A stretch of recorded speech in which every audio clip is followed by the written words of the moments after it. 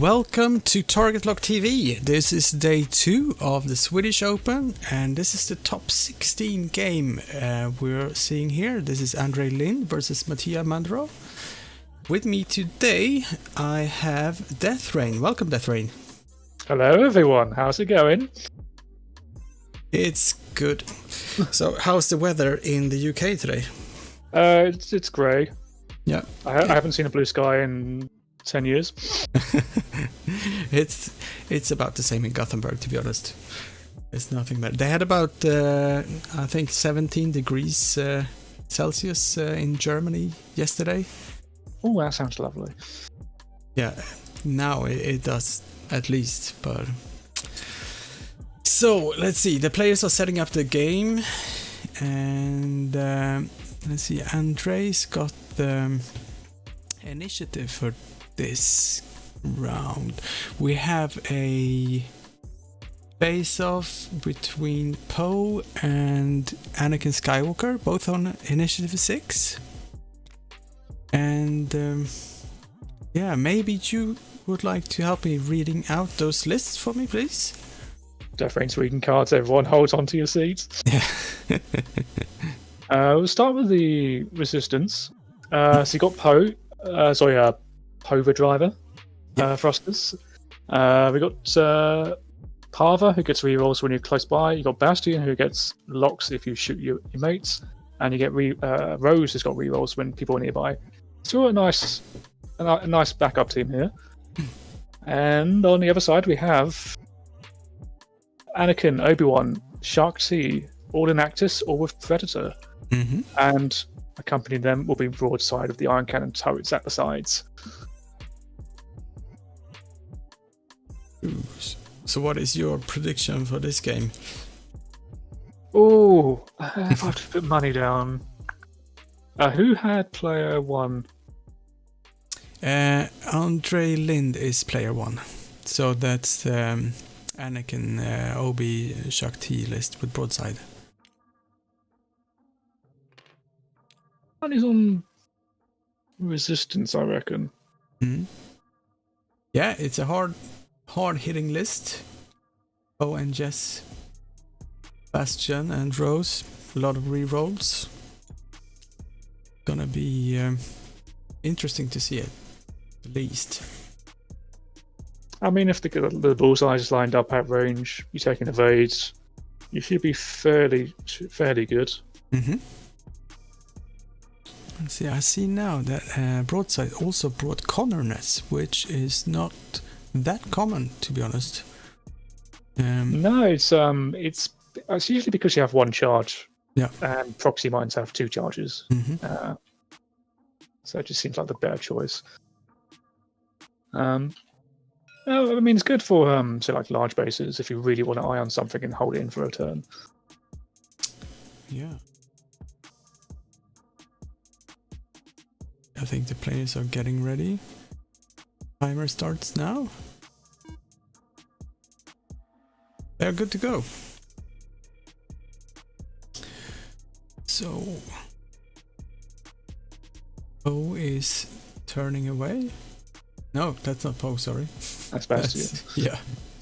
Poe's hiding behind the group here. Yeah. I think he might stay with them for a little bit. Wait until the block engages, and then you can zip around and start flanking people. If Poe splits up from the group too much, the Jedi have the speed to chase him down. Yeah.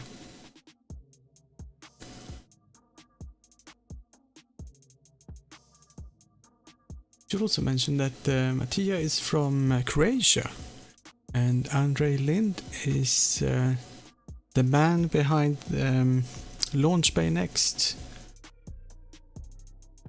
Oh, it's the Launch Bay Next guy. Sick.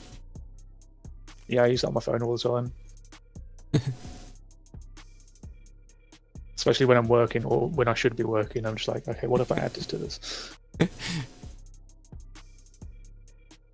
Yeah, they had a great update of the app. They had some work together with Pink Brain Matter lately, so you can now see statistics in the app if your bid is valuable or not.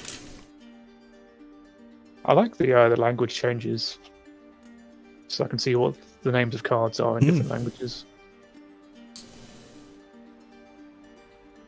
So for me, his Death Rain is Todesregen in German.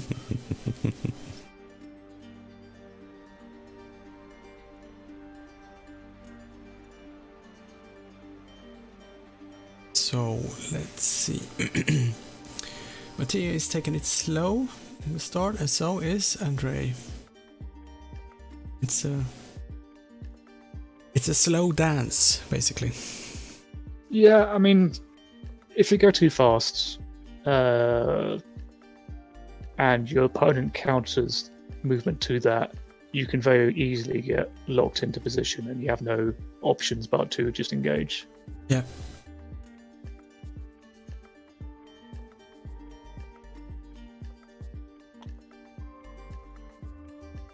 Yeah, we were talking about. Oh, sorry. Anakin's got no interest in being flanked by Poe, so he's going to take the left side.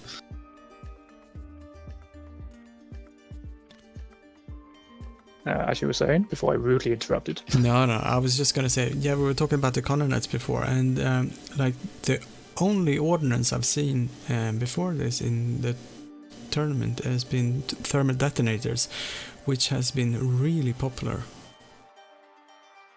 Oh, for sure. It's 2 bombs, you recharge. Sorry, you reload, you get 2 bombs back. No, it's 4 charge, and you can drop 2 at the same time. I think it's just better coverage.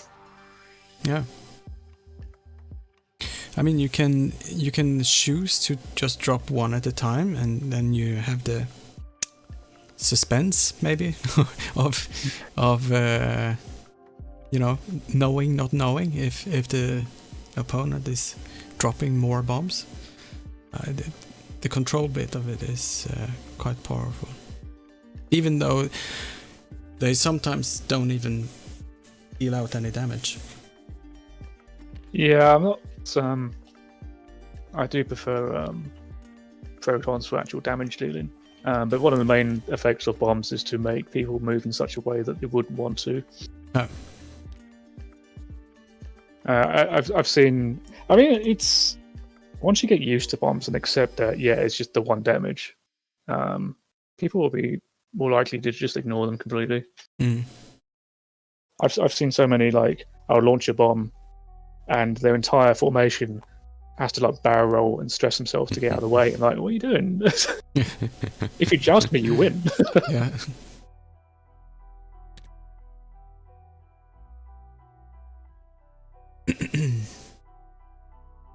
Overdrive, that's the new name, man.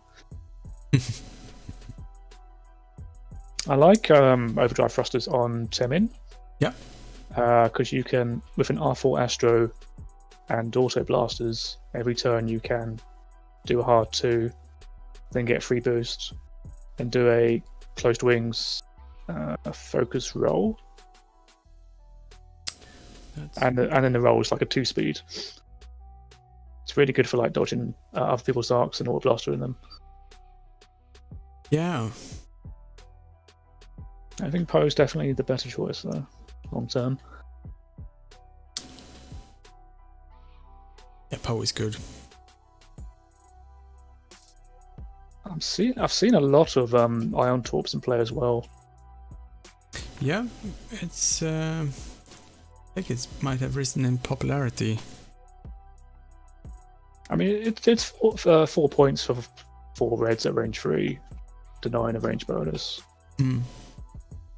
Might do, because I mean, with Ion stuff, sometimes you want to use Ion just to Ion people, but sometimes you use Ion because you get the extra red dice, and you're more likely to get at least 1 damage in. Yeah.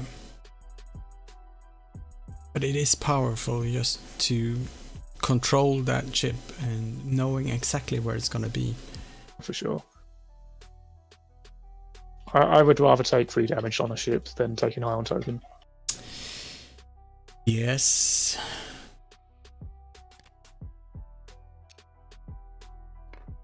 That's true. But on a small ship, you just need to make that 1 damage.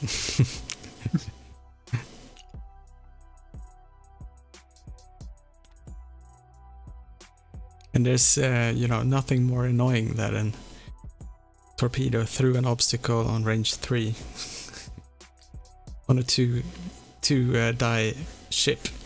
Oh, yeah.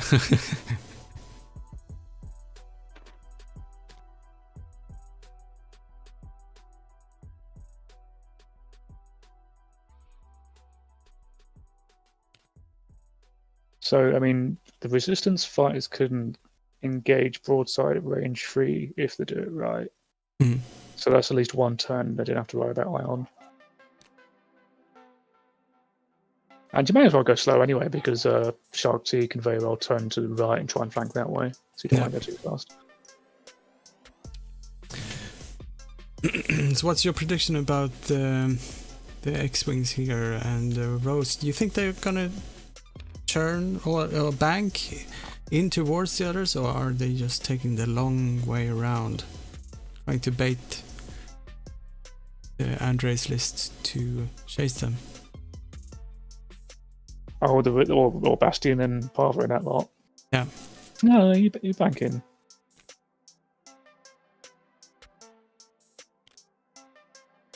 I don't know what Poe's doing.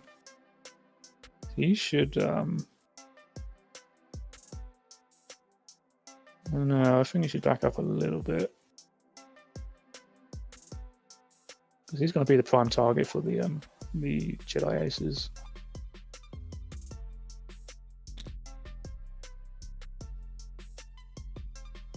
Once Poe's out of the picture, then the Aces are free to just play the arc dodge and get around this block here.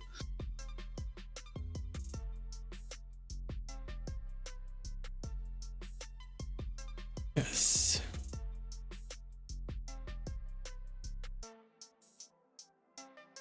Yeah, this is quite a slow pace compared to the last game we had yesterday when we had Phil Pond and Julian Hood.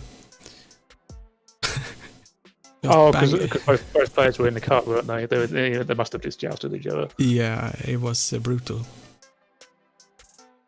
Last couple of games we've been playing, I've been playing with the Boba Fett crew on a Trandoshan Slaver, and then engage at turn 1, because that is hilarious.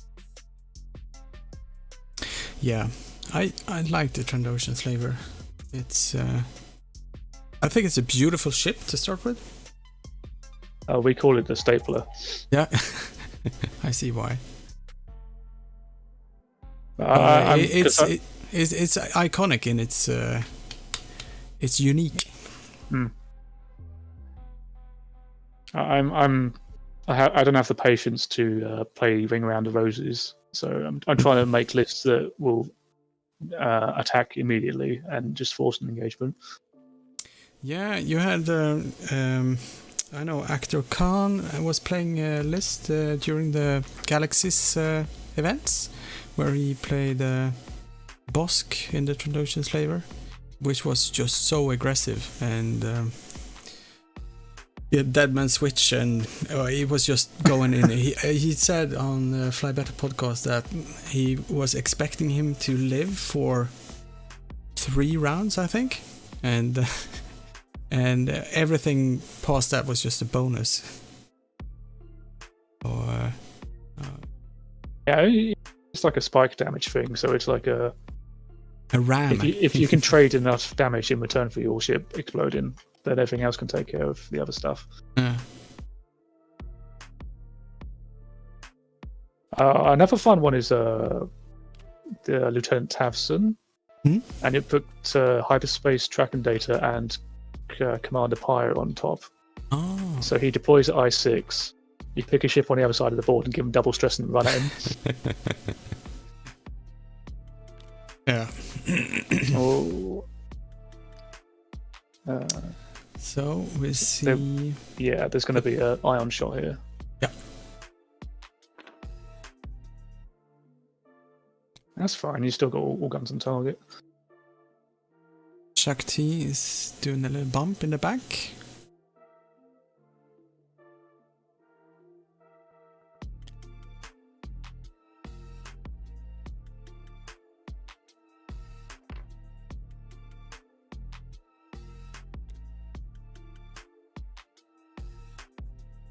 That is an interesting maneuver. Yes. I think Anakin just died.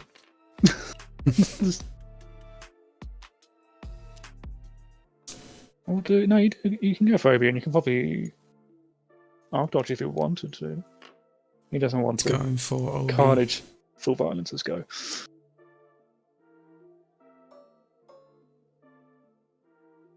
So range 1.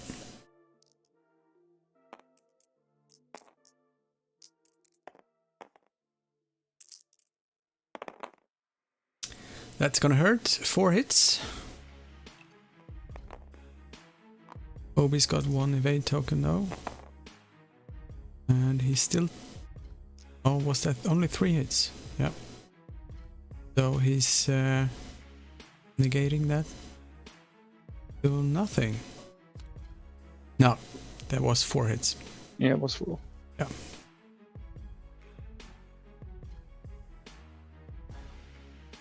Still, only 1 damage, not enough to crit for him. Still got 2. That's...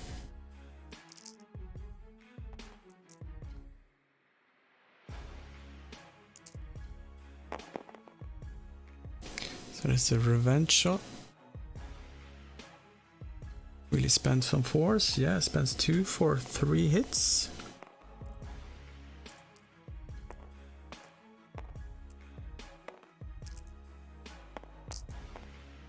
And double evade, so that's 1 damage on Poe. That's a good trade for Mattia. Yeah, and Obi's got himself in a position where you get close enough, and next turn Poe can't really zone in on you. No. So this is a range 3 shot on Bastion from Cxdy. And it's obstructed. 2 hits. And quadruple evade. Oh, we're going to be like that, are we, today? Yeah.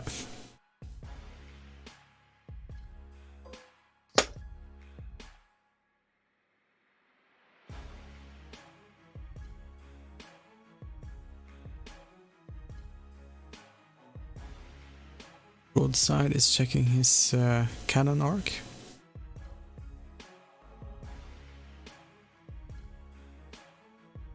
Yeah, Broadside can change 1 focus result into a hit in the side arcs.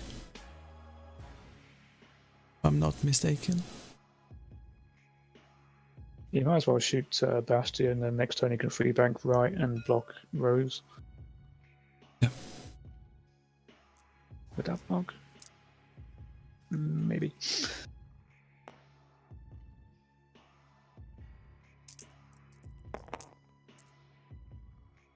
That's an average dice result. Converts that into... So that's 2 damage. That's It's Ion. Ion.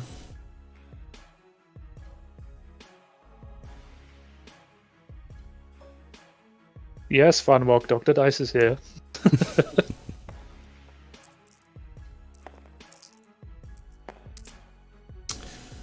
So that's a hit crit result into Broadside.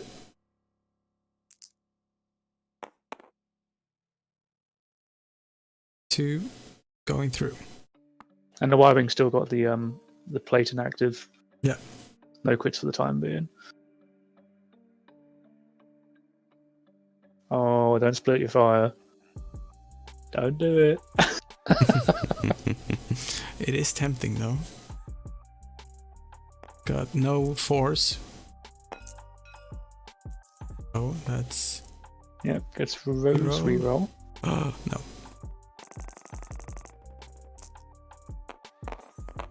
Oh, 1 evade. That's it. And the last shot.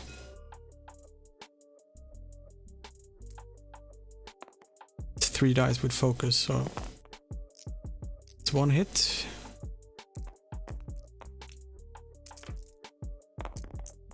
And that's evaded. That's what happens when you split your fire. The dice will go against you. That's some really good evade dice here.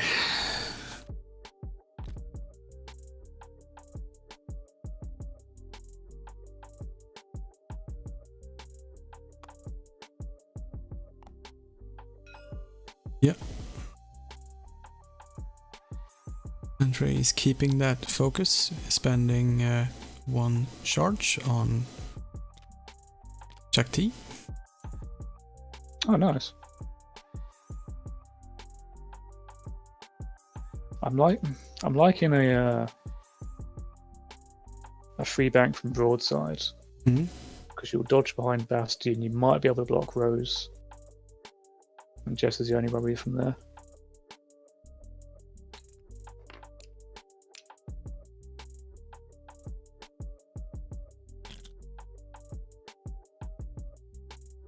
Yeah, I feel like the best choice would have just pounded the broadside here.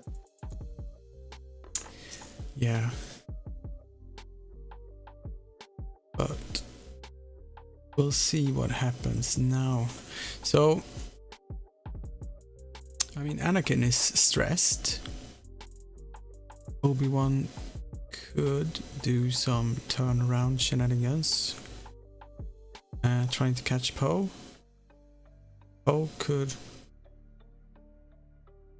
Poe is stressed as well. I mean, can you 1 bank left? Does that fit? Because you can't 1 forward or 2 forward. You can't do 1 bank right. You can do 2 turns. You can do a 3 forward. So everyone's shutting down some of your dial here, because you want to get that stress off. I'm looking from a top view right now, and I don't know, but it looks like he could do a 1 bank. Maybe. But then he will take some shots in the rear from Obi-Wan and Anakin. Obi-Wan, yes. Anakin, no, because you can 1 bank left and do your focus barrel roll, which is a 2 straight, over the top of him. Yeah.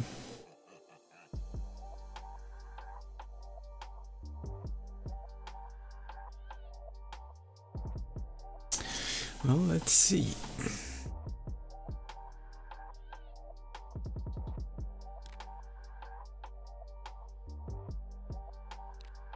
Yeah, dive onto broadsides. It's a good idea. I feel like you're not, pointing your arc in the direction of aces. There's no threat there. No.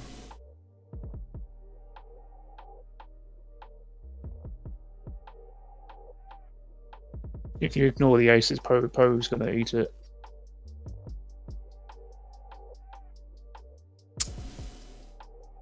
But we know Bastion is taking up 1 forward and focus. Or depending on if he's blocked or not by...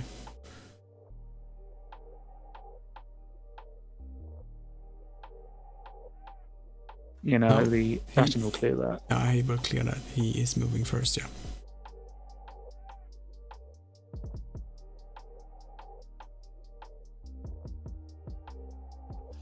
Not sure about Cxdy. No? Does Cxdy just jump on Poe as well? I don't really fancy sitting in the middle of that.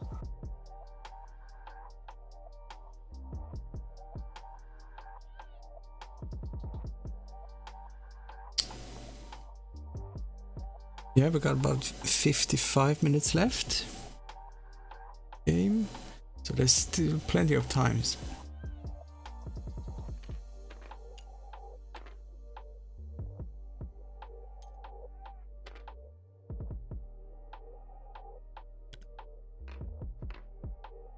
Broadside is going straight.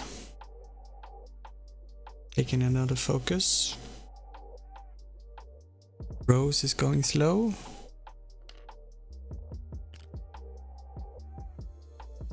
So is Pava.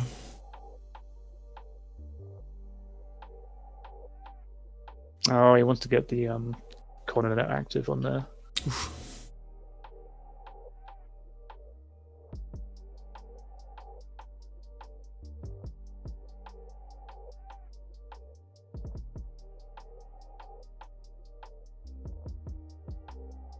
So Cxdy is running away.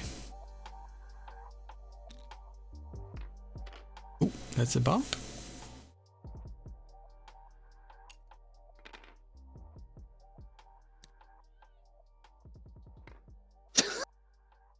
I was worried about Obi-Wan blocking Poe's movement, so Obi-Wan moves first. What am I going to do? Yeah.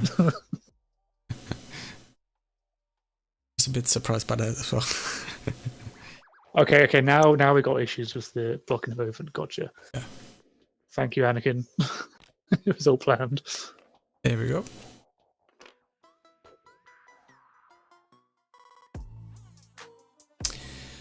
So first shot is from Anakin.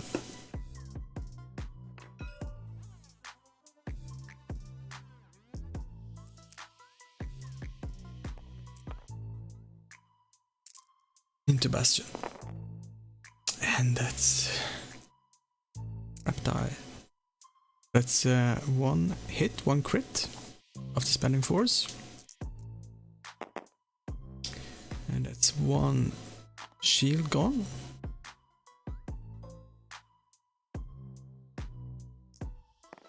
Poe on Cxdy.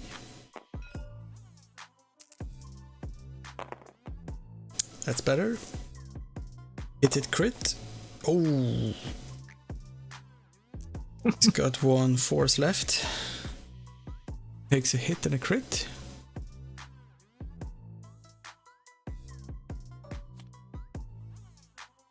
That's a direct. No.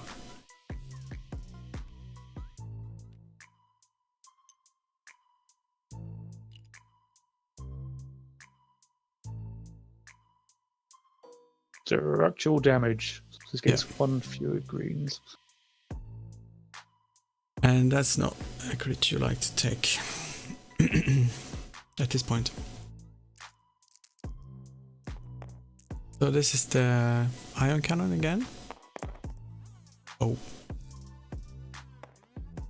He's still gets an eye, gets a thing, yeah.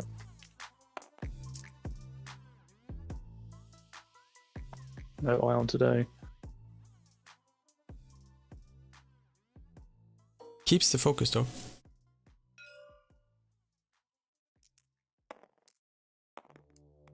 Is Jessica's shot into power. This is it. Hit. Maximum damage. 2 goes through. It's one hull. 4 left.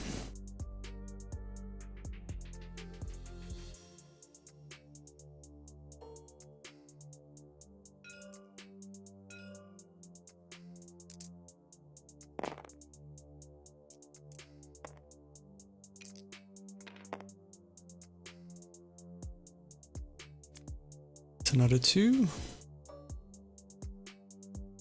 Broadside has only got 2 left. Last shot is on Cxdy from Bastion, and that's 1 die less. Yeah, that's range 3. And dead. No force left. Gone. That's 46 points. Yeah. Who's got half points on broadside now as well?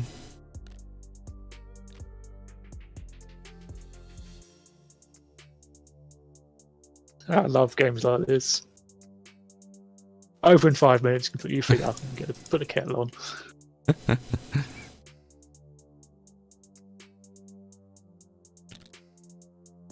Yeah, the previous turn where he didn't focus fire on broadside, really cost him.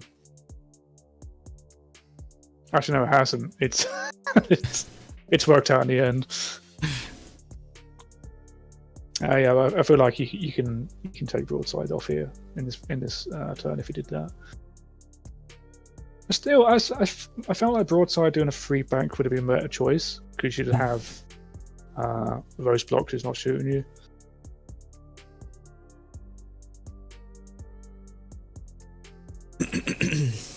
Yeah. Anakin and Obi-Wan still want to take out Poe, but they can't because they now have an approaching resistance block formation coming out.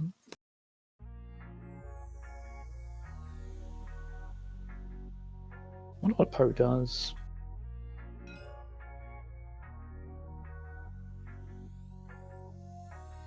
Yeah.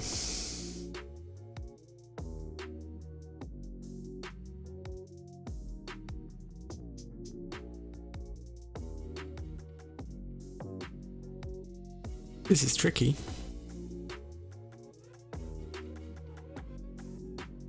I mean, you don't want to face all these ships. If you're Andre, that is. I mean, Broadside moves before Rose and Jessica, so they both can just bank in nice and easy. Yeah.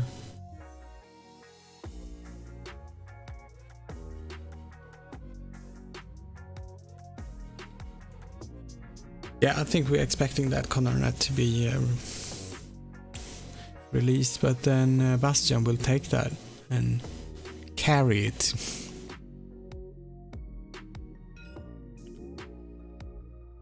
Here we go.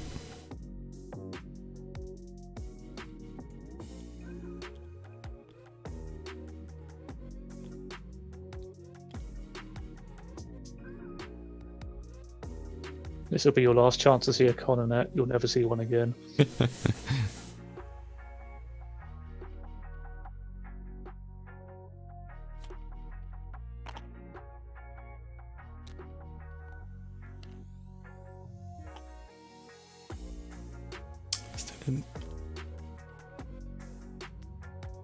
Doing some system phase shenanigans here. Yeah.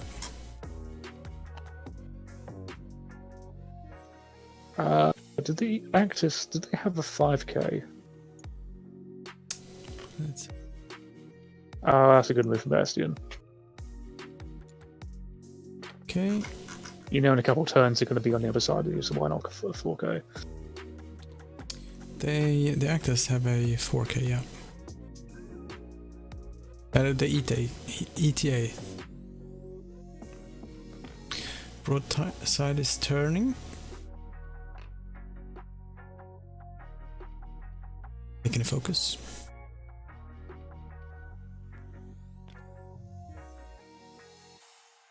Rose is going after Obi-Wan now. And Jessica is just standing by, waiting for something to... There it is. Yeah. Pop in her arc.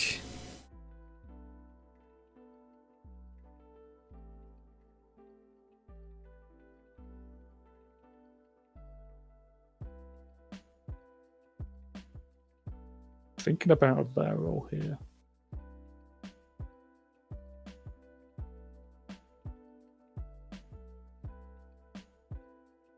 Here it is. Yeah.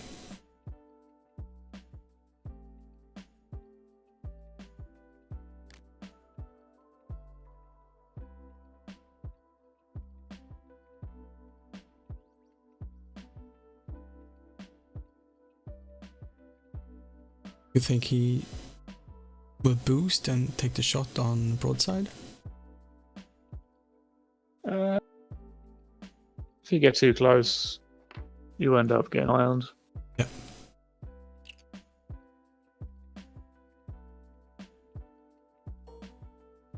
And then again, he can just snipe him, can't he? He's only got 2 left.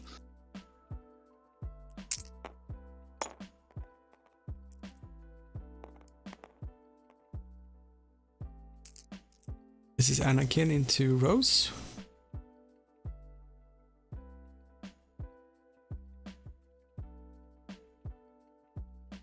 Won't spend any force there. I think he's clipping the corner, is it? Broadside. Or was it out? It was in range 3. Yeah. Yeah, but it's clipped the corner, so Broadside, if he lives, might have a shot back at range 2. Yeah.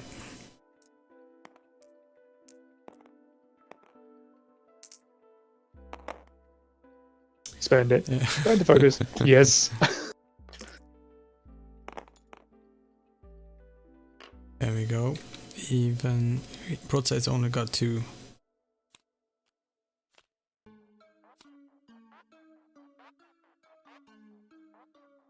He's gone.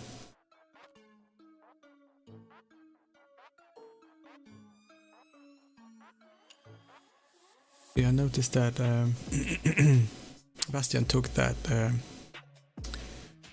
damage from the color knight and gives Andre half points on Bastian. You don't walk away with something. Yep.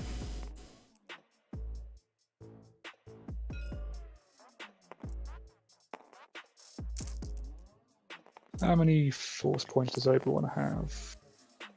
He's got 1. Oh no. Oh no. Alright, this is this is Obi-Wan's shot. Yeah.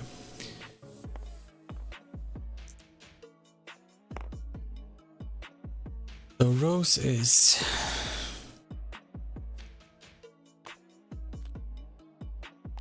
I could can spend- rolled 2, right? he's got that didn't he have a no I thought he had a focus token on the base, but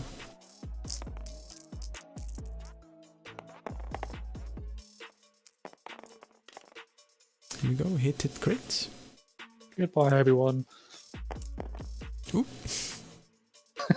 Called it. 2 is enough, so Alright, Anakin is going to start panicking.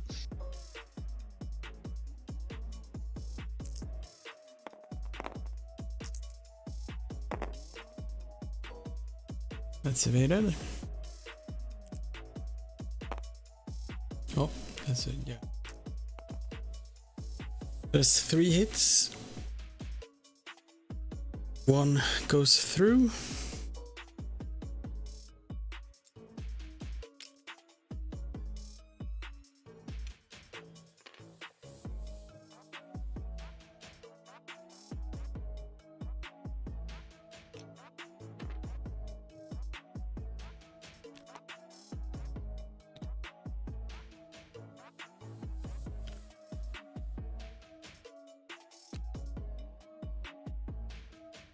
Alright, let's work out.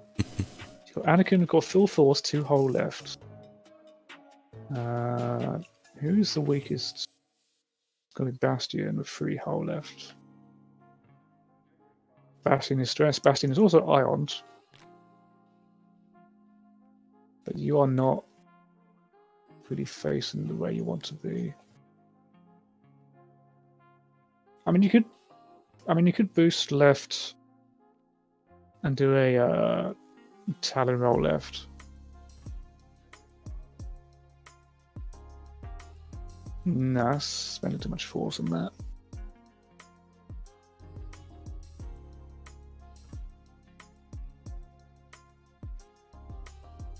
Do you have any suggestions on what Anakin might do here? I don't know. I have people reaching out to me saying that they think Anakin barrel rolled twice in that round. He did the first barrel roll before he in the system phase. Let's see. Oh, he did, didn't he? Do you think you can talk to the players? Let's see if we can get. Let me just. Oh, does it say in the chat log, right? Yeah. Yeah, Anakin barrel rolled in the system phase. Then they started moving. Then Anakin barrel rolled again, yeah. Do you want to act on it, Simon? Or I don't think it's going to change the result, to be honest, but it's up to you. You can't you'd have to rewind the entire board state. We'll just let it go. oh, This is not going to change the game now.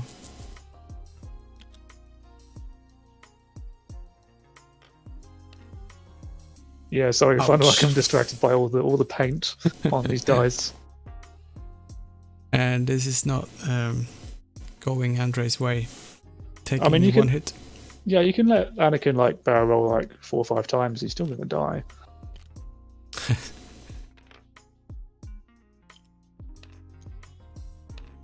Also, Anakin's on a rock. Yeah. And rolled a hit, so he's got 1 left. No, it's all going wrong.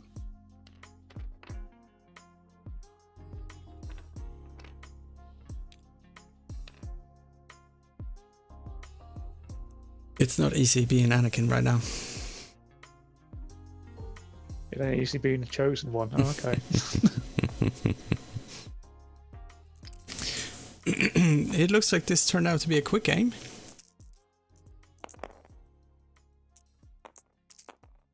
So that's 3 hits and 1 crit going in. And that's a dead Anakin. Good game. Even Jeez. though... yeah.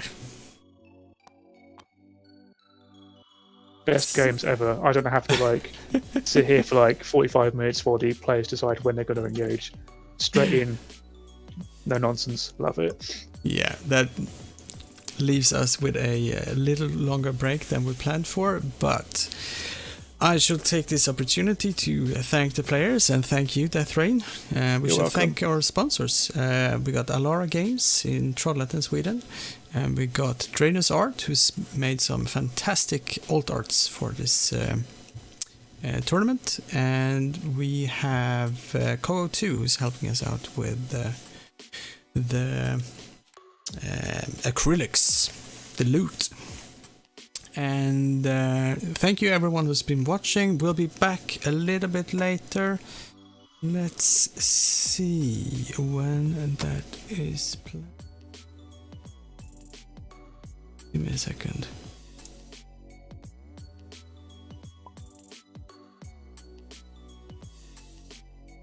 It's planned to be on 13:35. That's 1:30 UTC +1. So we'll see you in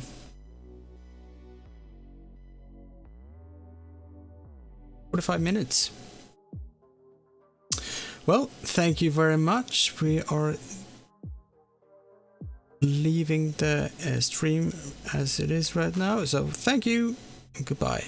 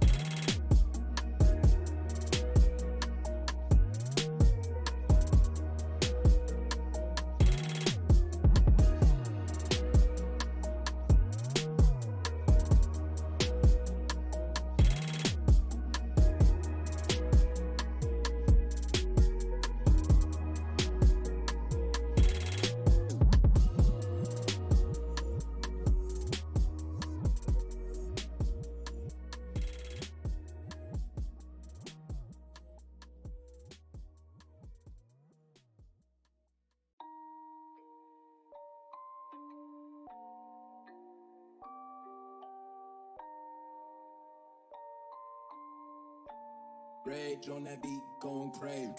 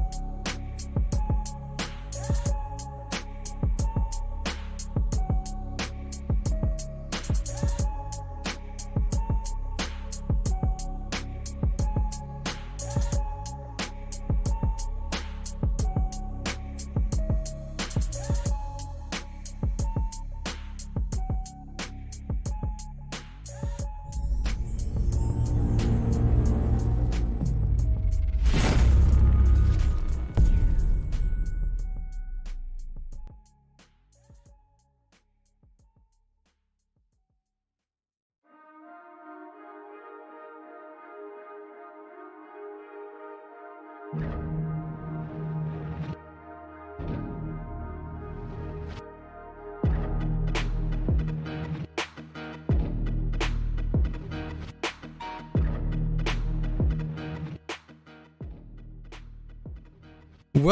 to Target Lock TV and the Swedish Open. This is a top 8 cut, or top 8 game of the cut.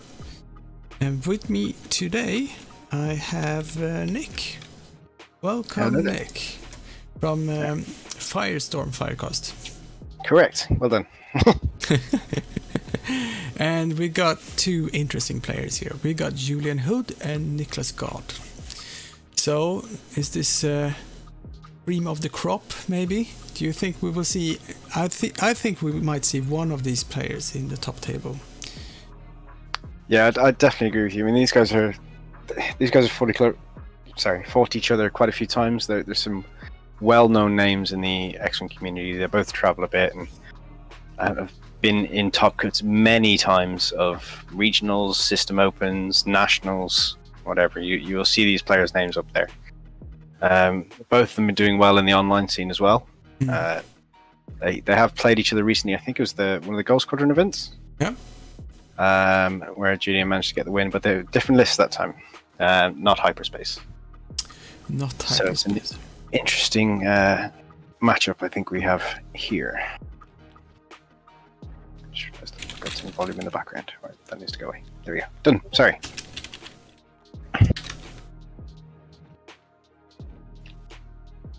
So Niklas is setting up all of his Inquisitors, and Julian is bringing the aces here. Saber squadrons. Do you want to break down the lists, maybe? Sure. So I can run through who have we got. Julian's list. So he's got 4 of the I4 Saber Squadron aces, all with Predator. So bringing some nicely modded shots coming in there with some high level of red dice. Followed by Vermeil with the Ion Overdrive Limiter. So Vermeil means if all I4 as well, which is really handy. So Vermeil might be the last one to shoot, hoping to force those token spends, and then being able to use his ability to mod blank dice to one of his eyeball results to a hit for free. Yeah. As well as that, he's got some interesting repositional options with the Ion Limit Overdrive. So for people who don't know what that is, it's after you fully execute a red maneuver, which would include the stop maneuver on the Reaper. Yep. He can perform a barrel roll even while stressed. If you do, you can roll attack die on a hit. You gain a strain token, or a crit gain an ion token. So when you've only got 1 green agility, the strain token isn't too much of an issue. No. When you've got a large base, the ion token isn't too much of an issue. So gives him some interesting reposition options there as well. Yeah, and Reaper doesn't have barrel, or No, not normally. not normally. So it's a move out of the blue. And we got Niklas is bringing all these Inquisitors. It's 5 of them with Foresight. This is a game of bullseyes. Indeed. Foresight is a scary thing, especially when you've got 5 of them and medium bases. So the slightly interesting thing that Julian's going to have to be aware of is Nicholas is going to be able to set up those bullseyes first and be able to position those arcs so that Julian is going to have to land in them with his ships, triggering their effect after executing their maneuver, which means that the foresight shots they spend a force, and it's a ranged 1 to 3 shot in bullseye 2 dice attack, but they automatically change one of their eyeball results to a hit. No other modifications are allowed on that attack dice. Yeah, and it can also be used as an ordnance weapon. It's the second in the normal engagement phase, yeah. Then you don't have to spend that force, but Nope, just a free mod, but you don't get any other mods on it. So it will depend on the situation. Being at range 3, it's definitely the dice to go with if you can, if it's in bullseye, because it cuts out the extra green dice for the sabers. and it can just depends on what mods you have available as to what you want to use. At range 2, they've only got 2 dice attacks on the Inquisitors anyway, so there are times that will certainly be a thing that they can use. Yeah, I mean, and then you can also use the force as a defensive. Oh no, let's see. Julian is shooting first, so yeah. But if you would be in the initiative position, then you can use the foresight as a secondary weapon. Save your force for double mod out of 1 force. And these Inquisitors, for Nicholas, they're really, really tanky because you can, as you say, they can take evade actions. They can and have the force as well. And force evade is a very difficult thing to get through. So it's going to be an interesting thought of whether Julian's red dice can push through those evades and that defensive dice to take out a few ships. The opening engagement is going to be key here. But both these players are well versed in doing that. So we'll see how they approach. The setup of the rocks is interesting, and it looks like the debris that we've got in the bottom left-hand corner of the screen that you can see is probably not going to play too much of a part in this game. No. They placed them to the side, basically. Yeah, we've got a nice big open channel for Nicholas to fly through, where he's happy to be. I didn't see, do you know who brought what obstacles? I can have a look. I missed out on that.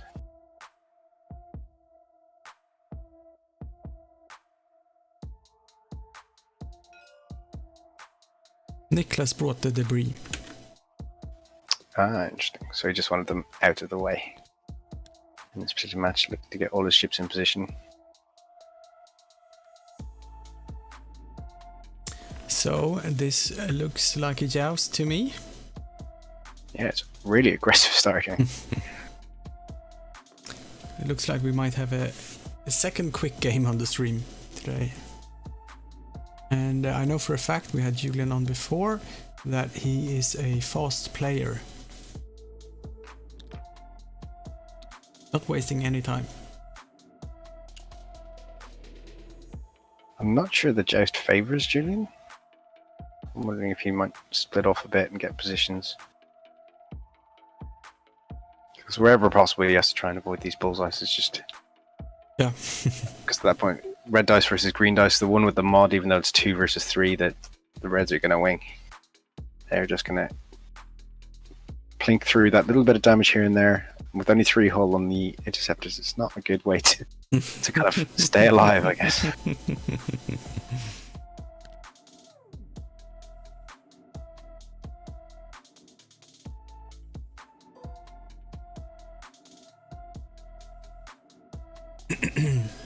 Julian using his nice pre-saved large tokens.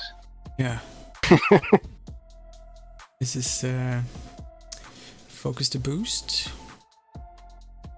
Interceptors. If that is range 3 from the 2 green on either side, that initial engagement will favour Julian just that little bit. Yeah.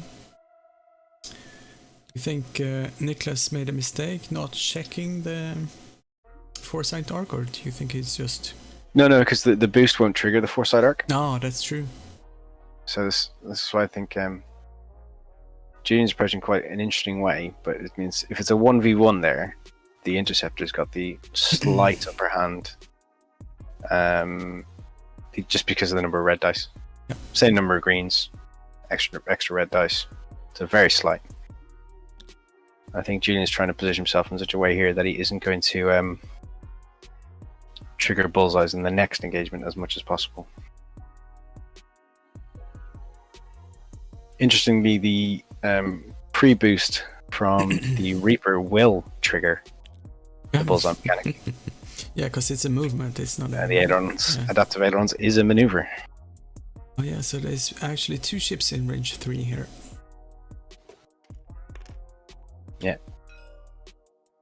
Our forever reigning world champion saying that Green Inky's in a little bit of trouble here. Might be. All dice should be rolled in the dice box. probably just take the results from that and put them in there. I think I'm really good. Unlucky for you again. That's right, getting Predator. It's 2. That's Probably going to actually, save the focus for the defense there. that's With 2 shots coming in.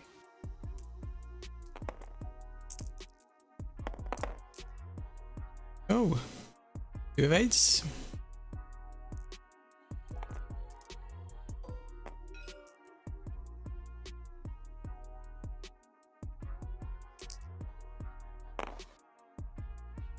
Right. Gets the one he needs. Evade, yeah. Second shot.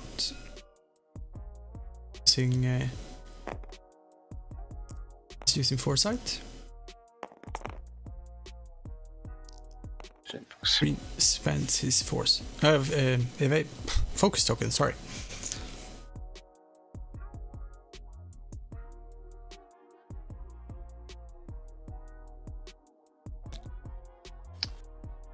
So I am wondering if we're going to see like a hard turn from pink. Yeah. To try and come down flank the board and then get round and flank a bit. Potentially yellow following suit.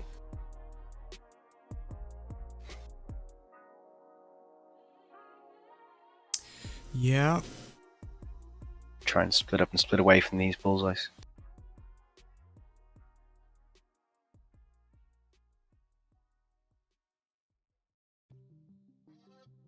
Let's see which way Nicholas.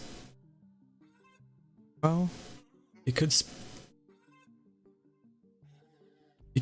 turn off and go around the gas as well, trying to intercept the purple or pink interceptor. I think it's more likely that he'll just sit forward here, spread towards where he knows Vermeil's going to be. Yeah, That's just my guess. so Have those arcs that way. Vermeil is the main target. I wouldn't say the main target, but certainly being able to shut him down early is a thing. Yeah. Looks like Nick's just going to line up and sit straight here. I'm hoping, for Julian's sake, that he will turn away and come in around the side if he can get there.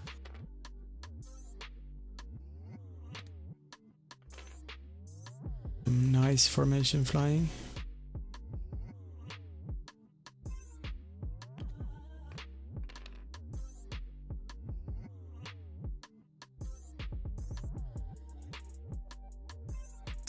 Yeah, this is a Sweden versus UK game as well. So there's no shame in rooting for one or the other player.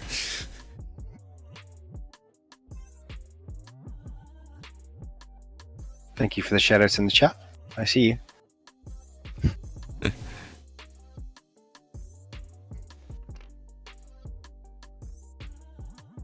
I could say something that I know would annoy both Dom and Pond, but I might refrain. Oh, so this is a bump. Yeah, so 1 foresight trigger here. If we're going to see it.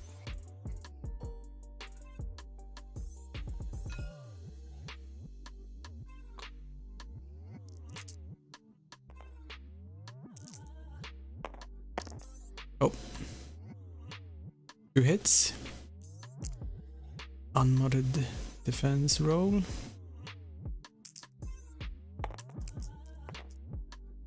Two in. That leaves that's half points on green.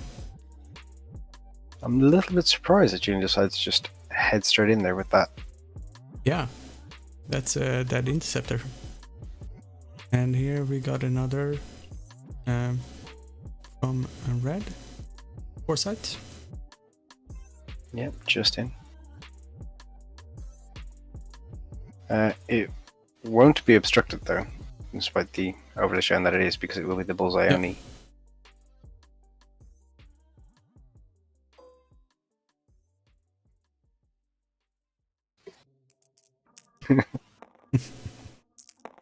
Just looking at puns in the chat.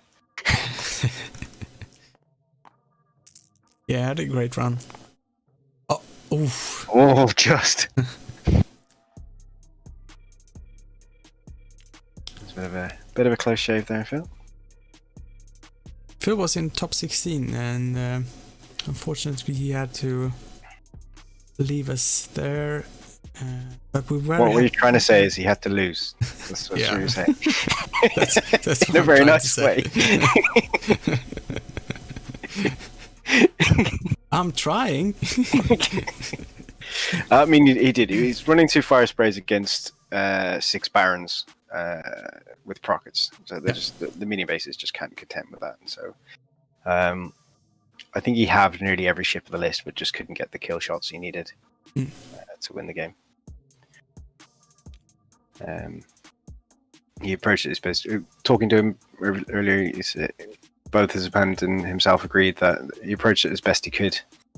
But just the dice on occasion didn't help. That's my polite way of putting it. Anyway. Well, shit happens, you know. That's it. That's the thing about X-Wing. So this is a cluster of. Yes, I think what Julian's trying to do here is he is getting himself into positions to get those shots, get those range ones in, and he's just going to try and initiative kill 1 or 2 if possible of these barons, which is not an easy thing to do. But Nicholas has gone very offensive by taking the focus tokens. So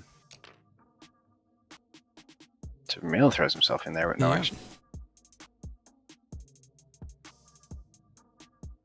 But again, that's actually negating a shot or 2 into Vermeil, so we're going to try and just pump the damage through it. So I reckon we see yellow, not yellow. But has red interceptor moved yet? Yeah. Nope, not yet. Oh yeah, it's foresight. Sorry. The foresight shot. So give me at least 1 going through here. Yeah, 2. Yeah, getting 2.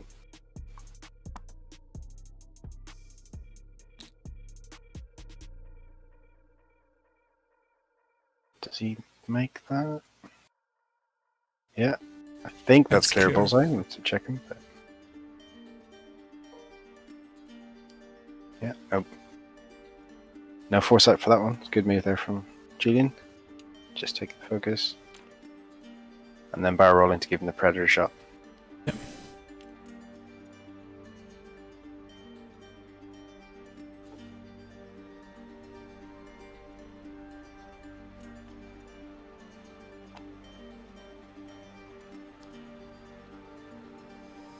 Classing's clearing out who what Inquisitors still got their 4s.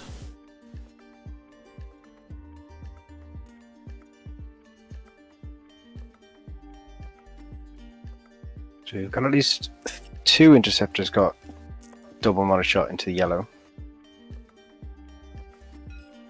Yeah, so that's the target.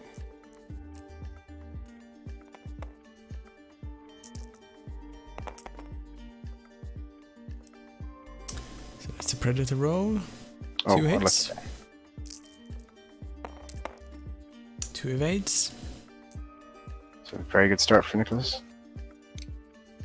Yeah, it's those green dice, you know.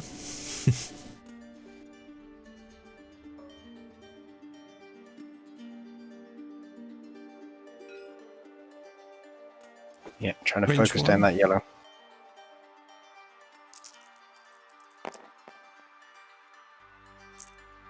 Predator. It's 3, 2 hits, 1 crit. 2 unconverted predator shots, but still a strong shot. Oh, and 1 that's shield, eh? 1 shield, yeah.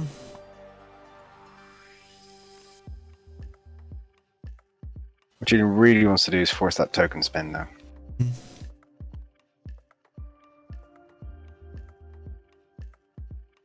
But 2 more shots. Is it with Vermeil and pink on yellow?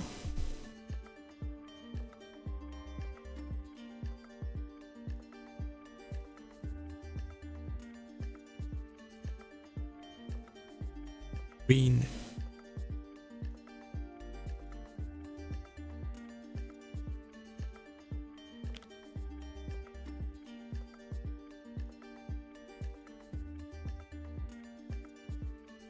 Just trying to decide what we're going with next, I guess.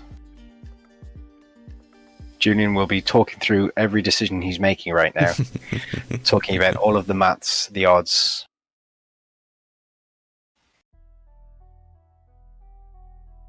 Yeah, Julian is a statistics guy. Definitely.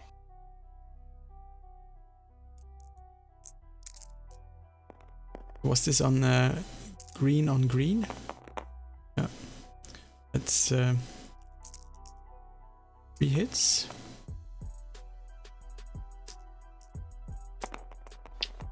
And Niklas blanks out. Still survives. The green is The only one Vermeil can't shoot. yeah. But there is still a shot from Pink Saber Squadron. Yep. And Pink has Predator, range Yep. 2.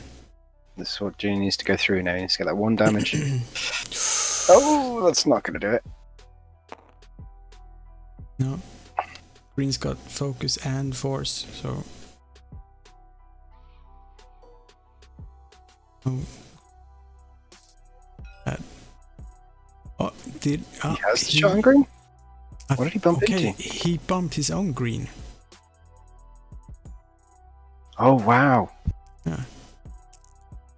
But no mods, so that's just 1 hit there. And that's 1 evade. So Niklas is pretty happy with this, I guess. Yeah, definitely. I mean, that's what Nicholas wants. He wants to have all his ships on the board to be able to shoot this turn. Again, it's going to be the same sort of thing for him, is to take off a ship if he can. Yeah. Going at the unmodded, the untokened interceptor green at the front. Spends focus. And there's a Let's go in reroll the for the box. last. And he's gone. Yeah, I only need the 1 to go through on that one. Yeah. The power of foresight doing 2 damage in the initial. So I guess Vermeil might take some damage here. I'm not sure. I think Nicholas might go into the interceptors because if he can get rid of them, Vermeil's easy pickings. I mean, he's got yellow interceptor without tokens here. I say he does have a range 1, but he is going to yellow. Yeah.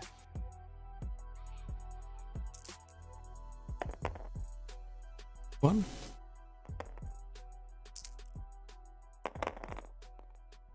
That's evaded. Nice and safe.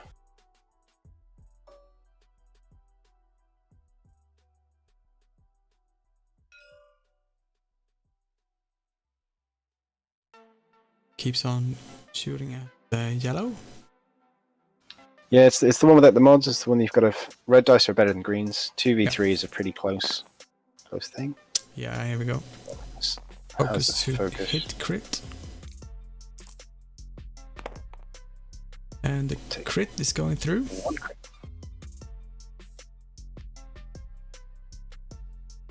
Structural damage. Oh, that's not helpful. Do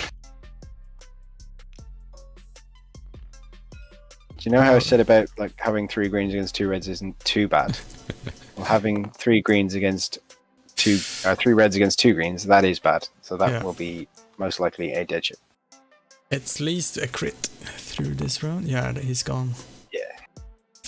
Boom. Ow.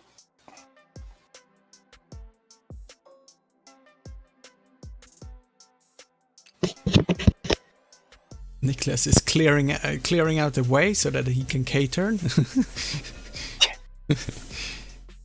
the range 1 is for Vermeil. Yeah, we do know that the ships should all, of course, remain to the end of the engagement phase, but just for ease, we know that ship's not going to be shot again. The guy's just moving out of the way. And he's got no game effects. That's last in there. June thought he was going into the interceptor, but going into Vermeil. Vermeil taking 2 more.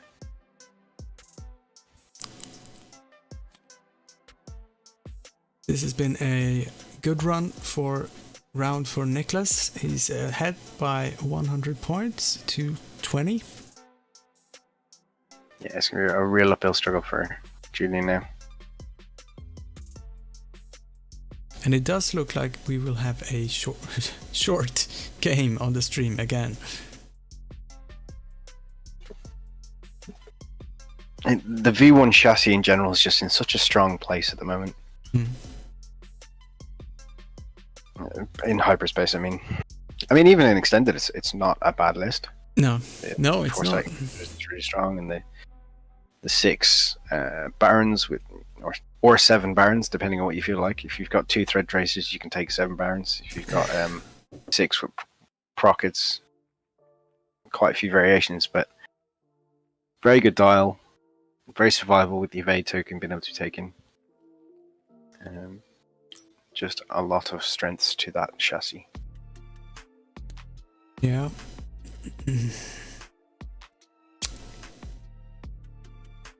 Julian got a little bit unlucky with his Predator rerolls there. But not being able to even kill even one of the Inquisitors in that round has cost him dearly. Yeah.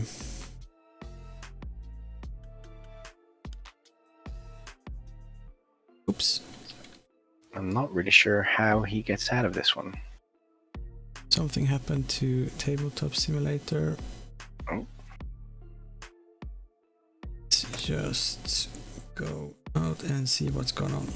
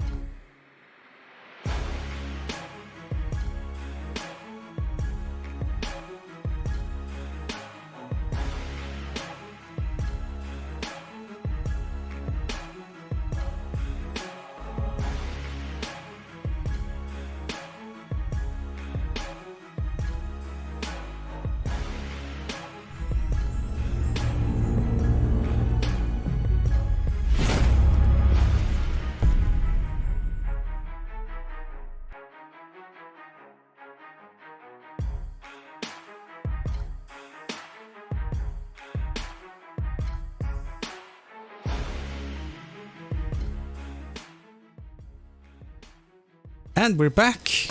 We had a little bit of a technical issue here and got logged out of TTS. It's alive. Yes. Clear out this card. So it looks like all the dials have been reassigned.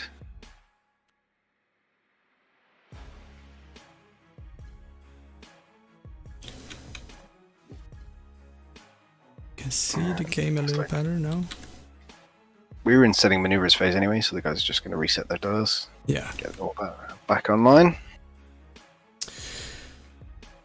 Well, stuff like that happens. Yes. I blame computers. So this wouldn't happen in real life. Except with the UK system open when all the lights go out. There's always that to rely on. That was so amazing. You had like players with their phones out, with torches, trying to play the game. We're like, no guys, just stop. Just stop what you're doing. Because we'll wait. The lights will come back. It's fine. It's like, the stream tables can work. They've got their own lighting. It was funny. So what is your prediction here? Do you think Julian has a chance to bringing this game back? There's always a chance, but it's a slim one. Yeah. Julian kind of has to hope a little bit that the Dice Gods decided, well, we need to give Julian a chance now, and the reset might help. It's not really, it doesn't really work that way, but you know. It's interesting. I don't know where the Inquisitors almost have a better turnaround, except for the fact that they move first. Yeah. Because they still have the force, they still have that mod once they do that turnaround. Kind of curious if you're going to see the stop barrel roll from Vermeil. Yeah. It looks like Nicholas is happy to just sit here and point all his arcs this way. It's the first Or K not. turn. Go. I'm gonna start the time.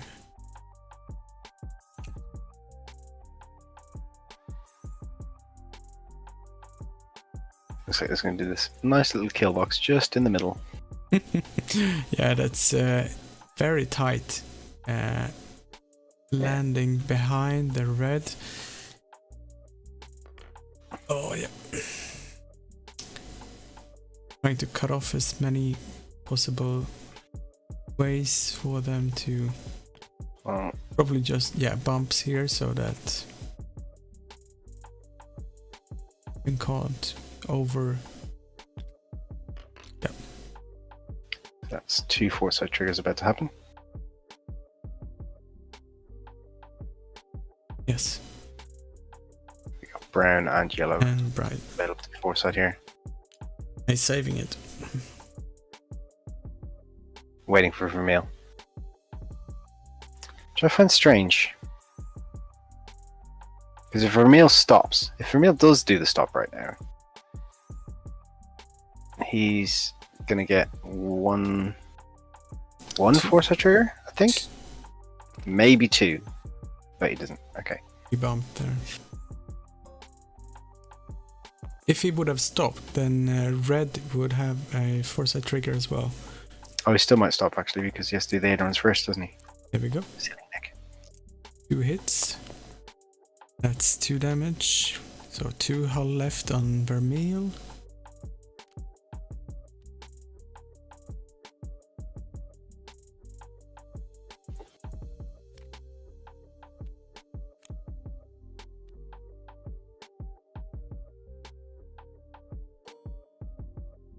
That's out, is it?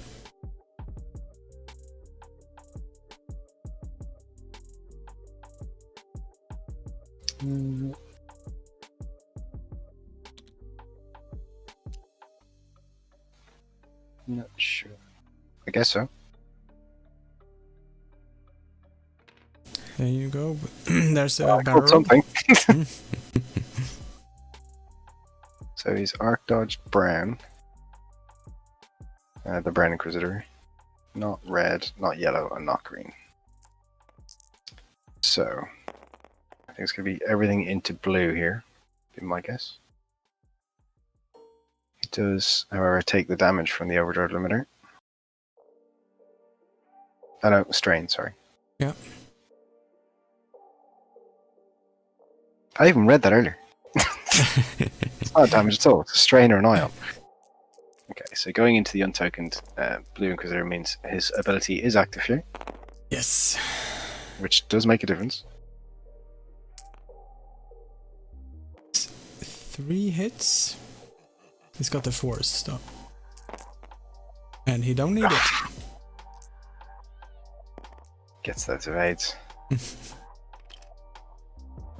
Julian doesn't like bad dice though. No, he does not.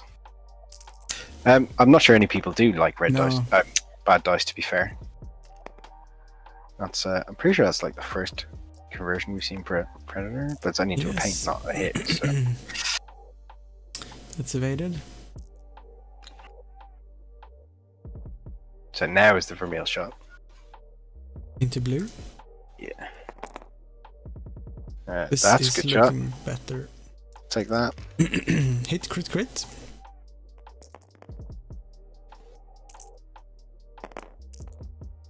And that's two shields.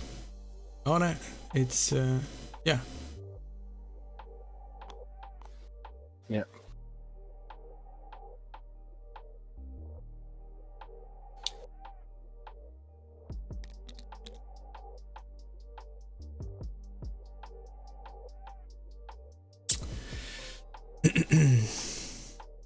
I'm very surprised that Julian approached the way he did. I think that's been the issue in this game is trying to outjoust these Inquisitors. It's just not done him the favors he needed. No. So this is the shot into Vermeil, yeah. Oh, Vermeil is gone. I think he needed to use the ace because he essentially has, in this game he essentially has 5 aces. Yeah. Over the Inquisitors, he needs to kind of split up, pull them round, pull them through the obstacles, get them to do all the maneuvers. I know that would potentially leave one of his ships, or maybe 2, vulnerable for a time. Yeah. But if you try and approach them as a block, you're just not going to get it. They're too resilient. Let's see. Oh. Red Saber Squadron is taking 1 damage. Another shot into red. Bends force for hit crit.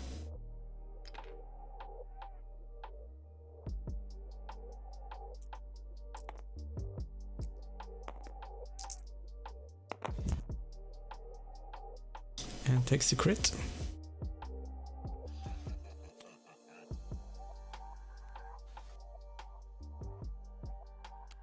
It's gone. Oh. Straight up just bye-bye. Yeah. And we will have a range 1 shot into the pink. 1 hit. Okay. So Pink can evade this. Pink against the world. Everything is fine. It's all fine. Yes. There we go. Last shot into pink, range 2. 1 hit. Just 1. Again, Pink can survive. Oh. Taking that. So this is an uphill. And Julian is conceding this game. Yeah. Yeah. Yeah. Well, it was an interesting game. Yeah, I think And- if Julian, when he looks back and kind of goes, actually, why did I joust? Why are these obstacles the way they are? Allowing the Inquisitors to be in that big block and just go, yeah, we're just going to go here. I think when you've got, as I say, four proper aces with double reposition, and Vermeil that can be that punch bowl essentially. Yeah. Didn't quite match up. I think he's probably played a lot of games of yesterday and maybe even today where he has been able to outjoust things because of the double mods, because of the coordinate or whatever. But this maybe just wasn't the game that would work for that. Now, a big thank you to Julian for playing this tournament, and congratulations, Niklas.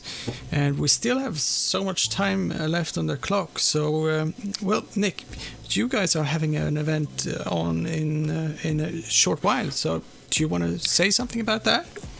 Yeah, thank you. So believe it's the 24th of April, 23rd of April. So it's that weekend anyway. We're running a 2-day extended event called the Firecast Cup, which you will find on Facebook. It's on Tabletop TO as well. Search it on there. And we have our Discord, which is the Firecast Squadron. And you can find us on there, find out information about it. We're running some very big prizes. I've paid out a chunk of money already for some pre-painted alternate artwork ships done by Enigma Wargaming. Cool. So there'll be one for the top of each faction, and also a particularly special one for the winner.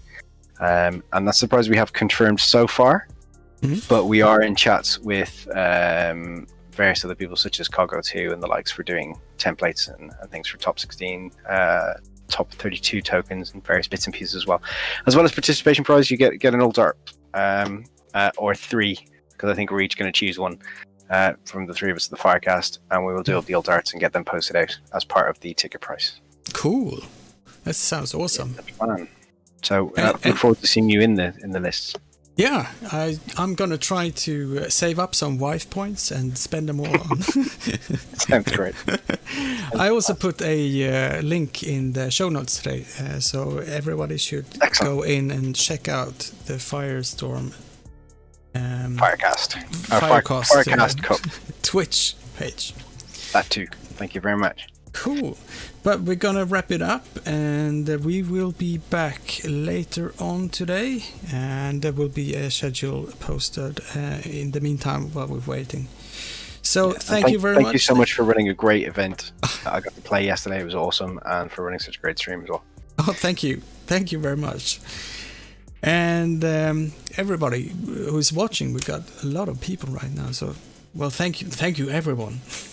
I'll see you in a bit. Goodbye.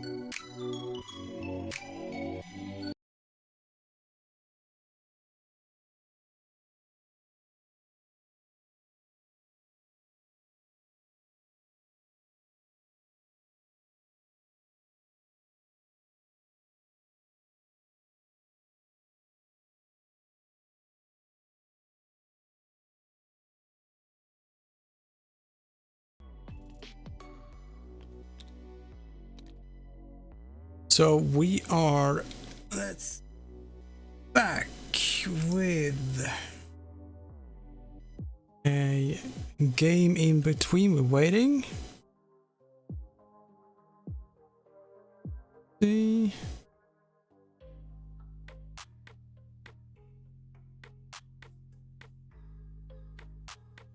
Trying to sort this out. And we have Archibald Simoni versus Mattia, who we saw in the top 16 game. So this is a game between Archie from Sweden and Mattia from Croatia. Top 8. Top 8. Yes, top 8 game. And we have Archie flying 2 defenders and 1 interceptor, which I believe is gone. Yeah, it's not on the board, so Nope. It must have been killed. And on Mattia's side, it looks like we have... Just Rose Tico has died, but both Jessica Pava and Poe Dameron is gravely wounded. Poe Dameron has taken one damage into his hull, and Jessica Pava has a structural damage crit. So both are... Lieutenant Bastian is at full health. And Archie's red defender is full health, hasn't taken any damage, and the yellow one is scratching with just a single hull point left. So there's still a match here. Absolutely. Very volatile situation. Anything can happen, I feel. So this is a 4K from Red Defender.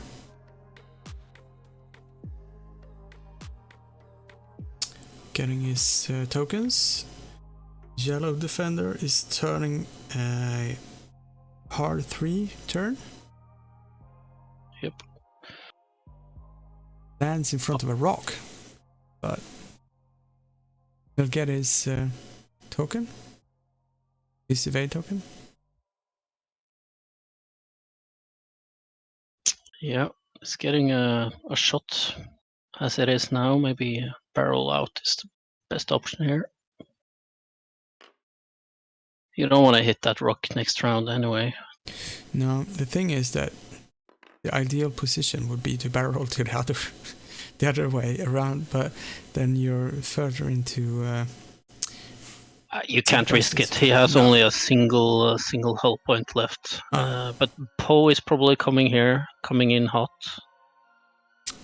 So it's a rough situation for him. Yeah. Like Poe's lost his shields and taken 1 damage. Taking a crit here.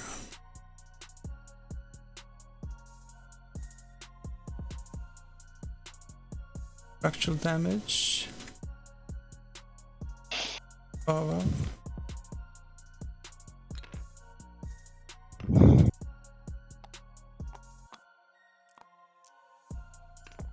So he's using his last iron torpedoes from Poe.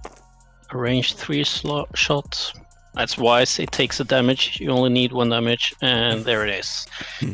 4 hits, and the yellow defender is dead.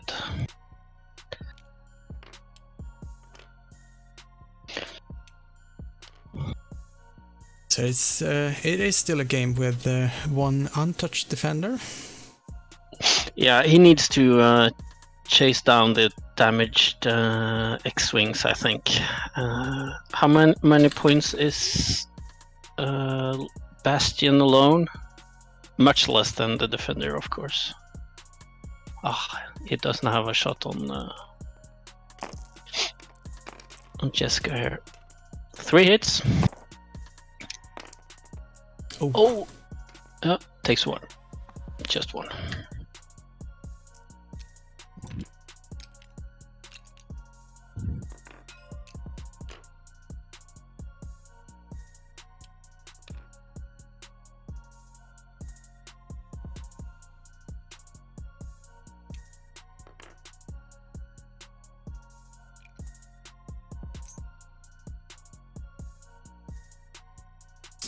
We had 19 minutes left on the clock in this game.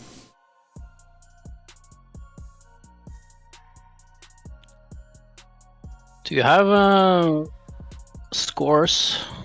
I don't actually. No. Let's see if Mikael can find some list and load it into It's play. half of Poe and Jessica and full Rose, and versus a full defender. It feels close. I would guess Archie is down right now, but if he can kill either Poe or Jessica.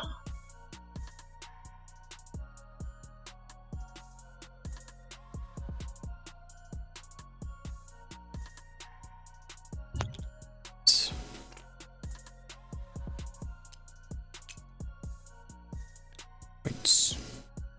So the defender is 80 points. Jessica does a very aggressive K-turn here. A 2 forward. So 3 arcs. No, he has dodged the Onyx, the Bastion arc. Mm-hmm.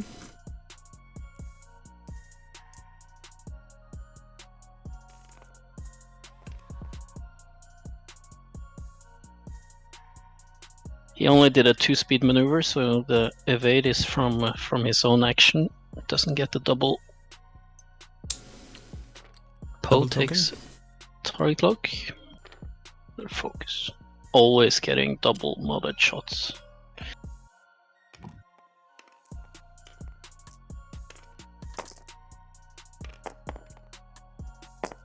Average roll. Oh, hit crit. Eh. Spends. Yeah. Takes- No, he takes it. Yeah, okay, he takes 2, yeah. You want to keep that evade for his Duke. He needs to do aggressive. Aggressive Choices, defender things. Range 1 into Bastion. Ah, that's not good. No, he has a roll. He has a target lock. So Gets 2 hits and a crit. Bastion reroll rolls his. Oh, gets. Duke is active, of course. But he has focus. Yep. you do have the points on the screen. Let's see. Guys, half.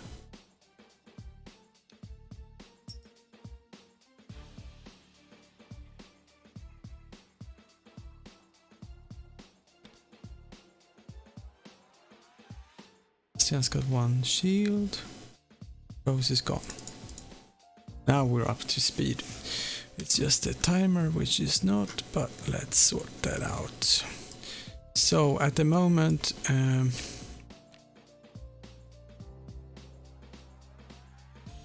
there we go.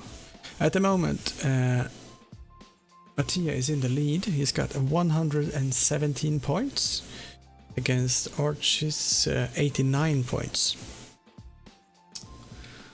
So let's see. So he needs about 20 points more. It's 15 minutes left on the clock. Roughly the same as on the overlay, so I'm just gonna leave it there. He needs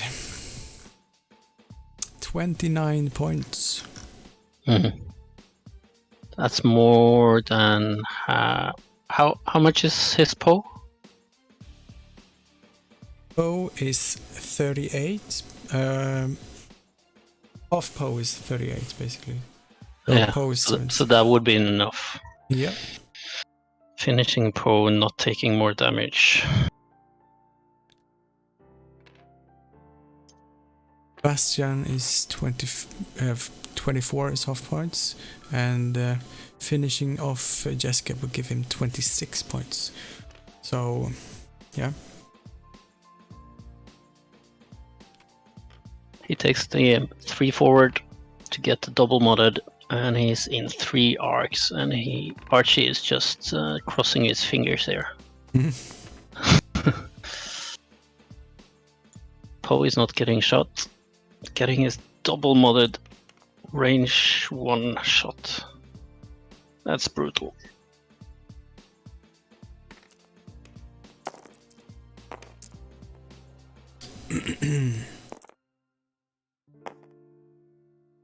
So that's 4 hits. Yeah.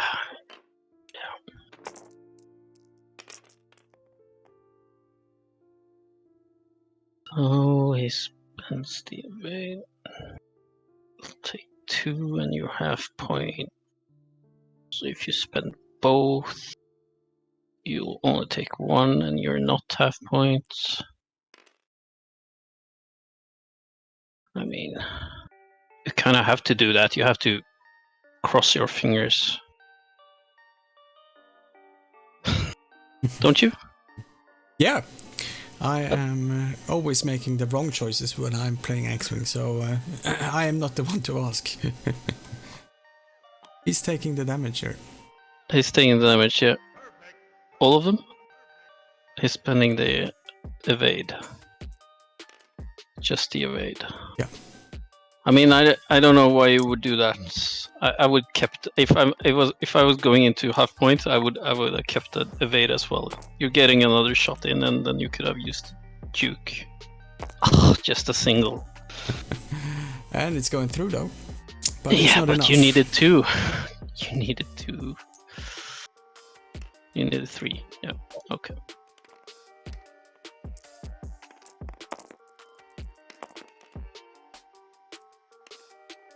Oof.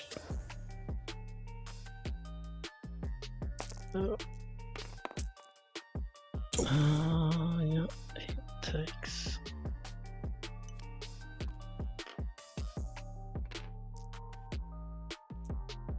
Yeah, spent his focus. Took 1 more, and then his last shot. 2 hit rerolls. This is hard.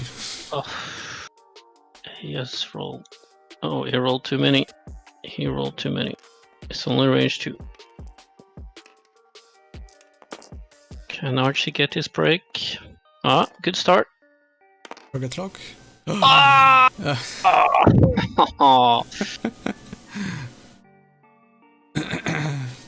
Okay. We'll probably see the 4K here. Yes, probably. Yeah, Archie's done setting his dials. Yeah, Before they're playing really fast pace here. Yeah, that's good. That's how it's supposed to be in the top 8. Crucial. These guys want that giant, massive blue dice. Yeah.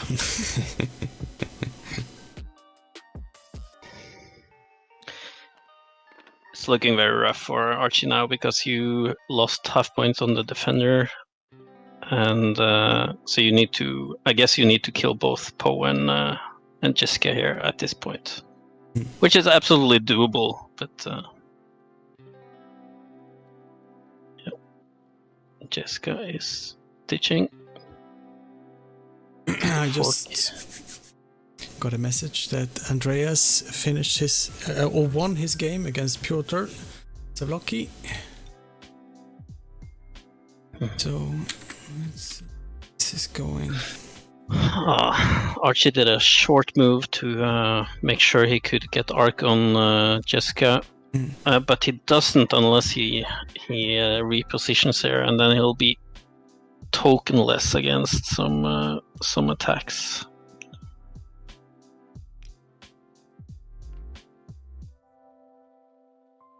He took a target lock onto Bastion.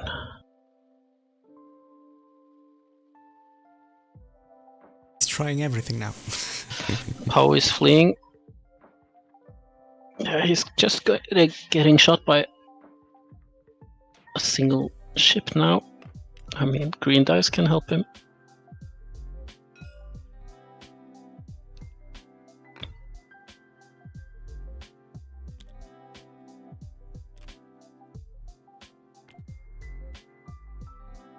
Oh, I didn't see that. He's on a rock. Mhm. Of course, Bastion is on a rock, so there is no.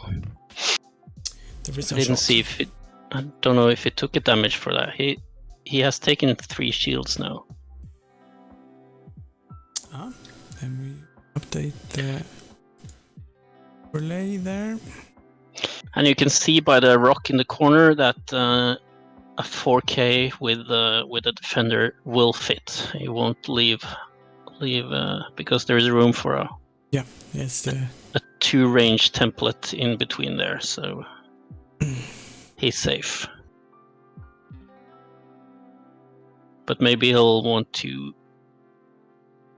He has the lock on Bastion now, so that's probably what he's going to do.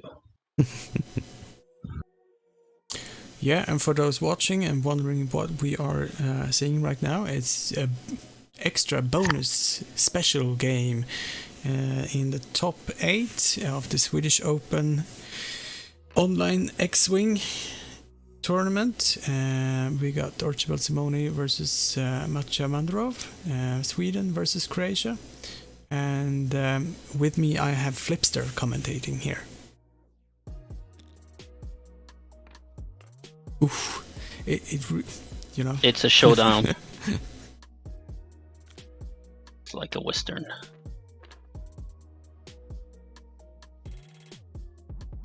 Poe might get his arc.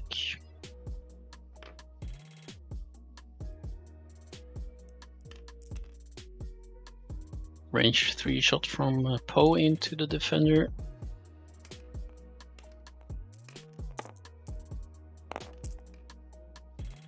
Yeah, that's Doesn't he get an extra green dice? yeah, he should. Yeah. There we go. And he totally needed it, rolling. Oh, Jesus Christ. So he's gone. Okay, yep. There was also a quick game. It was. It looked very fair when I jumped in here and said this is gonna be exciting, but then they just popped.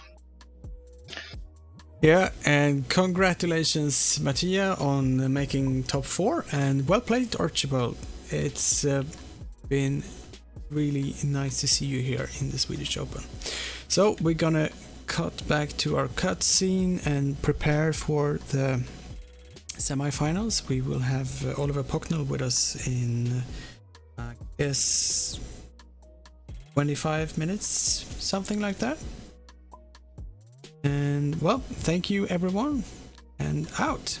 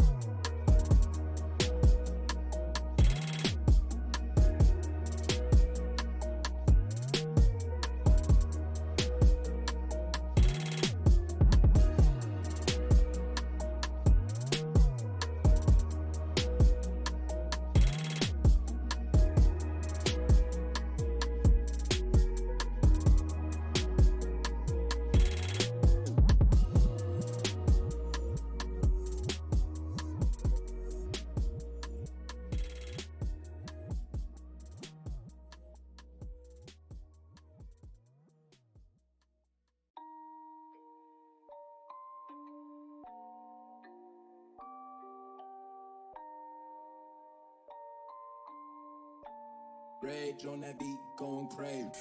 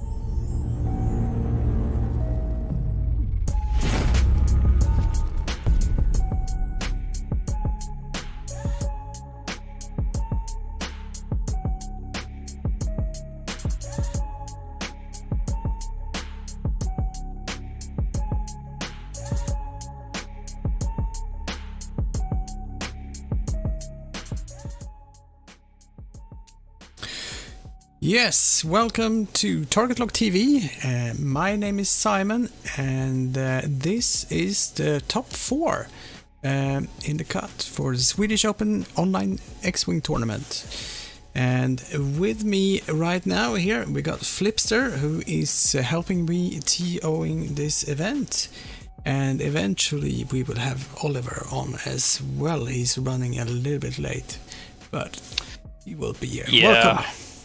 I mean, you got the world champion lined up for commentating, but instead you got the tech guy from Norway. I know it's a disappointment, but for now, I'll help you out. We are so happy to have you here anyway. Let's see. We have double Swedish players in the top 4. We actually got 3 out of 4 players in the top 4 from Sweden. So, do you think the first prize will stay in Sweden? There's a good chance. I mean, all of these competitors have done well. Of course, they're in the semis. But the Croatian outsider, he's certainly looking, has his eyes on the prize as well. So it can be either of them. But you have a 3 out of 4 chance, so it's a good chance. Yes. Let's see. Do you want to help me break down this list for me? Shall we start with Andreas? That's pretty straightforward. Yes, Andreas. He is running. It's 6 of them. 6 Barons of the Empire with Ruthless and 4 of them with proton rockets and 2 of them with thread tracers. So he's planning on getting all those locks, getting double modded prockets into his opponents. Yes, we have seen a lot of V1's lists in the tournament, but this is the only one who's spamming Ruthless in there as well. And he has pimped up his dials with some extra colors and everything. Looks very good. On the other hand, we have Johan on the other side of the table. Let's see, I'm just gonna move the camera. You have a game of him already? Yes. Haven't you? Yep. He's running Sam Vessel with Treacherous, Count Dooku, Thermal Detonators, Slave 1, and Boba Fett Gunner. Which we have seen to great effect. And then Burver, correct, in the Nantex with Treacherous and Gravitic Deflection, not being able to get Ensnare here in hyperspace. And then finally General Grievous, Treacherous, Impervium Plating, and Soulless 1. And if I remember correctly, he just straight up jousts things with Grievous and survives. Isn't that the tactic here? That's the way he does it. Let's see. So Andreas is starting off slow, turning towards the board edge. Yeah. Hoping to catch Grievous, maybe. Yeah, he's daring him. Grievous says, no thanks. Not today. Not today. Yeah, he's a very slippery guy. Yeah, we were talking about Max with Max about Grievous yesterday, and he said that he was his main design was just to be slippery. Yeah, that's what he does in the films. Getting away. Thematic fluff.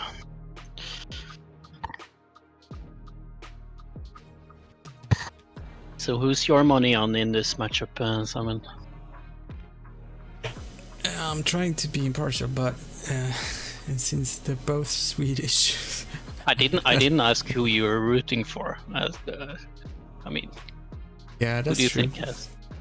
I think Andreas got the upper hand here. Sorry. Yeah.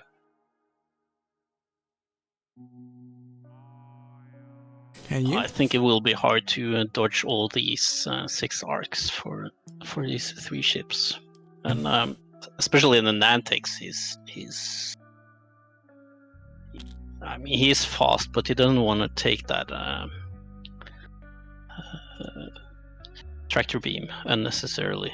Well,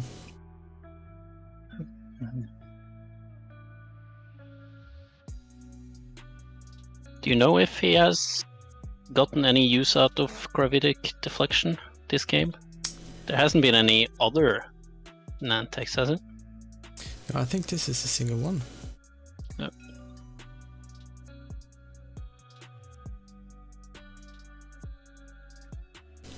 We don't really see Nantexes that much anymore, which I'm quite glad to see.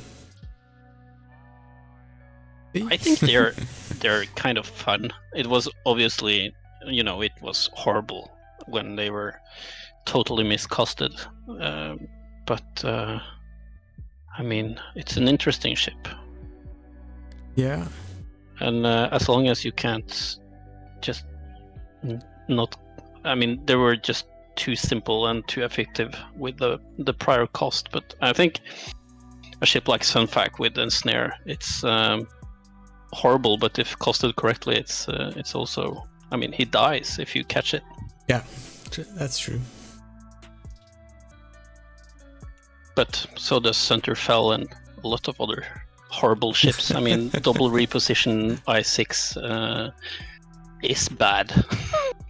So I don't think he's more bad than anyone else. No. So Andreas is doing a little bit of formation flying here, barrel rolling and Getting focusing with the other group. lining up 2 lanes here, side by side. Looks good.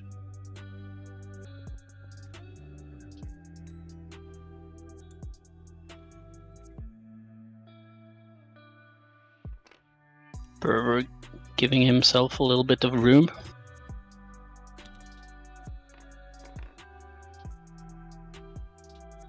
Sam probably boosts here to get the possibility to go fast next round. Don't you think? Yeah, that sounds like a wise decision. I guess the Barons can go hard down and just meet. I don't know what you want to do. They might turn away and not go into the asteroids and try to catch Sam. I mean, they could do a hard one and then just go around trying to catch Sam, yeah. Yep.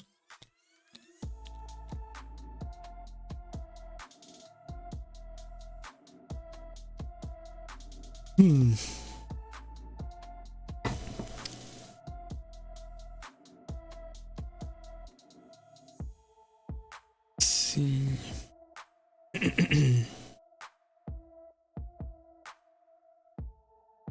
Don't really Did you get a good night's sleep tonight, Simon? Yes, I did. I stayed up quite late, but was a good night's sleep, and I got a little bit of a sleep in this morning, so I am very happy. Ah, great. And you? You know, during the first round today, I managed to fix a bug in TTS, which is always good. I mean, multitasking, both judging and fixing things at the same time. Yeah, I can't stretch enough how valuable you have been for this tournament. There is a special place for people like you. Yeah, it's a special good place, I should say. Okay. Oh, what are they doing? He's dancing a little bit. He is dancing. Okay. I think they figured it out. Yeah.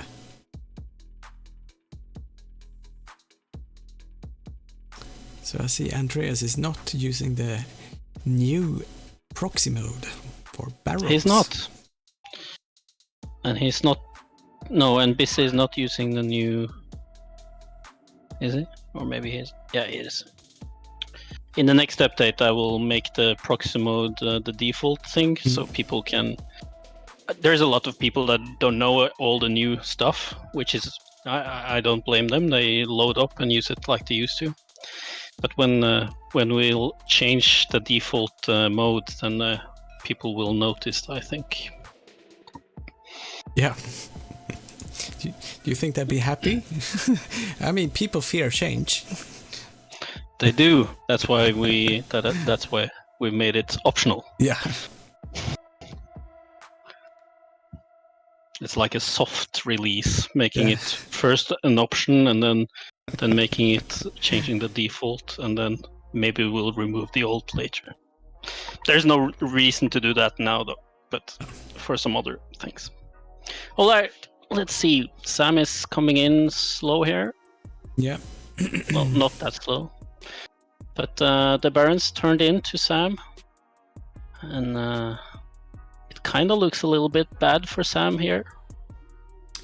Yeah, she's got... She doesn't really have anywhere to go.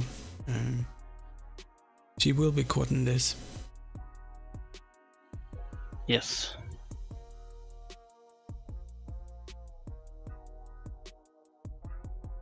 And I Of guess... course, Grievous will get his he doesn't outmaneuver, but his flank. I think Beachz needs to get stuff off the board.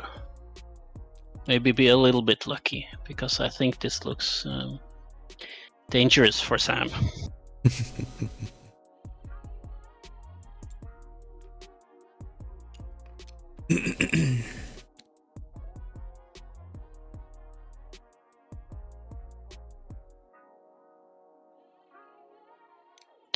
They are all stressed, so they can maximum go 3 forward and clearing their stress. So Yeah. Sam will probably get her action at least. Yeah, that's... But it's still 6 shots.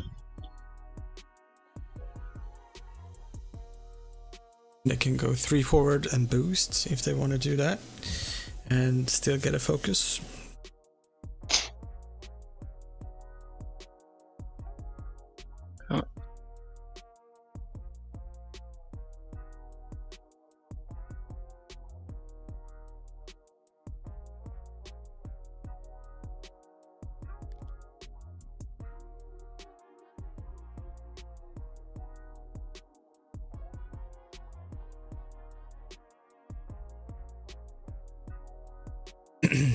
I think I'll have an even better night's sleep tonight, though.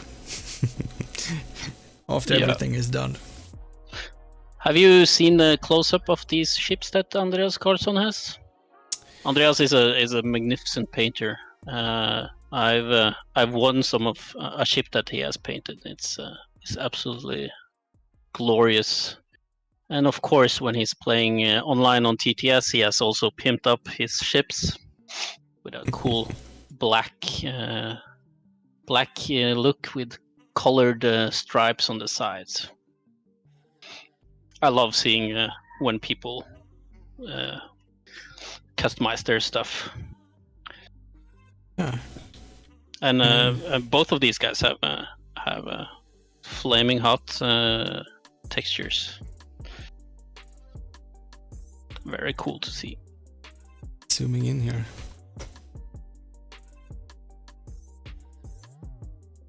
And I know both players have been painting them, especially for this tournament, because they have been sending me pictures.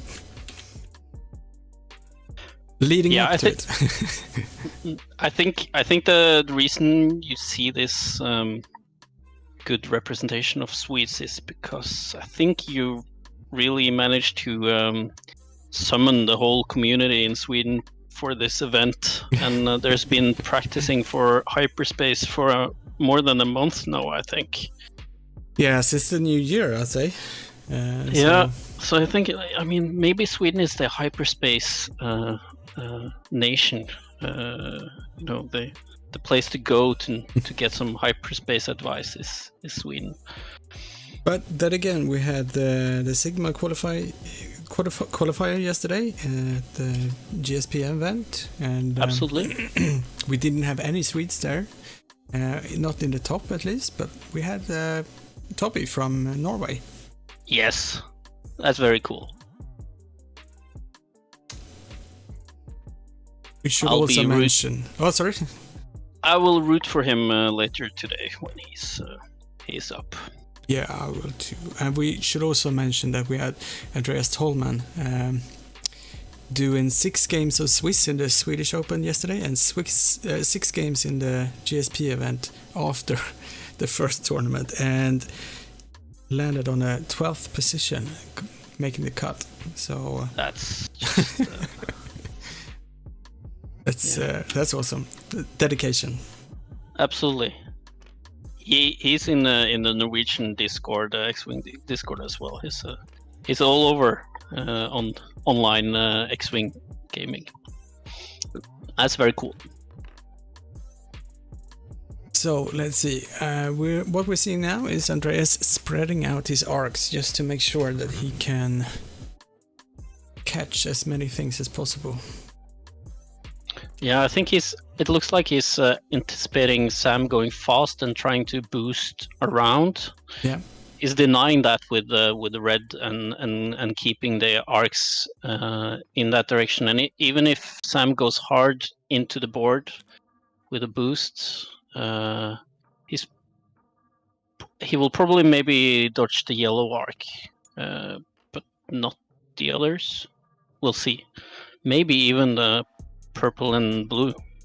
But he's really going all in for betting that Sam is going fast and trying to dodge things. I like that. I like when people are betting on something and not doing the average average thing.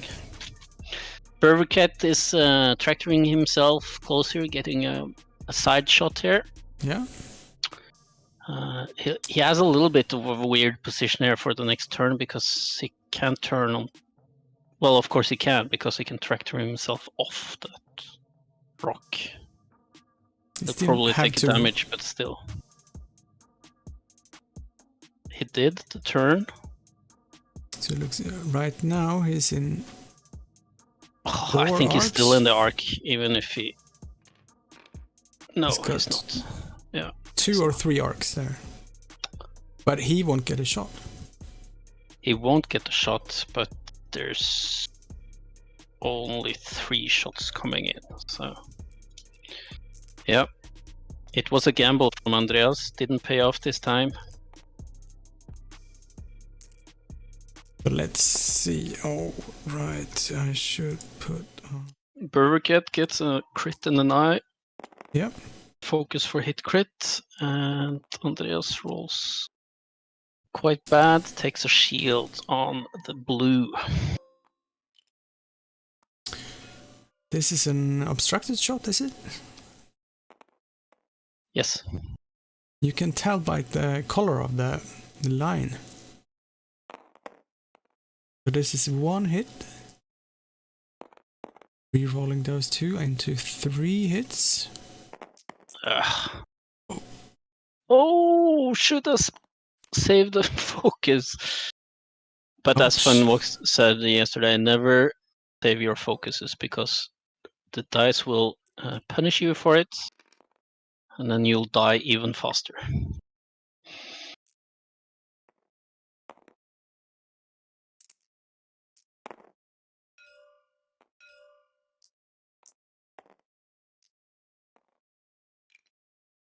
So hit crit from the green, was it?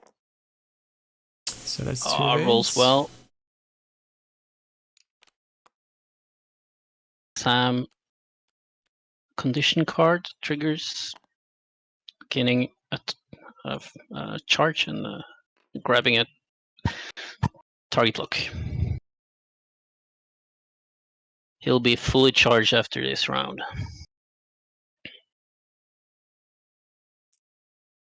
There's a just barely a range 3. In the bullseye, he's firing off his thread tracers here.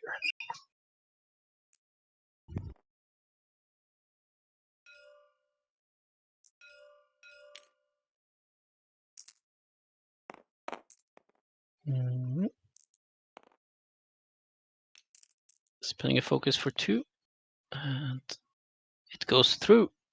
So a gazillion locks is coming up.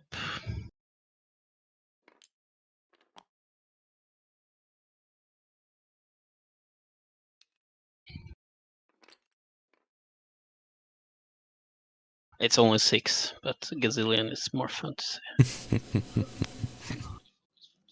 Well, look who's entered the building. It's some English scrub. I'm late. Don't worry about that. You're welcome, Oliver. Hello. Well, I should have been there from the start, but it's fine. Don't worry. Is your car nice and clean now? Yeah, no, we the silly thing is I got my time change wrong. Oh, really? Don't worry about it. It's all good. I need to I'm watching the stream on stream, but I'll get TTS up so I can see the actual room. Yeah, cool. So this is a shot from white. Reroll. Only one. Spending that focus. And it goes in. Yeah, first damage on Sam. I thought he would be punished more, but looks like Sam is getting out of here fairly safe. Yeah. This looks like a really bad situation for Sam. And all the separatists, actually, apart from Grievous, both Brewer and Sam West are in a terrible position. I think Brewer will just hit that rock and tractor off next round. Yeah, but the problem is with his firing arc the way it is, he won't be able to shoot. That's true. Maybe he turned the other way around then. Let's see. I think we have a little bit of a sound issue. Oliver, could you speak a little bit closer to the microphone? Yeah, sure. 1 second. I can turn up my sound. That's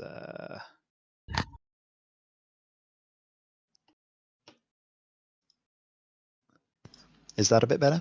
That's a lot better. There we Thank go, you very much. Thank you, chat. No Get the ASMR stream. Yeah, we had Andy in the chat yesterday. Yeah.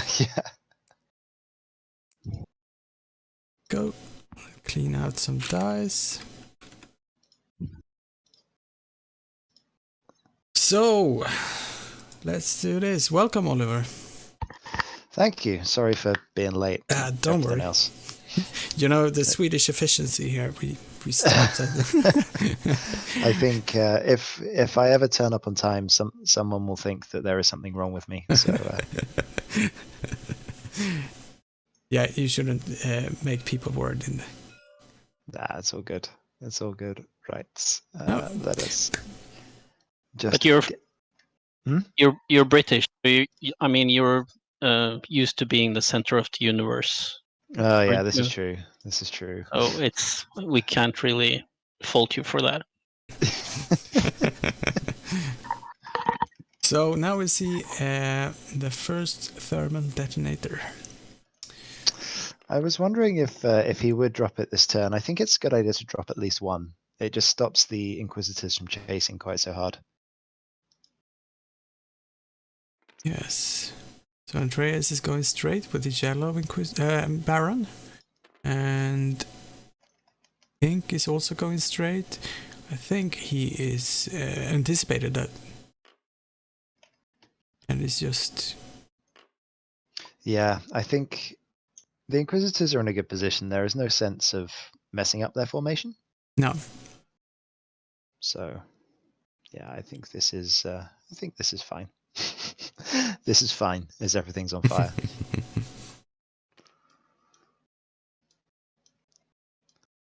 Yeah, I think a relatively good position here for both players. I think as long as Johan doesn't go too aggressive here, there is definitely a risk of General Grievous just getting beaten up by a lot of Inquisitors next turn. Because I don't see a very good way for the Nantex and for the Firespray to get back involved this turn. Unless Johan has Never expect the unexpected. Maybe he's decided to go crazy and do a one hard, and it's actually the big brain move. But I can't see it.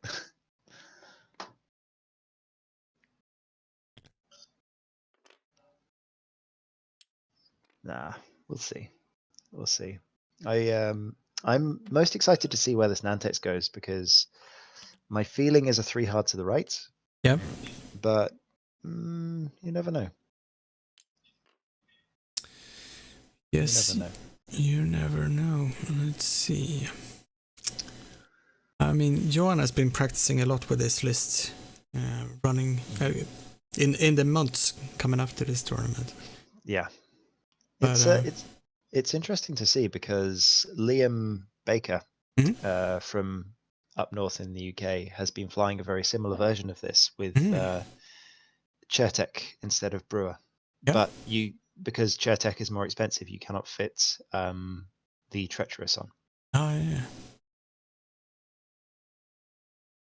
But let's see. Well, Grievous has put himself in trouble. He's not in any bullseyes yet, but we'll see. The Proton Rockets are going to do some serious damage here. Ooh, okay. Grievous is getting stuck in. Yeah. Although, I think that looks pretty good. He can do will he be blocked next turn? I think he'll get a good trajectory to follow the pink and yellow. My concern is that green and white are going to be in a very good position to get Proton Rockets off next turn. Yeah. I think that could be a problem. But Grievous, he's probably gonna slip away.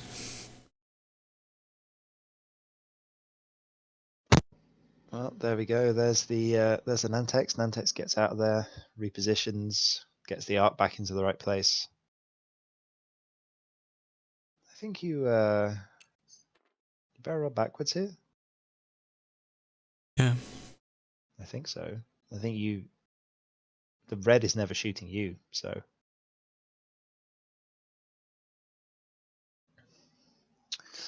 Yeah, I agree with the chat here. I think yellow and pink really could have done something else. They either could have stalled or they just they've got the talent rolls for next turn. I feel like they're out of the fight a bit more. Before you came in, the Sam had a trajectory towards the corner, the area where they are now. And Andreas bet very hard on Sam doing a fast move and trying to dodge arc by boosting around and past them. So instead of getting that right, he turned in and managed to dodge quite a few of the arcs. So yeah. I mean, there goes Dooku. Dooku says thermals are always a hit. Yes. Such a dirty ability. I like it. Yeah, I think as you're saying, I think it's you have to play the arc dodging game with this. Like both Foresight Inquisitors or the Barons here, you have to avoid those bullseyes. Yeah. So this is a range 2 shot through the gas cloud on white from Sam. Yeah, I feel like this is just throwing dice and seeing what happens, really. Yep, that's an average roll. Yep. I feel he's not spending his Yeah, even if this was 3, the only purpose of this shot was to maybe spend some modifications for the shot onto Grievous. Yep. And Gas Cloud says, "Thank you very much." I don't care." Same thing. Just please spend the focus. Just even worse. Just 2 and against 5. Yep. Does he even have a focus? Oh no, he talon rolled. There we go. Shows I have no idea what I'm talking about. Scrub indeed. You shouldn't be that hard on yourself. It's fine. It's fine.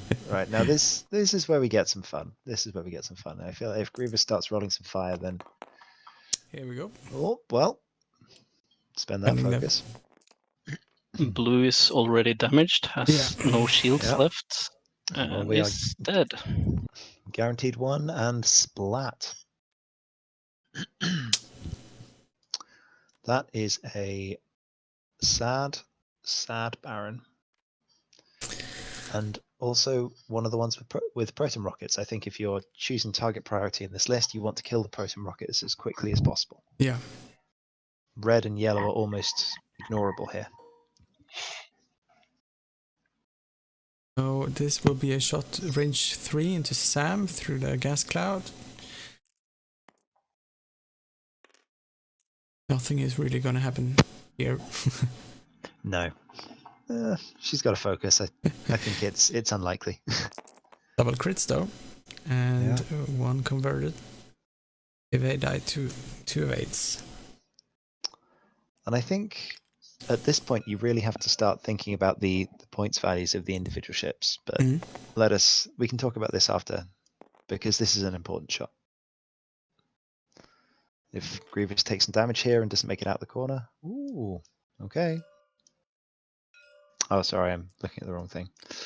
There we go. Right, let's see what we get. So that's It's it all and a right. crit. It's in a crit. And Grievous says, "I have rerolls. I don't care." And just take a shield. But I think if he lost both of his shields there, then he'd be in a much better position. Because Yeah. I'm just thinking about points here. We have 1 Inquisitor down, 34 points. Mhm. Sorry, one Baron down. And realistically, very little damage on... is it Sam? Yeah, yes. just a single point. Yeah. There's very little damage there. And if we have such little damage, then even if Grievous dies, he is 56.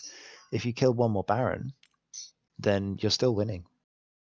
So I think the win condition here for Andreas really has to stop taking damage. He needs to stop the flow. He needs to shut down Grievous, do as much damage as possible while the other 2 ships are far away.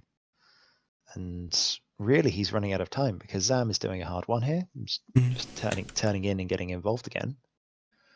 And she has all of her charges active, so she's going to start shooting twice. Yep. I think one here has gotten a very good start with removing a 1/6 of the firepower already, without really taking anything. Just there's a lot of locks on Sam, and if Andreas managed to get a lot of arcs, then maybe you can manage to get some meaningful damage. But he really, as you say, needs to work quickly. Yeah, he does. I can see sort of a big brain play coming in here. If Zam is going to do the hard one to the left, then you can really take advantage of this with red and green and white, and you can maybe get 2 proton rocket shots in on Zam because you know where she's going to be. You can stop her from boosting away with red, and a 2 forward and a boost, and I think probably even a 2 forwards and a barrel roll left with green would both get the bullseyes in on where Zam is going to be if she does do that one hard. I think, yeah, we will see what happens, but I know that Andreas is one of those players that he will not stop fighting until he is completely dead. So he might be slightly down here, but we cannot count him out. Absolutely not. And it looked very dangerous for Sam coming in head on towards the swarm, but managing to get out and still taking a ship out is was crucial. Yeah, definitely. I think the more proton rockets you kill before they fire, the much higher chance you have of winning this game. Yeah. We'll see how Andreas will handle the yellow and pink Baron here to get them back into the fight. So this is the second. That surprises me. Oh no, I think he took the bait. I do not think it is the correct decision to go and kill Grievous here.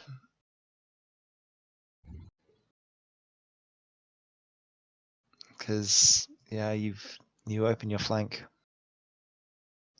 It's not realistic to be able to fully kill him either. So no, I think because if Grievous has done a bank in here, then yes, he will crash, and yes, you will probably get a proton rocket because with whites coming in, white is in a good position.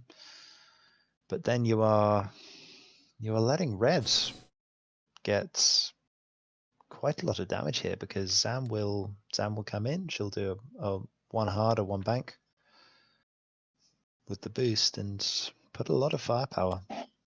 Oh, there we go. He's committing. Yeah, take the focus and hope he crashes, and then you will get the bullseye. Let's hope for the match that's what happens. I think so. Oh, is he doing the barrel roll? No. Okay. He is waiting. I think maybe he is waiting to catch Sam next turn with all of the shots.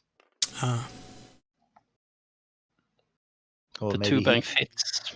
Maybe Andreas is just much more intelligent than me and realizes that the 2-bank will not crash. I don't know.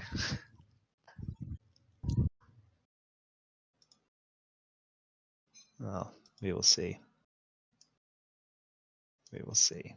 Grievous doesn't want to. He knows that there's a proton rocket waiting for him if he does that boost here. Yeah. But there's 2 more arcs if he. Yeah. All right. Wow. Okay. Maybe he wants to force white because white only has 3 health. If he can force white to spend the focus on defense. Oh wow. Okay. Maybe he anticipated the block. Yeah, I can see that. I think if your understanding of losing the game is Zam getting blocked there, then I think that's the correct decision. You're not risking as much. I think that's fair. I think we've seen Johan doing a little bit less aggressive moves, more reserved earlier. Isn't that right, Simon? Yeah, I think that's right, actually. I haven't thought about it, but he has gone slow, where we thought he was going to go fast, and banking out, where, yeah. I can understand it versus this list. He has managed to get Bruaket in a very nice position for next turn, a 3-bank and a boost tractor beam, and he will cause a lot of havoc in the back end of the Inquisitors. I always forget that these things do not have ensnare though, when we see them being flown. Oh, let's see. That's a reroll. It's not the most dangerous piece on the board here. Bending. No. Focus for 3 hits. It really does surprise. Andreas blanks out for this. Again, was that on the white? Yellow. That was on yellow. Oh, okay. Oh no, it was on pink. Apparently. Okay. He put the damage card on pink. Had it been on white, it would have been dead. Yeah, I think that surprises me. I would have gone even though he has no focus on yellow, I think 4 dice onto white and hopefully stop him from shooting the proton rocket. Not even by killing him, just by forcing him to spend the focus.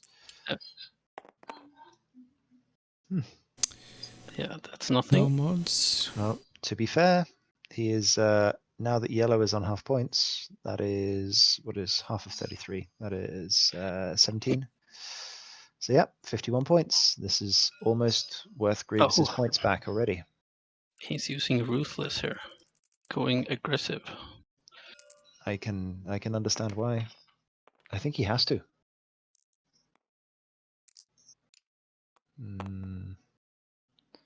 I guess it. Is that reroll from Grievous?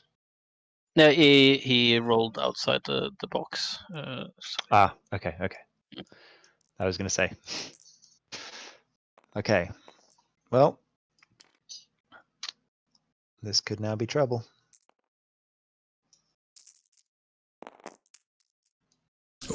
Oh, he gets them all. Yep, that's going 5 to hurt. hits. Yep. That And is not really a single going to crit. hurt. And he's in arc as well, so with no focus, no rerolls, and he lives. He does. Oh no, he doesn't. He has got. There's only Oh no, 3 he holders. has the soulless one, so he is still alive. Right. Yes. Yep. So he has 2 health 2 remaining, left. but not very happy. We should. I'll help out cleaning up the box here. Yeah. Thank you. So now we have a question. Yeah. If you are Andreas, what is the win condition? And if you are Johan, what is the win condition? What do you guys think? How does each player win the game? I don't think it's if I can start, I don't think chasing Grievous is meaningful at any. You got your half point on him. He's going to boost out here. You have all the locks on Sam. I think Andreas needs to. He has the direction and everything to try to do meaningful damage into Sam. That's what I would have done. Try to get him off. Yeah, I agree with you, Eric. As long as, do you think Johan will take the defensive route here and not turn into all the barons? I think he'll do a 1 turn away. Yeah. Trying to get one of them in the rear arc. Yeah. What does the world champion say? What's the correct answer? I feel like right now you cannot catch Grievous. I think everything needs to go and to kill Sam Wessel. I think if you can get the kill on Sam, that's almost 100 points. And Grievous and Brewer will not be able to do enough damage. The problem is that if Johan knows this, then I think he will one hard to the right. Maybe the boost will not fit, but I think regardless, a one hard to the right and a focus. And then suddenly Zam is not dead, she's running away, and you have an angry Grievous and Chertek behind most of your list. So Berver. So I'm not sure. I think the best thing for the Inquisitors to do is go and chase down Zam. I think they have now missed their chance on Grievous, and I think chasing him will probably lead to you getting killed in the end. Yeah.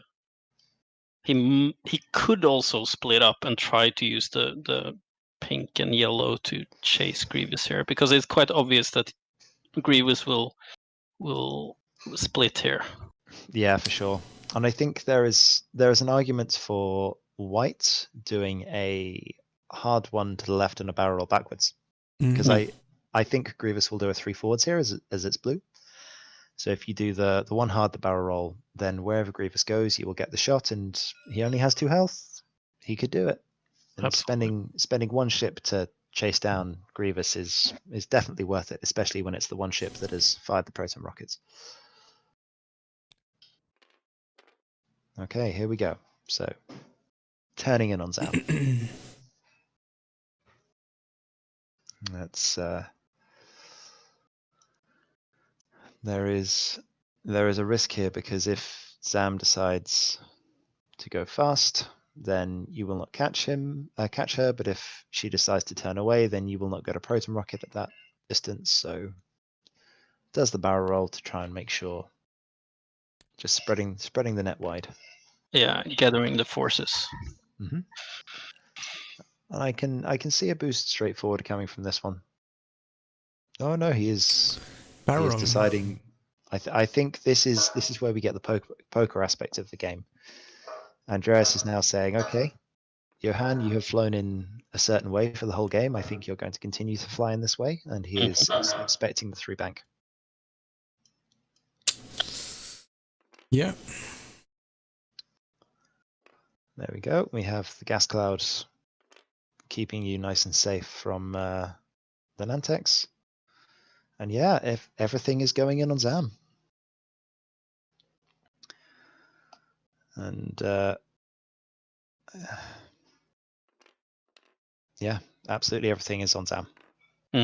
My worry here is that Broquette is going to get a range 1 unobstructed 3-bank tractor forwards, rotate arc right, will possibly kill Pink. And then you are just very clearly winning, even if you kill Grievous. And with 32 minutes to go. Mm-hmm. I think the correct call here by Johan is to get away with Sam. Make them chase you. And then you have 2 aces to poke them in the back. Yeah, exactly. I think the one hard here from Zam is the best move, but as we can see, Andreas is not expecting it. He thinks that Johan will try and skirt the edge of the board again. So let's see what happens. Oh, he's called it right. That's a big deal. So do you boost into the edge of the board? You have to, right? You've got 2 proton rockets on you. Oh no, red does not have the rocket. No. So is green in range for a proton rocket? I think green is. Remember, white does not have the rocket. The important thing here as well is that if Pink does die, if Broquette manages to kill Pink, then Pink is one of the only proton rockets left on the board. Yeah, Pink has only 1 left. Yeah, it's a high chance. Exactly. But Andreas has a chance here. He's back in the game. If he can do some serious damage here to Zam. Of course, Zam has a double tap. She might do some serious damage back. So you're saying the 1-bank boost is the right call here to dodge the... No, I think either a straightforward boost with... Do you even have a shot left then? No, but you would dodge the proton rocket. Right.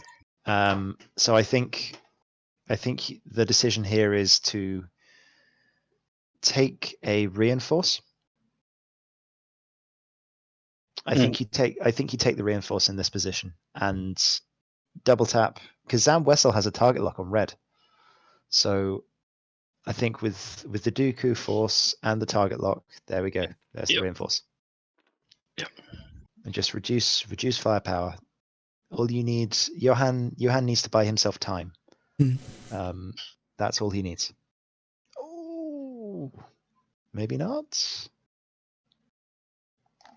Okay, tractor straight forwards and bullseye, or tractor left and bullseye.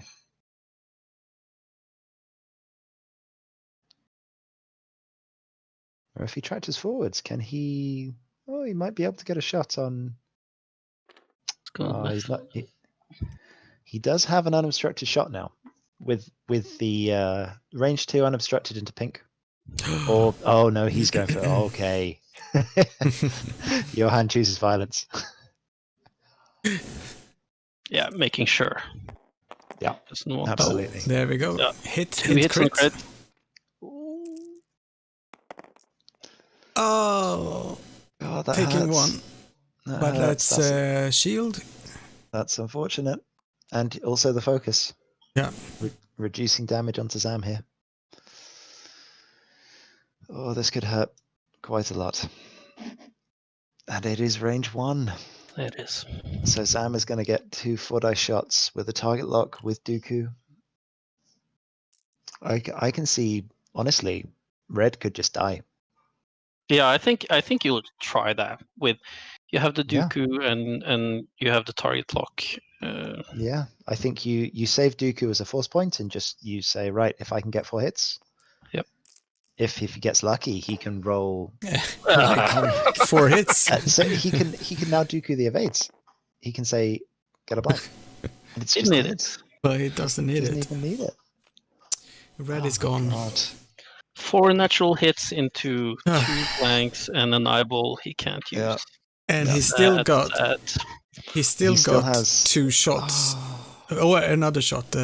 Yeah, he still has the shot into green. And no arcs on these either. Yeah. Yeah.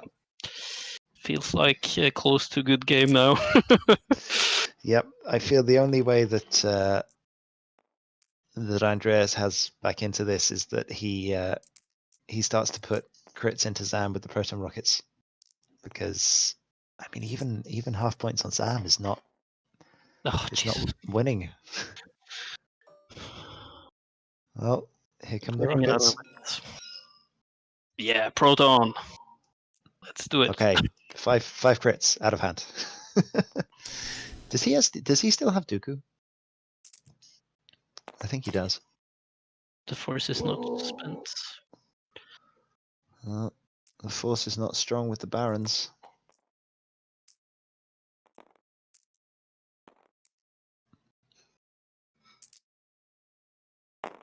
Reroll. Oh, that's better. That's better. Okay, so there's the 5. There is a crit in there. There's only 1 crit that could go through at this point because It could go there's through. 3 shields left and the reinforce. Taking the shield. So I think you Dooku and evade, right? If he still has the force, so you Dooku the evade. Make sure that you only take 3 damage.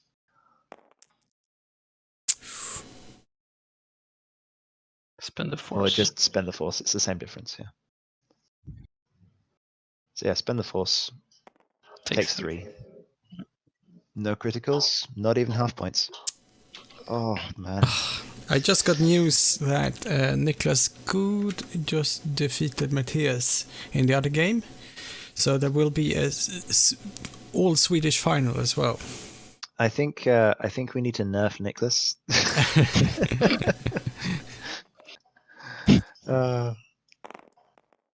Yeah, this is The revenge shots. Yep. Well, 2 hits with no focus. And of course it's 2 shields. Oh no, it's a critical as well. Because he'd already taken the shield on green. Yeah. So this will be a direct hit. It's not. No, it isn't. No, it isn't. What is it? It is a disable power regulator. Even better. Even better. So next turn he's taking an ion. I mean, I don't want to say this is over, but that is now 100 points in the bag for Johan. For Johan. One thing is the points. There is also what the protons are about almost spent. There's one more, isn't it? It's the pink one. So Yeah, there's really not that much firepower left either. So exactly. Sam And I can think- just reinforce every round and take a single point from every shot. I mean, the thing to remember, and it is important, because as much as this is looking very, very bad for Andreas, Zam is worth 100 points, and she only has 6 hull remaining. Sure. So if these 4 Inquisitors can kill her, then he is winning. And Grievous is only on 1 health. Oh, sorry, 2 health. Yes, these barons have a good trajectory to block Sam and also have following up shots. So it's certainly possible to do 6 damage with only a force point and getting blocked and having three barons on the tail. Yeah, exactly. But River will probably kill the pink one. It's very likely. I am concerned. I think it's always worth thinking about though, because especially for Zam because of the reinforced CK, Zam did not take the crit. Sorry, just checking the chat. But I think this is a good lesson for the stream actually, for those of you who are maybe a bit newer to competitive play and you're watching.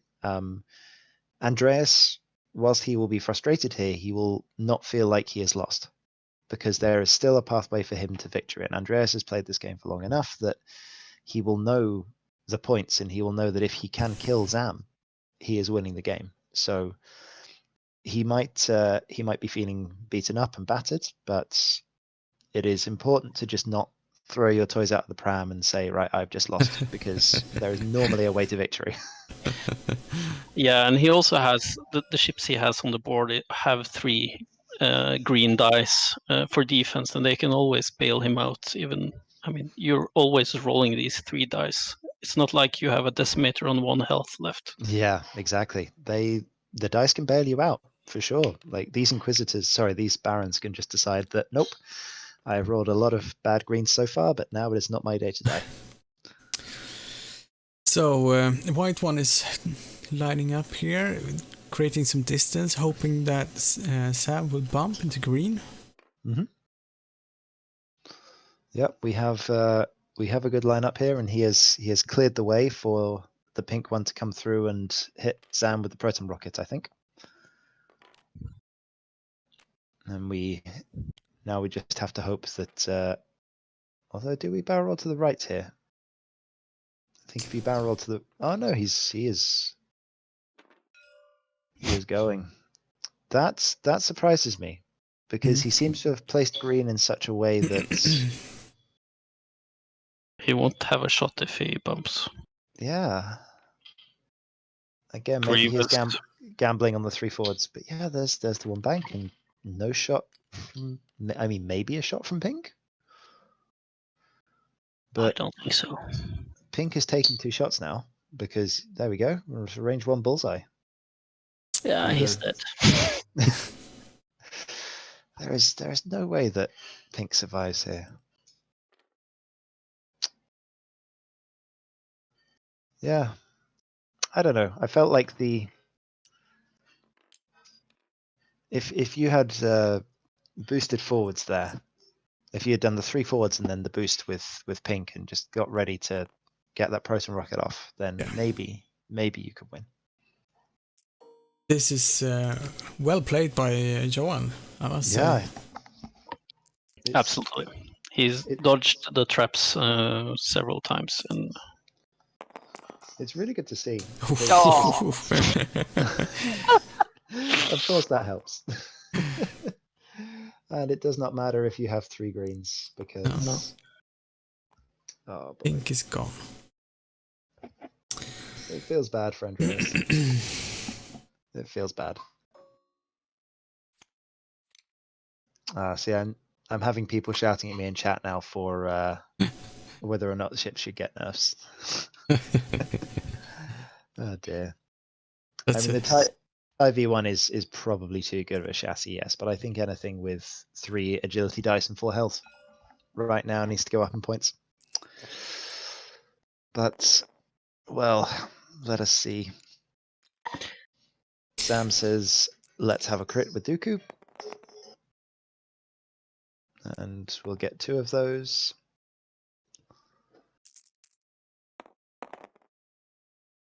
Hey, finally. Andreas's green dice are helping him. Oh yeah, the white is out of arc here, so he will have a proton shot. Well, he's getting everything. I have to say, Johan has flown well, and his red dice are helping. Oh, there we go. Well, focus spends. Yellow is alive and healthy. Okay, range 2. What do you think? Double tap on from Zam here, or target lock? I think there's a double tap. Yeah. I would agree. Well, 1 hit, target lock, into the blank. Sad Baron. doesn't care. I mean, it'd be nice if Zam did actually go down below half health and make it look like this was maybe close. Yeah, there's only 18 minutes left. Yeah, this is. I don't think there is any way Andreas could make this up. No, because now. I mean, you have to kill Zam, right? That is 100 points. Yep, it's And the easiest points. And that's still very hard. Yeah, and now double tap. And now you cannot even kill Zam because that is half health now? No, it's just the first sheet. It's not. It's not. So Yeah. This is oh boy.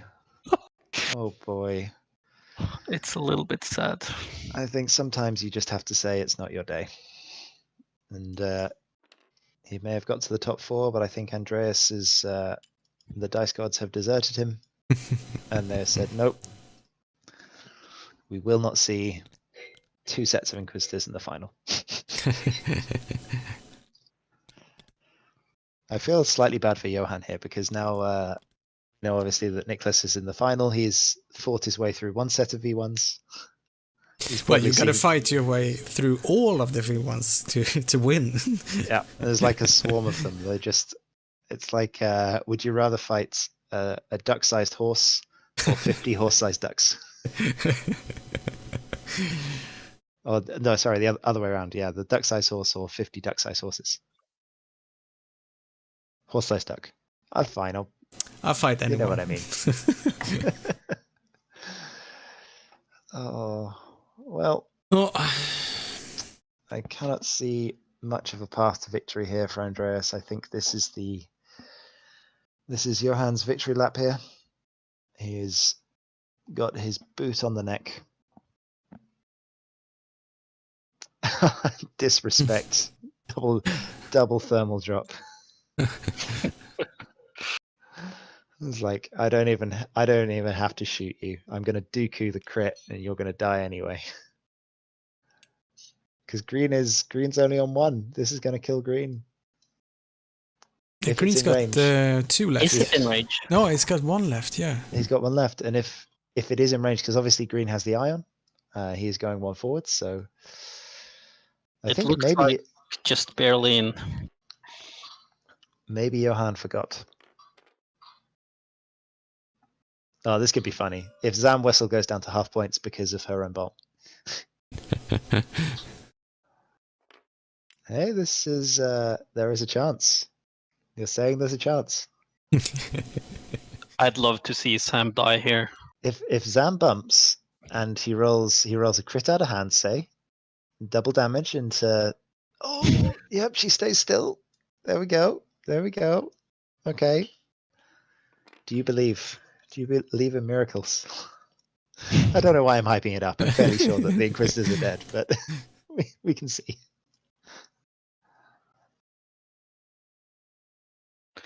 Maybe this is one of those movies about the the football team that is horrible and everything is going wrong.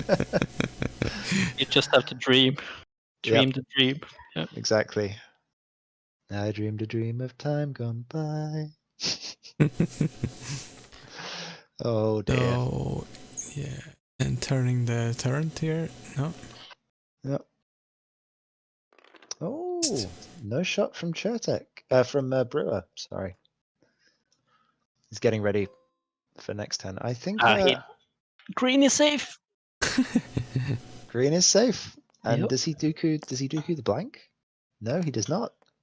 Oh, he takes a hit. Half points. I love your enthusiasm here, Ollie. I'm so excited. I am genuine. If Andreas wins this, oh no, he's got a strain. He's wait, what? Oh, he rolled out. Oh, he didn't roll it in the die. No. So you give me hope and then you're snatching it away. Yeah, sorry about that. I directed That's him all right. to the die box. Hey, no worries. It's the rule is there. You roll It's the everything in the dice rules. box.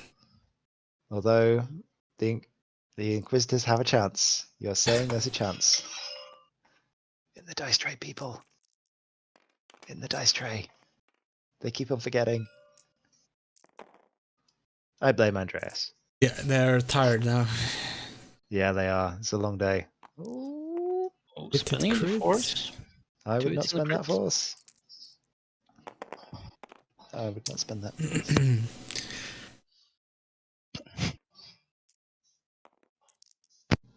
Taking at least 2. Yep. 2 into white. Don't be the double damage. Oh no. Structural. Yeah, and there's a grievous shot coming in, range 2. Oh no. Oh no. Right, Grievous. For the storylines to be correct, you have to miss. Ah, no, there it is. There's. This is not canon. Nope. See, the terrorists are winning. This is like a Finnish, one of those Finnish where everything goes wrong and then there's no hope in the end either. I Starts mean, bad and ends even worse. yep. I like the Finns. They have good alcohol and lots of saunas. Like my cousins are Finnish, so I. This is I from have- yellow into Sam, yeah? Oh boy. Come on, That's a Inquisitor. crit. You can do it. Hit Oh and a my crit. So we have half points. We do. We finally have half points on Sam.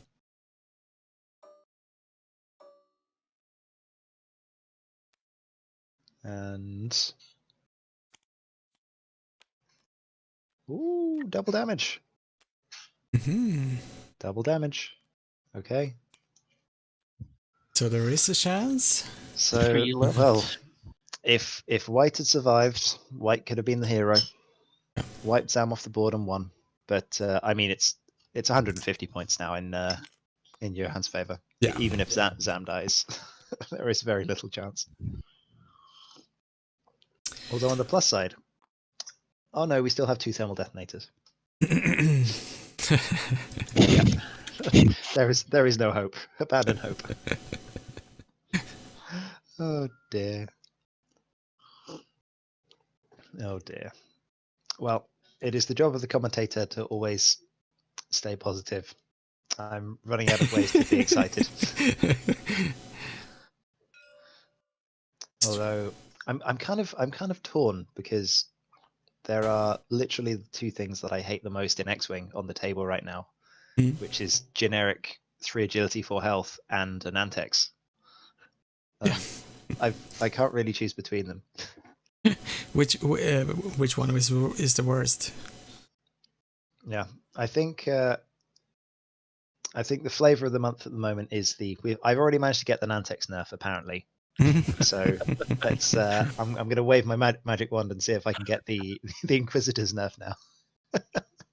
I don't think Berverket without Ensnare is the most obnoxious thing ever put on the table. No, he's almost wholesome. Like I would go so far to say is I would enjoy playing against him. Yeah. And it's interesting though. I think with all the new packs coming out, we will see how long the 3 agility stays king. Yeah. All right, Grievous, time to die.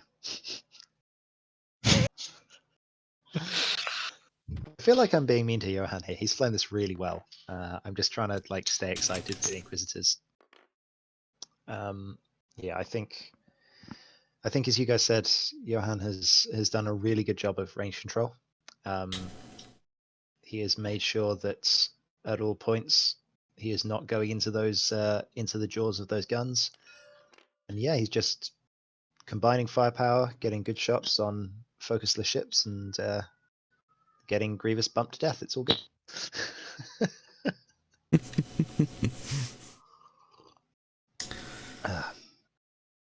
Oh, I think Andreas did the wrong call in the beginning. I said I liked betting on doing something like that and going hard. Yeah. Betting on a certain move and trying to get that bonus, and he missed, and that really put his ships in a weird position and did so that Johan got a heads up and Yeah, continued. I think that's the thing, though, isn't it? That's the game with the swarm. You have to make that dive. You have to make that guess. And if you get it right, you look like an amazing person. You look like you've sort of won the game immediately. And if you get it wrong, well, you hope you get another one. Yep. And the sign of a good ace player is when you only let your opponent have one of those chances. And that's what Johan has done well here. He dodged the trap, and he has not let Andreas get away with it. Absolutely. It's good to see. It is nice to see some good quality X-Wing in a final, because as much as this may have looked one-sided, I think Andreas has had a lot of points to bring this back, and good flying from both parties. this is 2 crits. Nope. Everything's fine. Yep. I'm fine. We're fine here. It's just a flesh wound. Now, One the hole on ultimate- green. ultimate disrespect is bumped Grievous finishes off green before he has the opportunity to to kill him. No, only 1 crit. Come on, green. No! I said it. I didn't believe it. I should stop jinxing it. I'm sorry, Andreas. You blame this all on me. I think he will. Yeah, it's entirely fair. Entirely fair.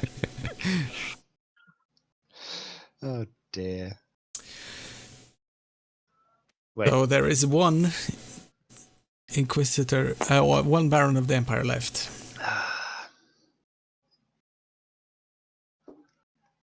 Just the 1. And with 6 minutes left, I think we have enough time to kill him as well. Yeah.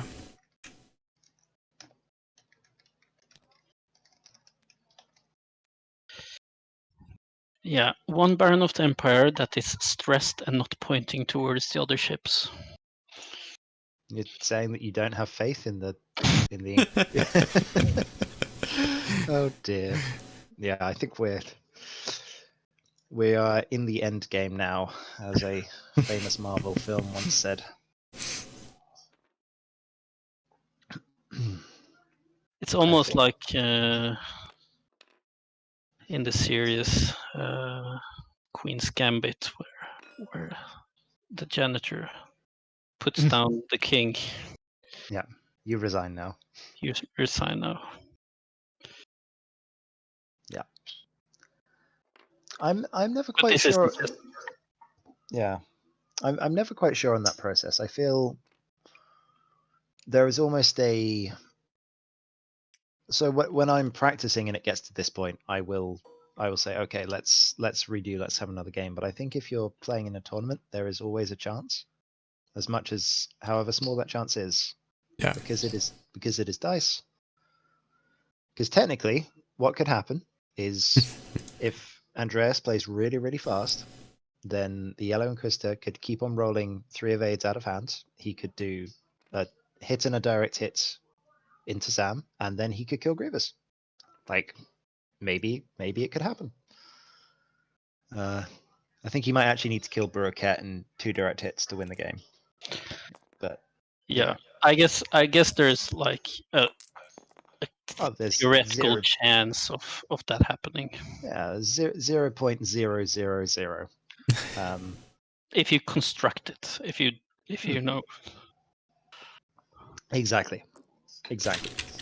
And there was always the, oh dear, okay, here we go. There was always the point where I think of versus Nathan Idy at Worlds, where I had the 0.000 chance of winning the game in the second to last shot of the final turn, and I made it. And then he had the 0.000 chance of putting it back, and he made it. So the game like ended in the right way, but it just seemed crazy. He's fine. He's fine. Yeah. He doesn't take any. Oh no, he does. There. Oh, it's half points again. It's okay. So now he has to kill everything in 3 minutes. Okay, I think now it's safe to say the game's over. All right, Andreas, you have one job left to do, and that is to fly your Inquisitor off the table before they kill you. End on your terms. But can you? Does he? I don't. I mean, think you can I do- don't think he can. You can do a 3 forward and a boost, and then next turn you can get it. Yeah. And you have to take a focus to make sure that you survive. There is only the honourable way out. Oh dear. I think it's been a good game actually. As much as I'm making fun of it at this point, I think well played both players. Oh no, he's going for the win. There we go. Yeah. 2 minutes 33. Play as fast as possible. Is it more honorable to finish your ship by running over a rock rather than exiting, fleeing? I think so. Yeah. I was watching one of the Hexard streams, and Piotr, one of the Polish players, suicided the last health off of his own Django Fett by going onto a debris cloud and Dookuing a crit for himself. Oh, that's beautiful. It was only Django left versus like Han, Jake, and I think that the wedge was still on the board as well. So he was just like, nope, we've lost this game. He just went straight into the debris.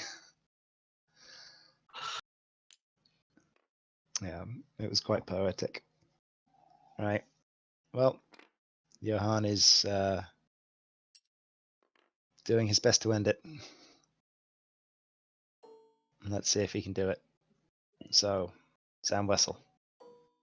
Range 2. Roll in the thing. In the box. They'll eventually work it out. It's fine. Nope. 1. Should have Dooku'd the crit.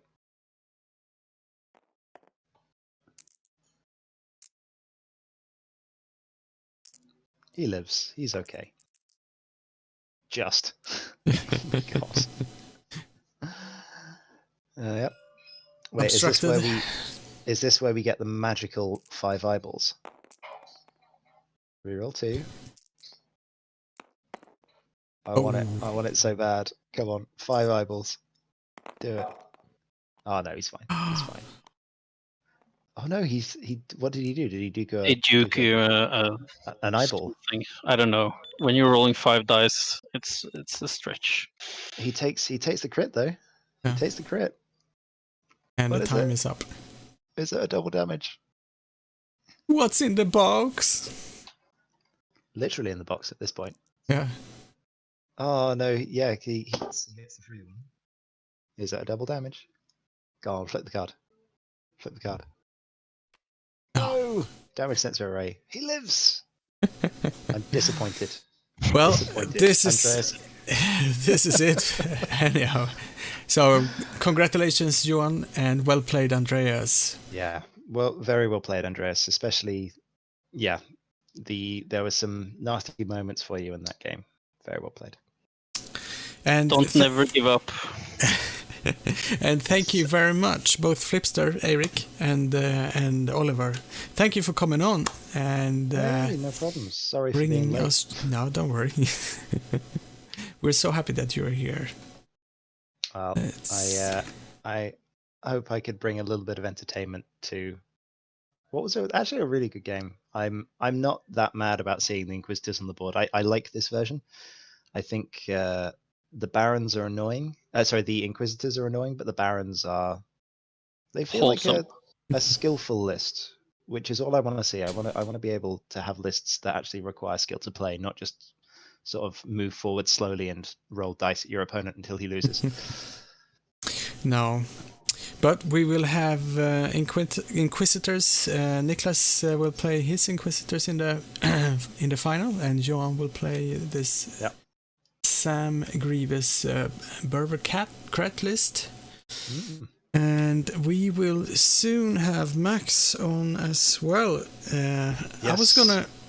do you have other things to do today, Oliver, or do you want to hang out? You can do that if you like to. I would love to, but unfortunately, I cannot do 2 games. No, I understand that. No problem at all. But we will cut out the stream now. We will be back in about.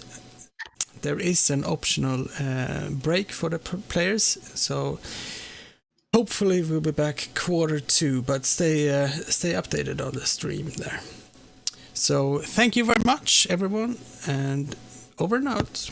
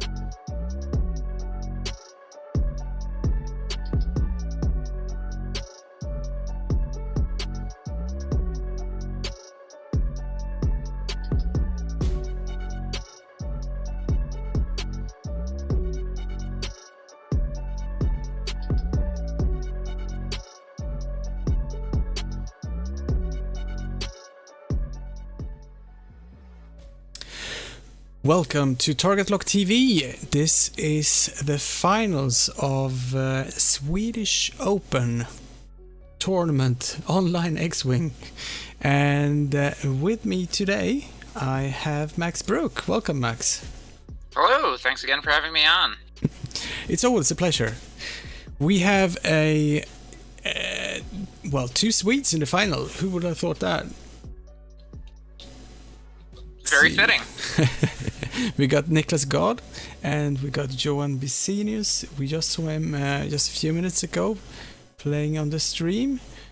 And Max, would you like to read out? Maybe we should start with Niklas's list. Definitely. And let's see, Nicholas is blue or red? Sorry, Niklas is blue. Nicholas is his name. Perfect. Blue. Yeah. All right. This is going to be a very fast list to read out. We've got 5 times Inquisitors with Foresight. Lovely. And their players started the time, so we started here as well. And Johans is playing General Grievous with Treacherous, Impermanent Plating, Soulless One, and Berber Kret with Gravitic Deflection and Treacherous. He's also playing Sam Weasel with Treacherous, Count Dooku, Thermal Detonators, Slave One title, and Boba Fett. And we see here that Niklas is doing a fast move for engagement.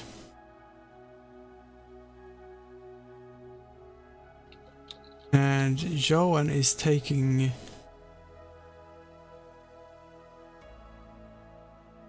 He's running away a bit.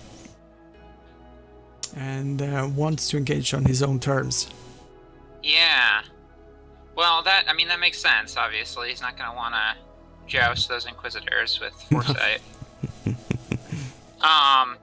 What I think is really interesting here is that we've got really 2 lists that show 2 different sides of X-Wing, right? We've got a list of, generics with minimized upgrades, flying in a formation swarm, and we've got a list of specialist pieces with a whole bunch of upgrades and synergies.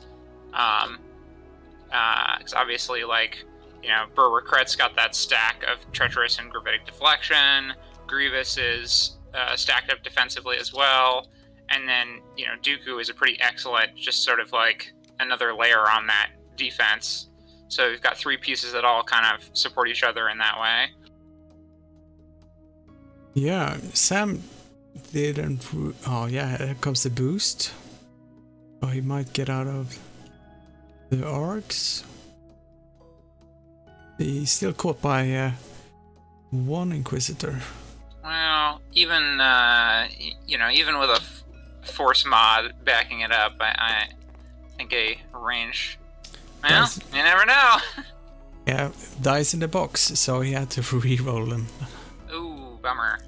Here we go. So that's 1 hit, and that's forced out.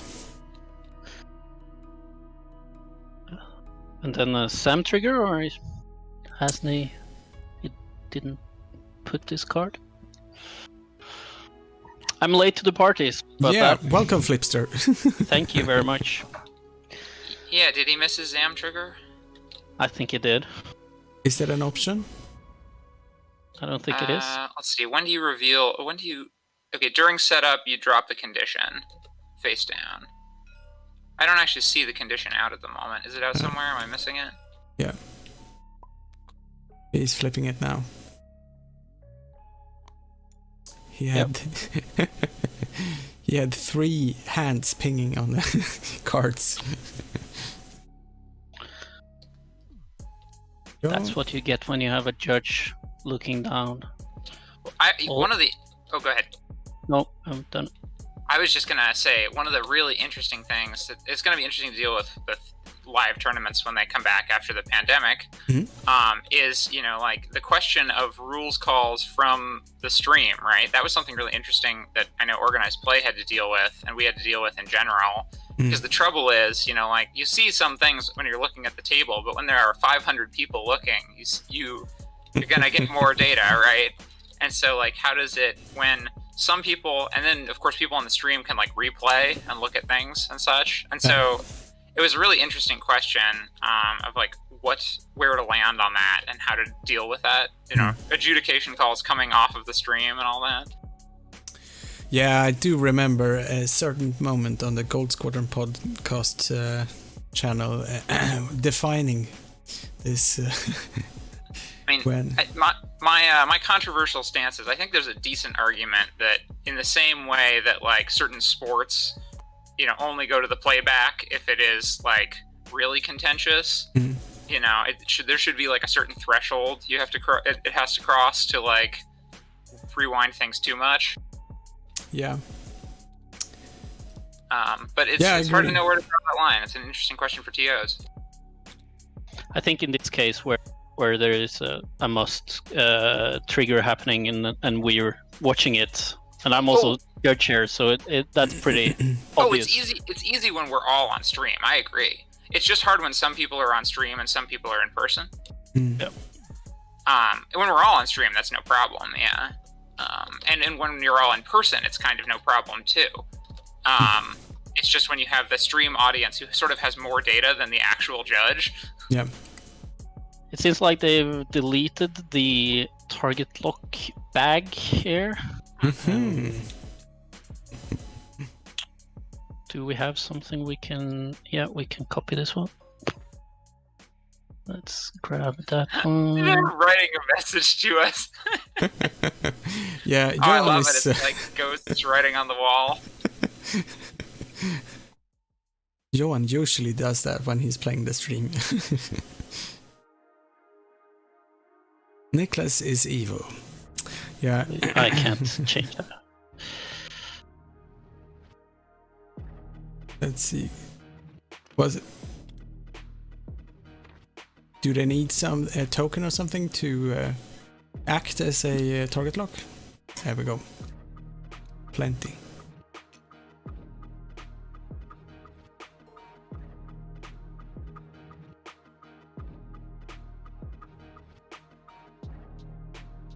I had to step up for a second. My dog decided to put a hole in a tarp we have outside, and I had to go stop that. Don't worry. Sounds like a good choice.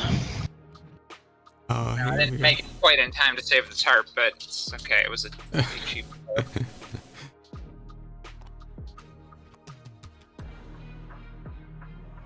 I'm gonna make them some target locks.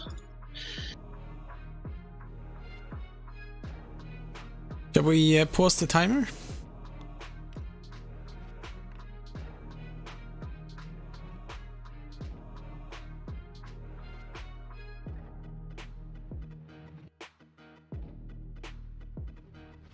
Yeah, do that.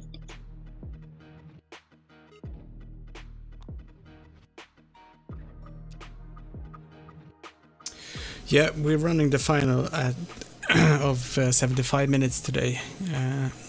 My experience is that the online games, they go a little bit quicker anyway. You get a few more rounds out of them, and you save quite a lot of time not having to do the measuring and art checking. Well, to say nothing of save judges' calls. Yeah, and bumping. Well, you know, whenever I judged an event, 90% of the calls I took were like, "Is this an arc?" Yeah.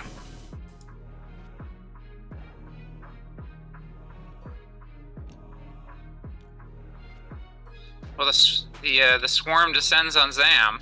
Mm-hmm. But Sam has a little bit of an well, she's moving last basically, so yes. She will get out of there.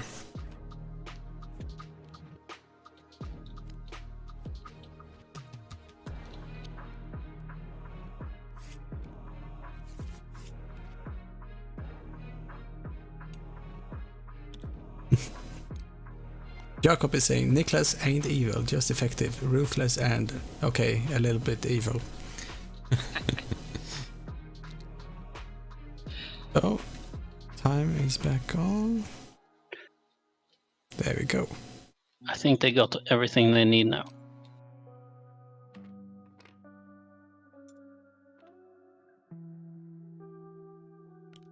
All right, so we see the trap closing. Now we'll just have to see if it works.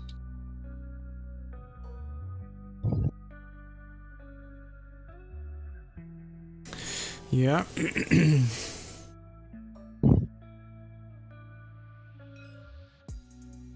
So, Burr's got a shot here.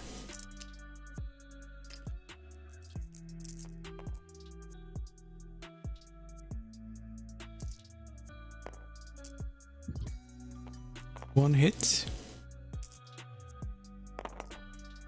And that's easily evaded.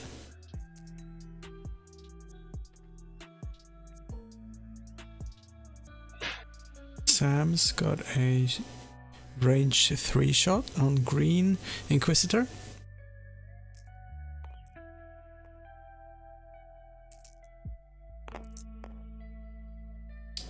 It's an average. Let's see. It's using that Dooku. Was that the Dooku? Yeah. And the slave one. And then there's a force. but that's evaded. So there is a revenge shot.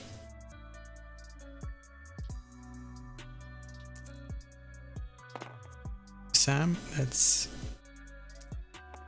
one hit.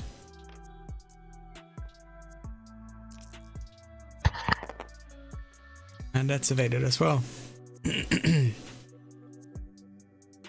So Grievous is coming around, trying to get a flank for this round, or this coming round.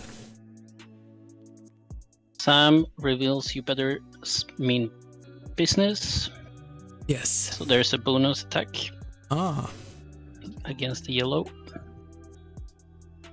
Or maybe he's... Bonus attack has to be against the one who attacked, right? Yeah. Was it yellow who attacked or green? I think that was green.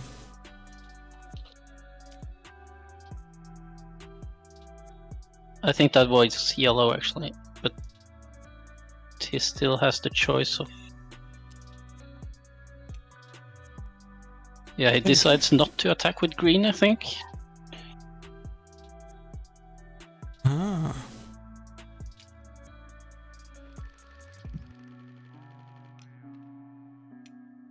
Hard to tell, but it would make sense if he decides to delay his use of the double attack for the one that had already spent his force, and then that he had the target lock on. That's true. Yeah, that's one of the neat things about Zam, is that Zam presents a lot of threats to your opponent, which, you know, means basically forcing them into two bad options. I think in this case you have a range 3 2 dice attack against Sam, and in return you get 3 dice with a target lock. It's probably a good idea to not attack. You definitely want to not attack, but that's a nice feature of Zam to be able to, you know, put that rattlesnake down and threaten that attack. Often you see the Sam triggers as just a bonus, and not so often you see that kind of mind game thing. So it's cool to see that it actually being in play here. Well, and that is the sort of thing I would expect to see at top table of an event.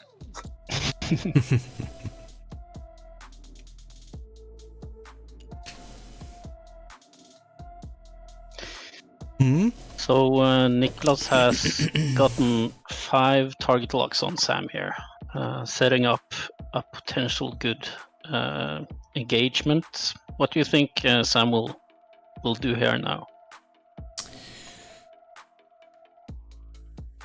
Well, to be honest, I think Sam is gonna try to run away. And I think Johan is gonna try to get some flank shots in. Trying to keep the distance and not taking shots from all of the Inquisitors. I think that debris in the corner actually, if he moves forward, he will land on it. Yeah. if he moves fast. It looks like it would. So I'm not sure what's the best option here is. If it turns in, then he doesn't get a shot and only presents a lot of opportunities. I mean, he could... Oh, yeah. Niklas is changing his route to try to intercept Grievous, I guess. Well, that makes sense. He doesn't want Grievous to roll in on his back, because those, as tough as they are at range 3, those things can fold like paper if you roll badly at range 1. Yeah.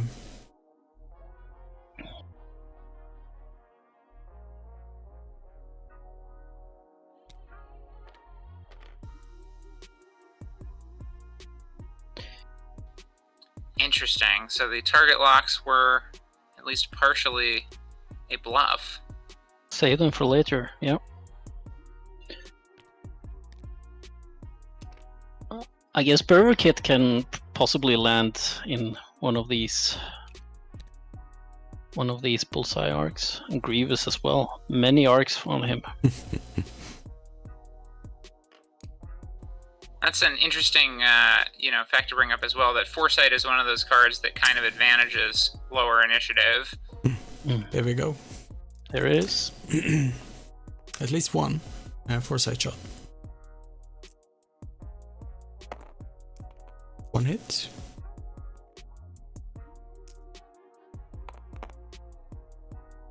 That's a damage. Yeah. Blink.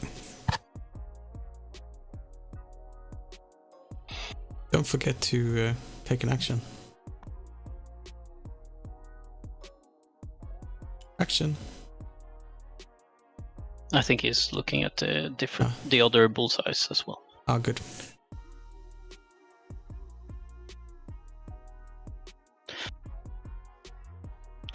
I hear you always call Sam for Sam Weasel. Is that by intention, Simon? Nope. It's just to please everyone listening. I see.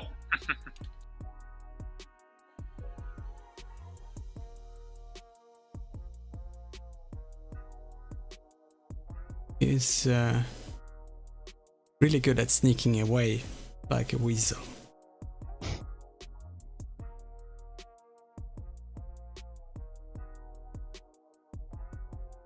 So we'll see a barrel here from Grievous.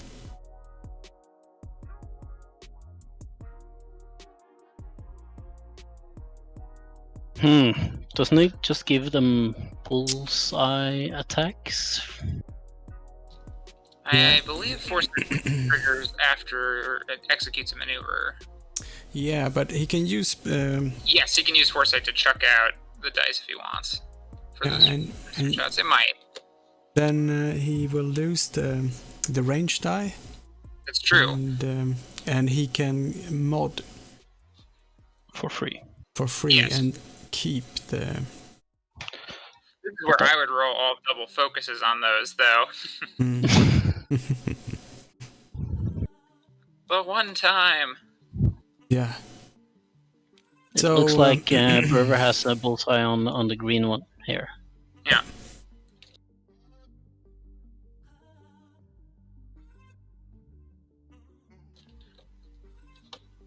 Who's the first player?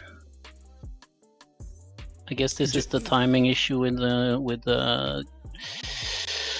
Johan is first player. Yeah, so he can tractor himself out of the bullseye if he likes. Right? Grievous did a barrel roll as an action. Oh, okay. Just answering the chat here.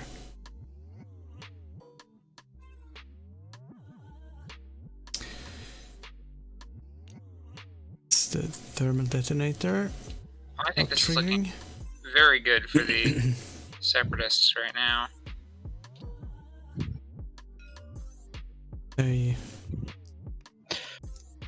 Did he not decide to spend the foresight on the green, I guess? Save the force for defense? Dice out of the box here.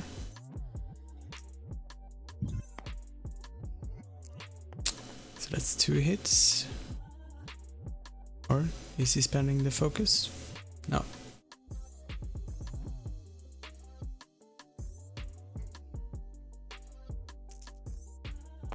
One hit. That's evaded.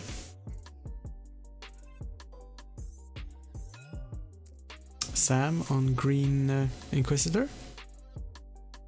Sam turns in here.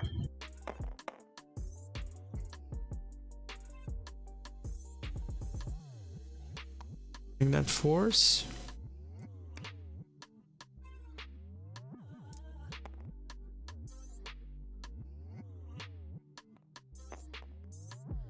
Two.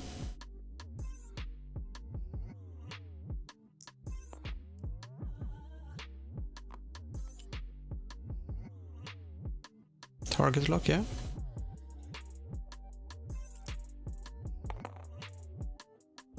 Same results. Same. Sometimes. And he rolls 1 evade, spends the force, yeah. It's best evade. It spends evade, yeah. Thought that was a focus. So let's see. Grievous.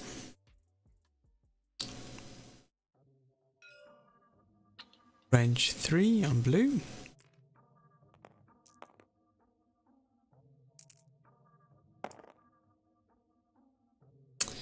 That's hit crit. Mm-hmm.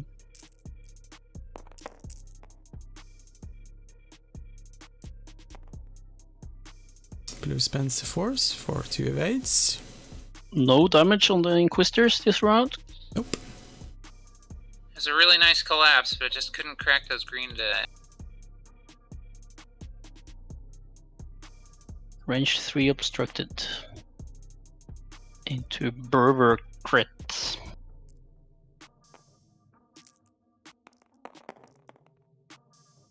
There you go, 2 hits.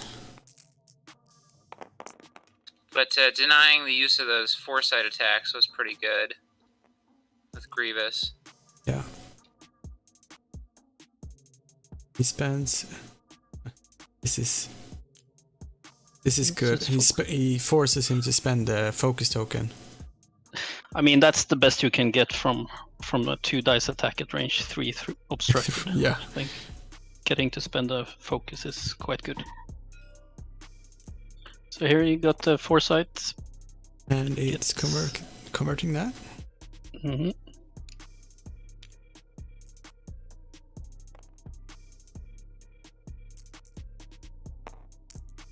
And double evade.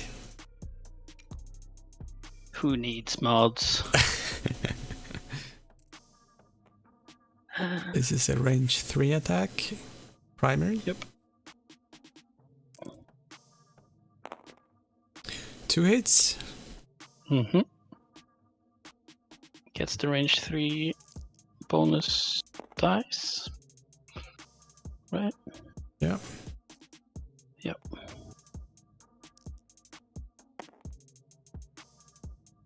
Takes 2. Yeah. That's 1 shield, 1 hull.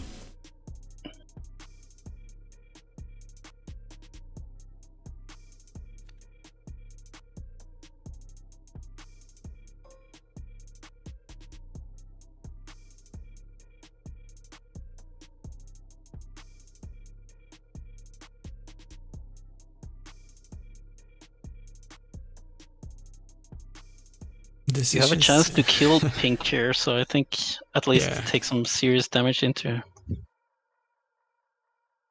What's the correct pronunciation of Berber crit, Max? Given that I made up the name, Burwer Cret. Okay, cool. So you got it right. But if you go by the internet, I think it's Brewer Kurt or something. Or at least the autocorrect on people's phones. How about Sam Weasel? I think that one is Zam, right? Because we hear that name in the movies. Yeah. Go. Let's see. So this is range 1. Range into 1. the Nantex. Oh, nothing. Can spend that force for 1. No? It doesn't even bother. Oh, it was on Sam. Ah. Right. So Sam recharges 1 charge and. No, that was end of. It was on pink. Okay. Yeah, that was. Yeah, that must have been. I think that would be a very weird choice to go after Zam there. Yeah. Sorry.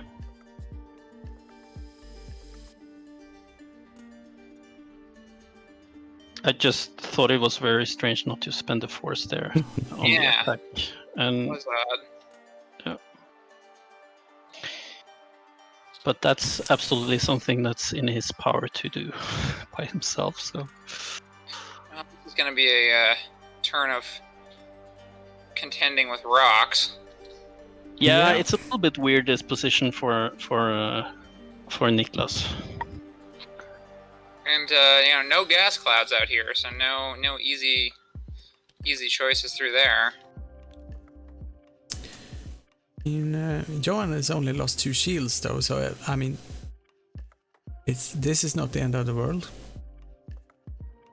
At least not for now. No, I mean I think the position's actually pretty good. I certainly, I don't think either of them's in a bad position, but I think Johan's position is pretty good right now, just based on where Zam is vis-a-vis the swarm and how stressed it is. Yep. Sam has a good trajectory to follow up on these Inquisitors, and the Inquisitors can't really turn in on him, even though they want to. Yep. Maybe the back ones, but still not in a very good way. Well, and it's going to break apart the swarm, which makes the mental lifting for flying them a lot harder.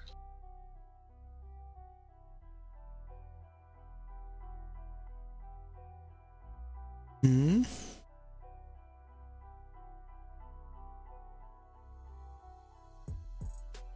But I don't think I'm gonna.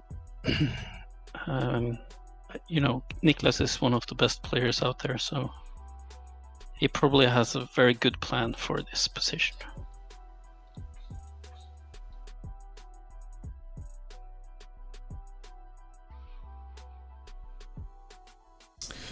Decisions. And there's plenty of time left. I mean, Sam could turn to the right. Just try to overshoot the green Inquisitor. Shooting from the rear. I don't think... Yeah.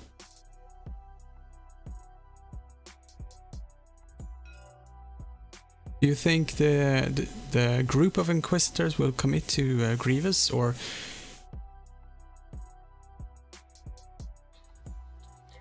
Well... Mind games. Yeah, I was going to say, that's a tough one. That's certainly what the expected move would be, which means my gut says they won't do that. Yeah. Yeah, I'm thinking that as well. It's so easy to just go straight ahead here, but it looks like such a bad choice. But then sometimes that makes it a good choice, because your opponent would never do something that stupid. Indeed. So that's the reason why I win games every now and then. Do you think that's the hard block? Well, look at that. Trying to block Grievous coming in hard. Oh, look at that. He's filling that lining area up. He's lining nice. up bullseye orcs here. Yeah. I didn't Look see at that this. coming. This is just beautiful, isn't it?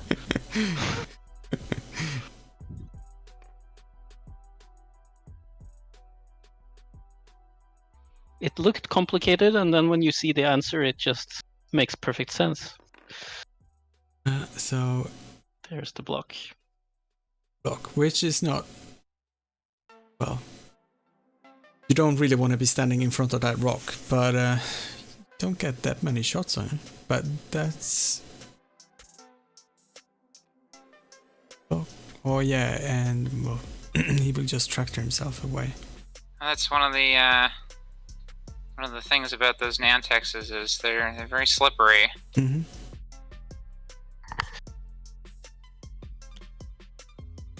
Did you ever consider to add the fully execute when you were on the Nantex? Never. Never. I mean, I considered it as a possibility, but I never wanted to do it because the identity of the ship is that it is resistant to blocking and that sort of like close-in tactics. If you added fully execute, I don't think the Nantex would have anything going for it. No. So we just had one shield taken off Sam, and John is revealing the card. It's the bonus attack when defending thing.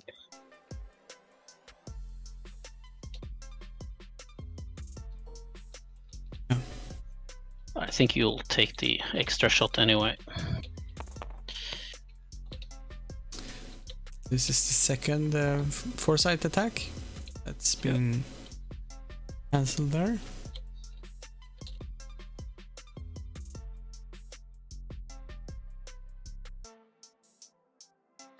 Yeah, no, the Nantex was a very interesting ship on the design side, but although we played around with a bunch of things, I knew that I wanted it to have some ability to maneuver even when blocked, because that was design space we hadn't really played in yet. I think if I was, to go back and do it over, I might look into changing how the cost of that worked or fiddling with the ability in some way. But the fundamental of it not being able to be blocked in a traditional sense, that I really like. Here we go. Hit, crit, crit. Fervor, rolling natties. Yeah, sometimes... Ooh. Spends his focus. Oh, it was on... Yeah. I thought it was on the blue. Mm. That would have been very bad for blue. So the brown took a shield. So it's interesting because in a lot of ways, both of these lists remind me quite a bit of first edition lists, and that they're both very defensively stacked. But different from first edition is that all of these ships do wear down over time to some degree.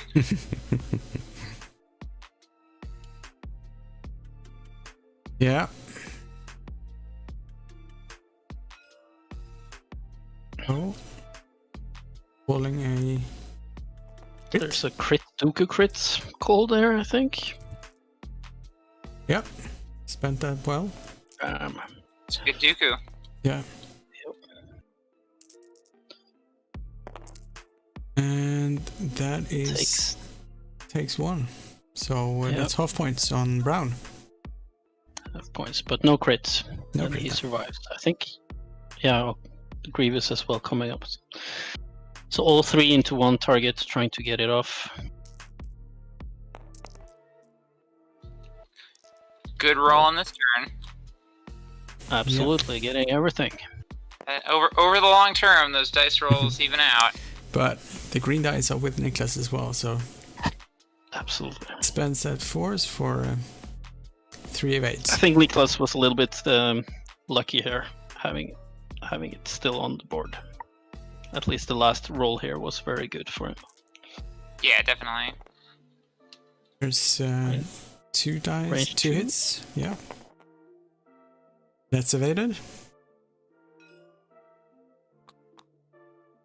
He takes his second "You better mean business" attack.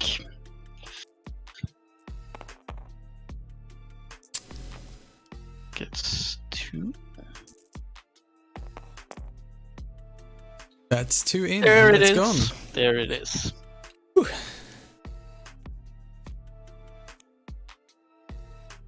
So 1 Inquisitor down.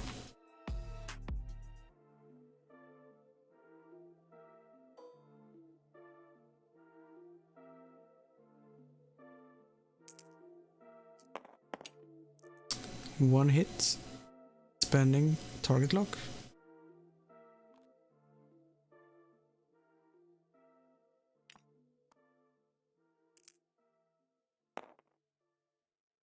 And spends spends focus for 2.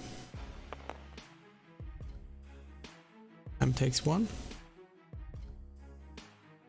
Still only the second shield, so still in a good health.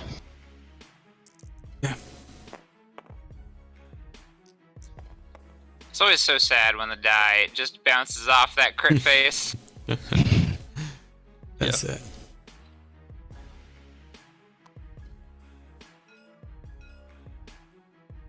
Spending Treacherous. Ah.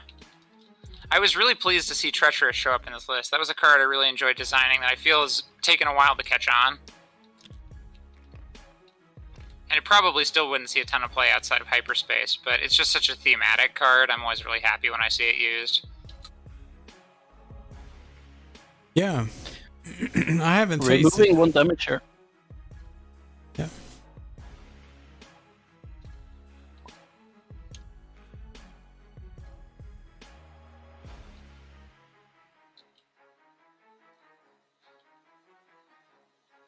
I really liked that the Republic had a lot of, like, take strain to help your ally effects, and then the Separatists got give your ally a strain for your own benefit. It was definitely a fun design parallel to set up.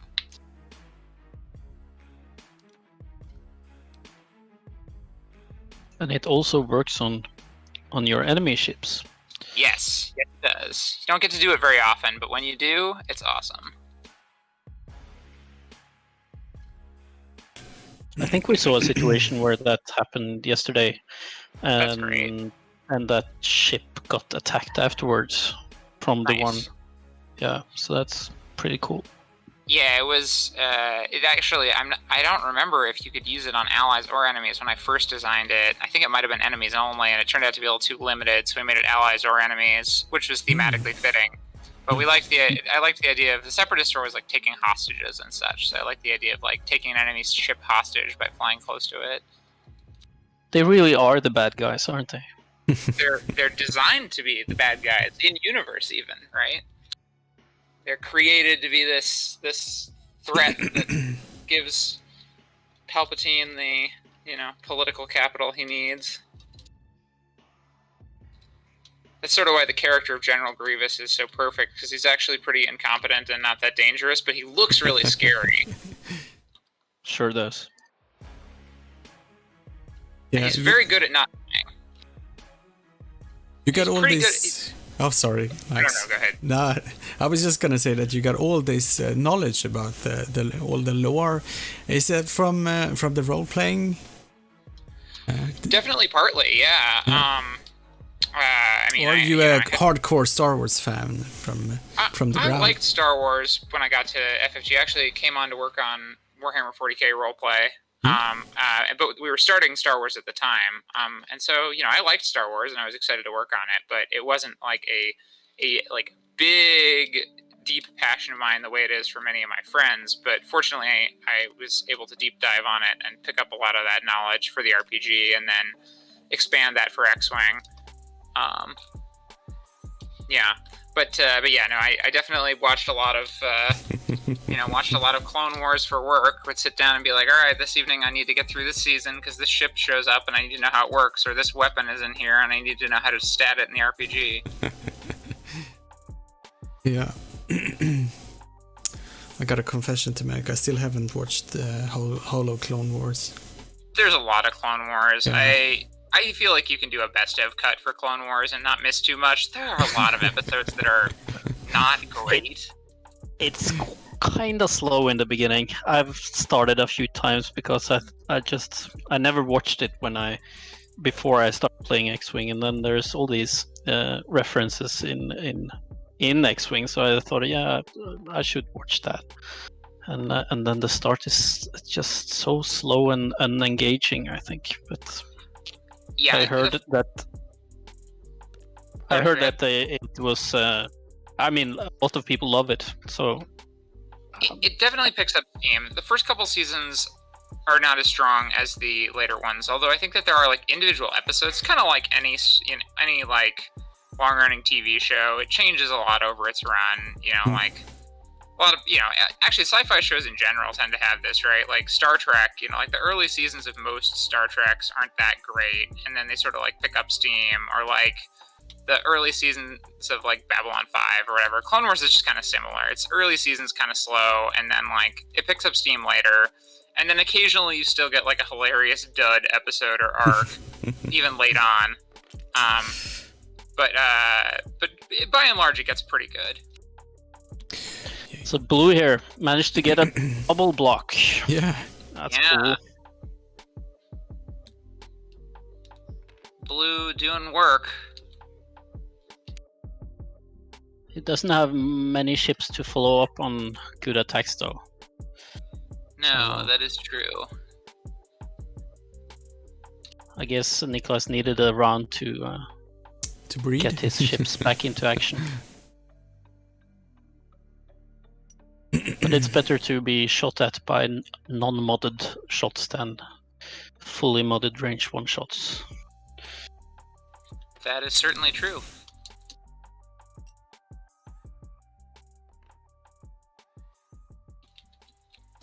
And have we got any foresight bullseyes this turn? Probably not. Nope. Doesn't look like it.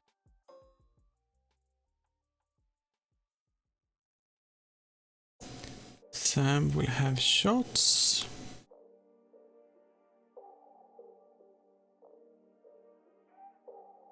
Sam's ability is loaded as well, so I've taken the... He will get a shot from green. Or will green shoot into pink, the Nandex?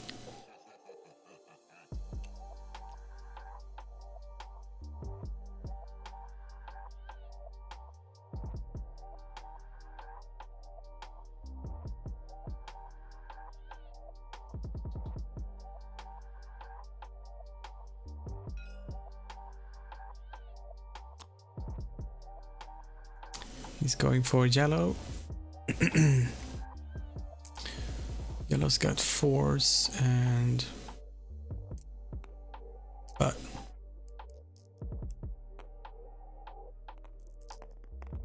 the result was hit and double crits. So I can see one evade. Focus. Spent. Sam has so many ways to modify his red dice, and he's very quick with modifying them. I think Johan has played Sam with this set of upgrades a lot of times. Yeah. Yeah. Well, I think this is also a match where it pays to be aggressive. I think that's often the case, but this one in particular, the thing about the Inquisitors is, although they are a swarm in many ways, like I feel like more than most swarms, each Inquisitor you lose really hurts your overall effectiveness because of the position advantage you lose with the ability to set up those bullseye shots. Yeah. And the ability to like threaten bullseye shots, like more than a traditional tie swarm or something. Every piece you lose really hurts you. So let's see. This shot is going into Sam from.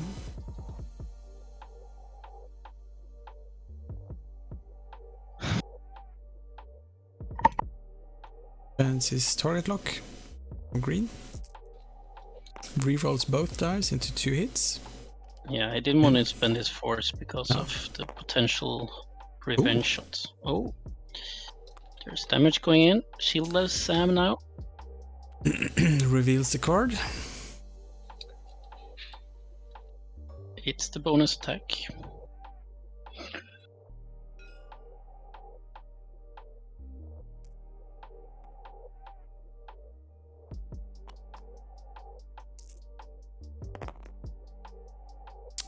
It's nothing.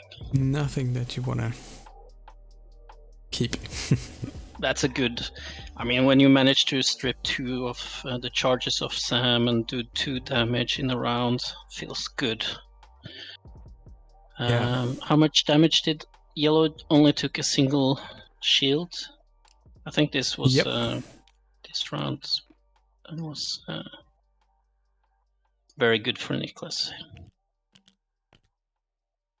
So It looked a little bit bad when only having a single arc on target, but still managing to get more damage in than you won here.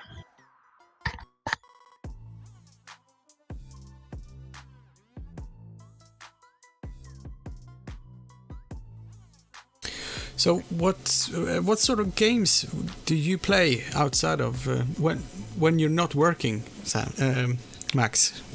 Yeah, what do I play when I'm not working? Well, let's see. I try to, unless I am deep diving in a game for work, I honestly find just because my time is limited, I try to play lots of different games and different types of games. Mm-hmm. I feel like, for design inspiration, the more omnivorous you are in what you consume, the more interesting ideas you'll come across, So of late, I played a bunch of Undaunted Normandy with a couple of friends, which is a great little deck builder, like tactical game that I think X-Wing fans would actually probably really dig, because it's got the feel of a minis game, but no minis, no setup. And I think there's an official TTS mod for it too. Oh, cool. So I can give that one a plug. That's been a really fun one. It's got a neat system for reflecting sort of like confusion in battle through these like fog of war cards that feel like interesting and not overly fiddly or annoying. I also have been dipping a bit into Unmatched, the Restoration Games sort of soft remake of Star Wars Epic Duels from the early 2000s. That's the one with like all the public domain fictional characters fighting each other, but it's an adaptation of Star Wars Epic Duels, which is kind of funny. Yeah. And that's got just a pretty neat battle system. And again, I think, for X-Wing players could be pretty appealing because it's got a very minis game feel, but doesn't have a lot of the like fiddliness of a traditional minis game that I know a lot of people in X-Wing are glad not to have. Not that X-Wing can't be fiddly, it certainly can. I mean, there's plenty of charges on the board right now, but not as many as we feared there might be at the beginning of second edition. Yeah. And then let's see. In terms of video games, I just picked up and downloaded a game called Gunfire Reborn, which is a roguelike shooter, which is pretty fun. So, yeah, I try lots of different things though, which is why I never get good at games anymore. I play them enough times to understand them, but not enough times to actually get good. See a bomb drop here, thermal detonator. Do you get any time to play any RPGs, by the way? Oh, RPGs? Yeah, definitely. So I just started running a Star Wars role-playing campaign for some friends. I actually am going to come up with some rules for converting their characters into X-Wing pilots so we can do one session as an X-Wing thing. If I think I'm going to get those rules after I do that and test it out. I'm going to write those up and put them on my website. So cool. Just like simple, like here's how you adjust your ranks in piloting into initiative, or this, that, and how do you choose what ability you get? How do you determine your initiative, etc.? It's just real simple. Cool. Yeah, I'll definitely try that. I think it'd be fun. I obviously a lot of my background's in the Edge of the Empire and those RPGs, and I really love those. Yeah.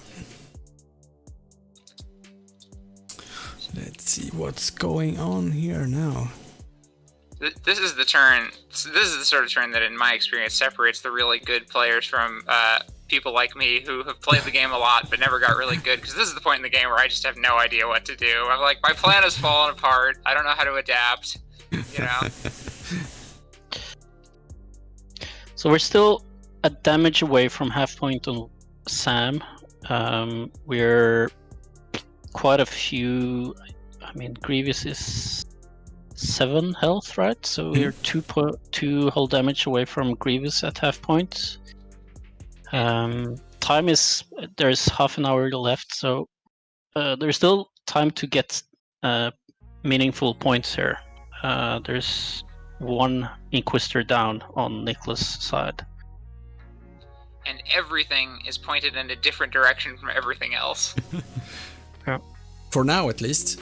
Yes, for now, we'll see. I'm excited to watch this. I mean, this is always really cool because good players, you know, as differentiated from myself, can actually plan it out such to have their fire arcs converge again on a particular turn on purpose. Well, that's relatable. So green will take the thermal detonator here. Yeah. I guess Nicholas just decided that that was the best choice.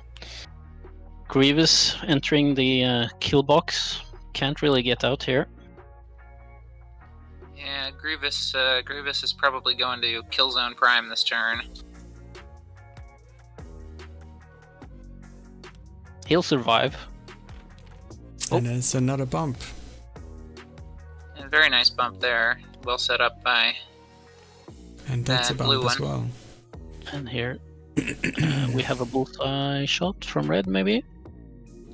I think so. Yeah, maybe hard to tell with that focus over it.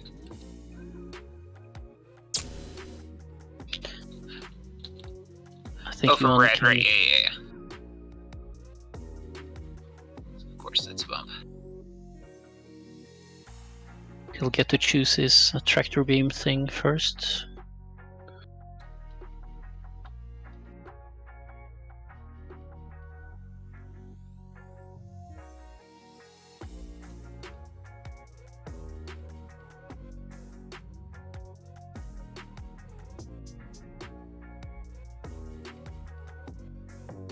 You could tractor beam left and back and switch your target to the blue Inquisitor, couldn't you?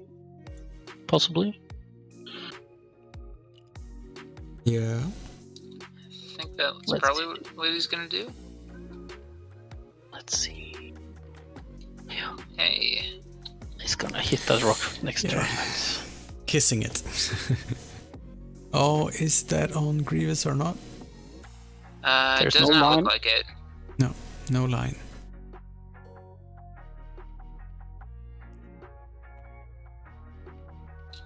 This is the sort of thing where TTS is just, you know, lightning fast compared to playing at the table. It would be like at least a minute to figure that out, right? Yeah. And not to talk about destroyed board states because of clumsy judge hands. Oh, those were my clumsy judge hands. When they finally let me stop doing judge calls, I was like, "You've done the players such a service. Like, you have no idea." I'm happy to make rules calls, but don't make me touch the table with my shaky hands. That was available. Blue gets out of it. This is Sam's shot. In the rear, range 3 through an obstacle. He's calling a Dooku, probably a crit.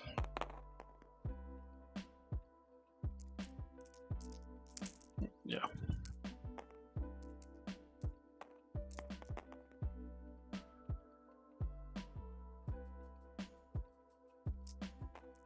So I can see Andreas Karlsson is in the chat. Very well played, Andreas. Today.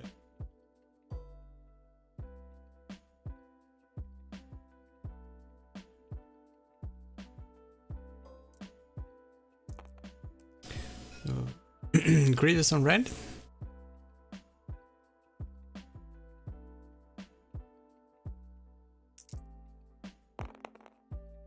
Only one.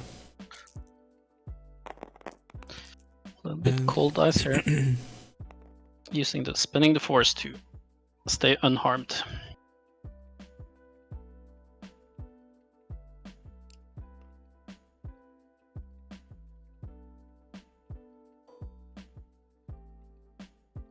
Out of arc. Grievous has not gotten to make those nice backstabs. He likes this game.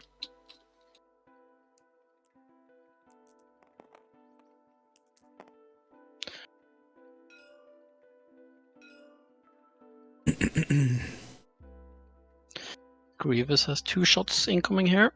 Yeah.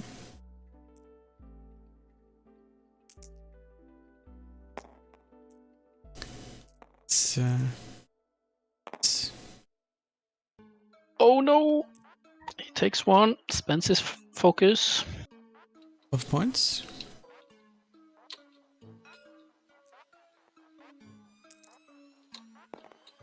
Red into Grievous, that's 1 crit. Yeah, Grievous That's is in the worst position here because both of these two are in his firing arc, so he's not even getting Solus 1. He's not running away or stabbing someone in the back.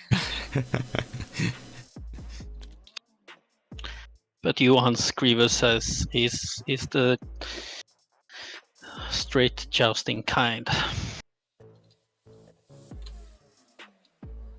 He gets out.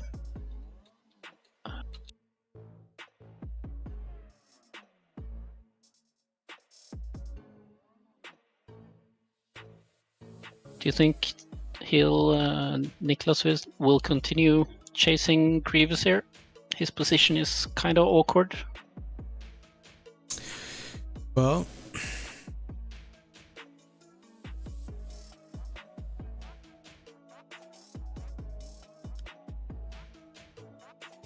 I don't know, to be honest. Hopefully Niklas knows, but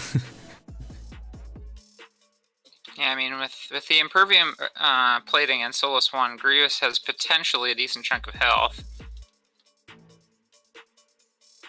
yeah. Though it's that quantum uncertainty. Some of it is quantum uncertainty health with the Impervium plating. Sam Yes. is getting away here. Still got 1 hull over half.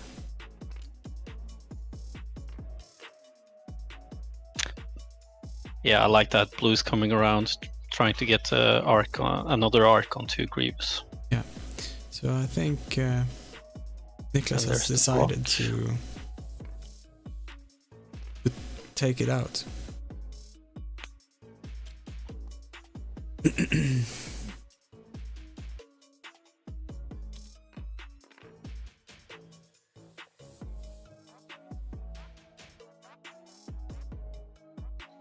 Yeah, I think Burwer and Zam are going to struggle for high quality shots this turn, right? So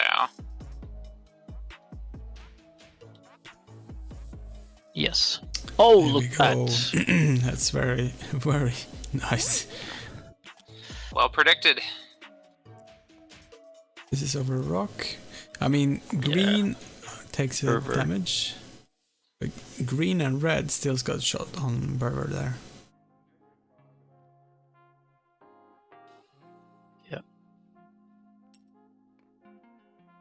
Grievous has 2 shots incoming as well, unless they manage to kill Yellow, who's at 3 health left. Let's see if Sam has anything. Oh, she's turning up. And with Dooku to potentially boost that Burwer shot, that's actually pretty good. I was wrong. Yeah, but he's tractored and in 2 arcs here without mods. I think Berber has potential to take some serious damage here. There's a good chance he'll die, but he's gonna.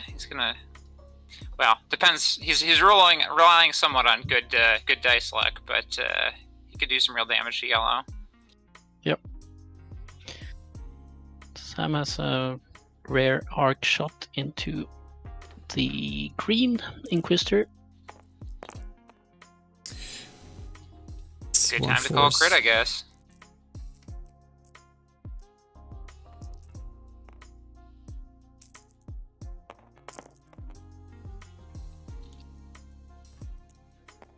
Yeah, spend his force for nothing. Oof. Yeah, that 5 dice on focus is not something you want. Or 5 dice on defense is not something you want to see.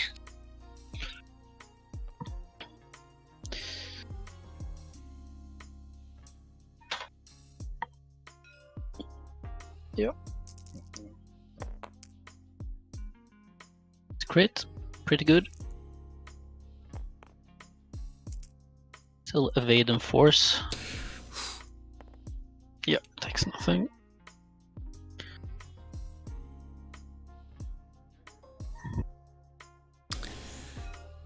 let's see. Grievous into the green, which is tokenless, and it's got no force. And Yeah, green actually has an evade actually. Oh yeah. Yep. But Grievous got rerolls. But gets 4.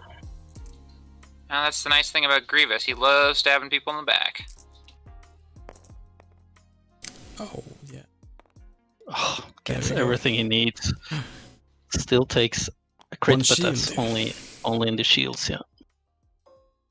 Nicholas gets some good rolls this round. That was a great Grievous move, though, because it put him in his get his offensive rerolls and get his defensive rerolls position, which is what you want. The blue doesn't manage to do any damage on Grievous.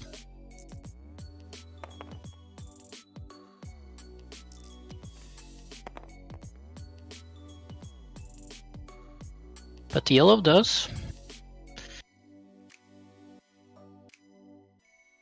Grievous at 2 hull left.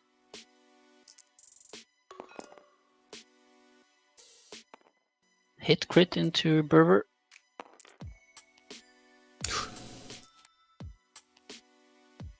Gravitic deflection, yeah. Ooh. 6-1. Crit.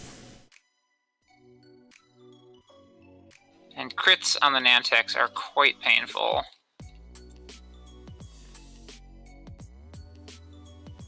He used Treacherous again. Ah. Well played. It was obstructed by that guy, wasn't it? Yep. I keep forgetting it.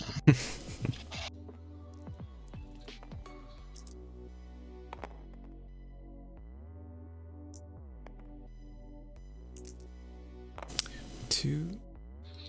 But if nothing else, this game has made me really happy to see this good Treacherous play, because I really like that card, and I always enjoy seeing people really make it sing. See, we have one. Was that 1 damage on Sam? Yep, so we Yeah. have half damage on Sam as well. And that takes Niklas to the lead, actually. Yep, and you should thank me, triggers on Sam, so she gets a charge back and a target lock onto the green Inquisitor. Yeah, I think- Sorry. Very good dice this round, and managed to just get out and get the damage, a little bit of the damage he needs. And you know, Sam is in a spot where he needs to he needs to decide if he's turning left or right.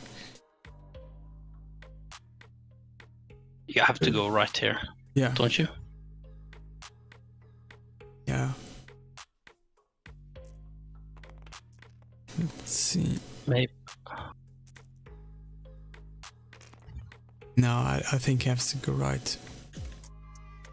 Maybe you even do the talent roll here. Yep, that's true.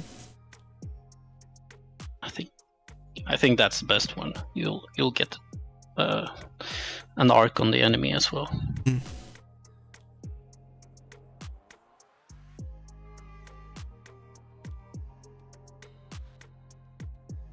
But there might be a few foresight triggering here.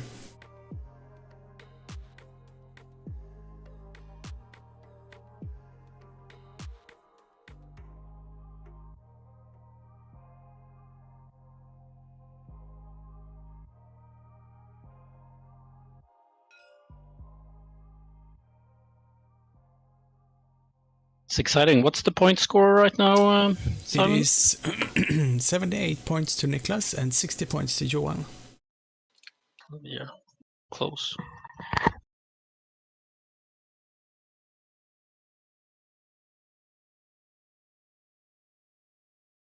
And only 12 minutes to go.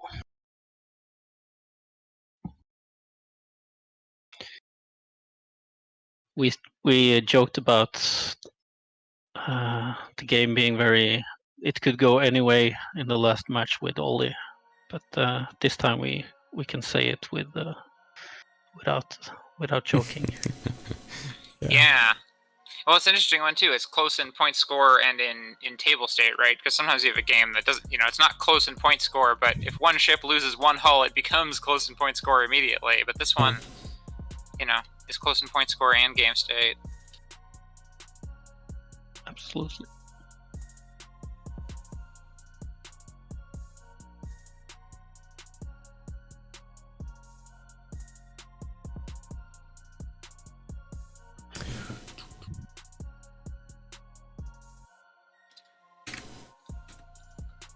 Okay, Zam is completely out of bombs. I was trying to remember if Zam had saved one surprise bomb for the end game.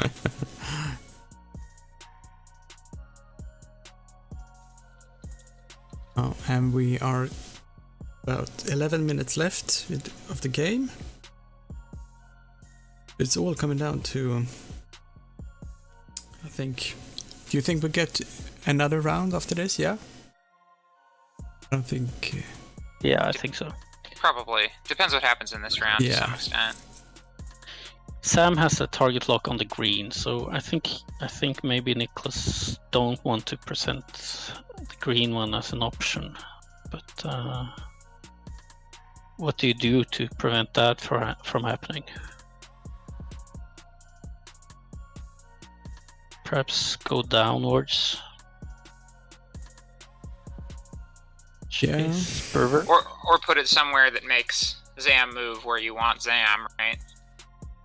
Yep. If you can capitalize on that.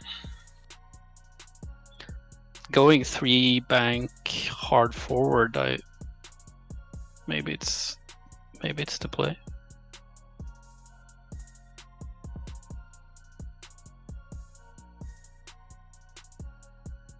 I think he will do the town roll, and in that case it would be bad.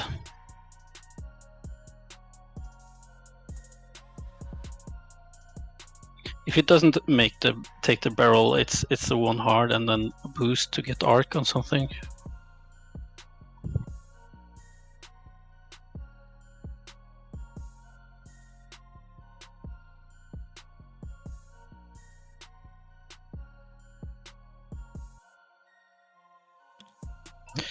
Alright, let's see what happens. The blue turns in. Boost focus.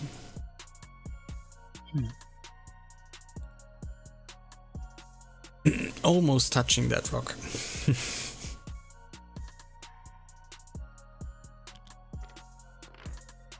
And it's 4K for you.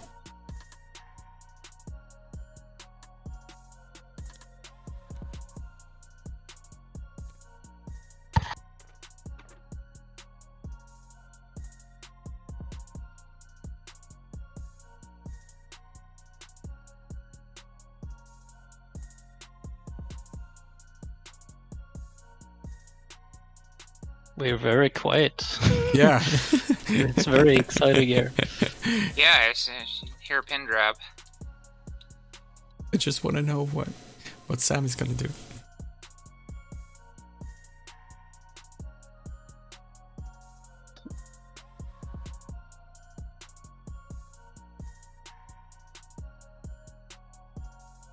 Oh, I think what's going on here. Perhaps you barrel behind the rock, try to get Pumpkins or Canadians or something like that.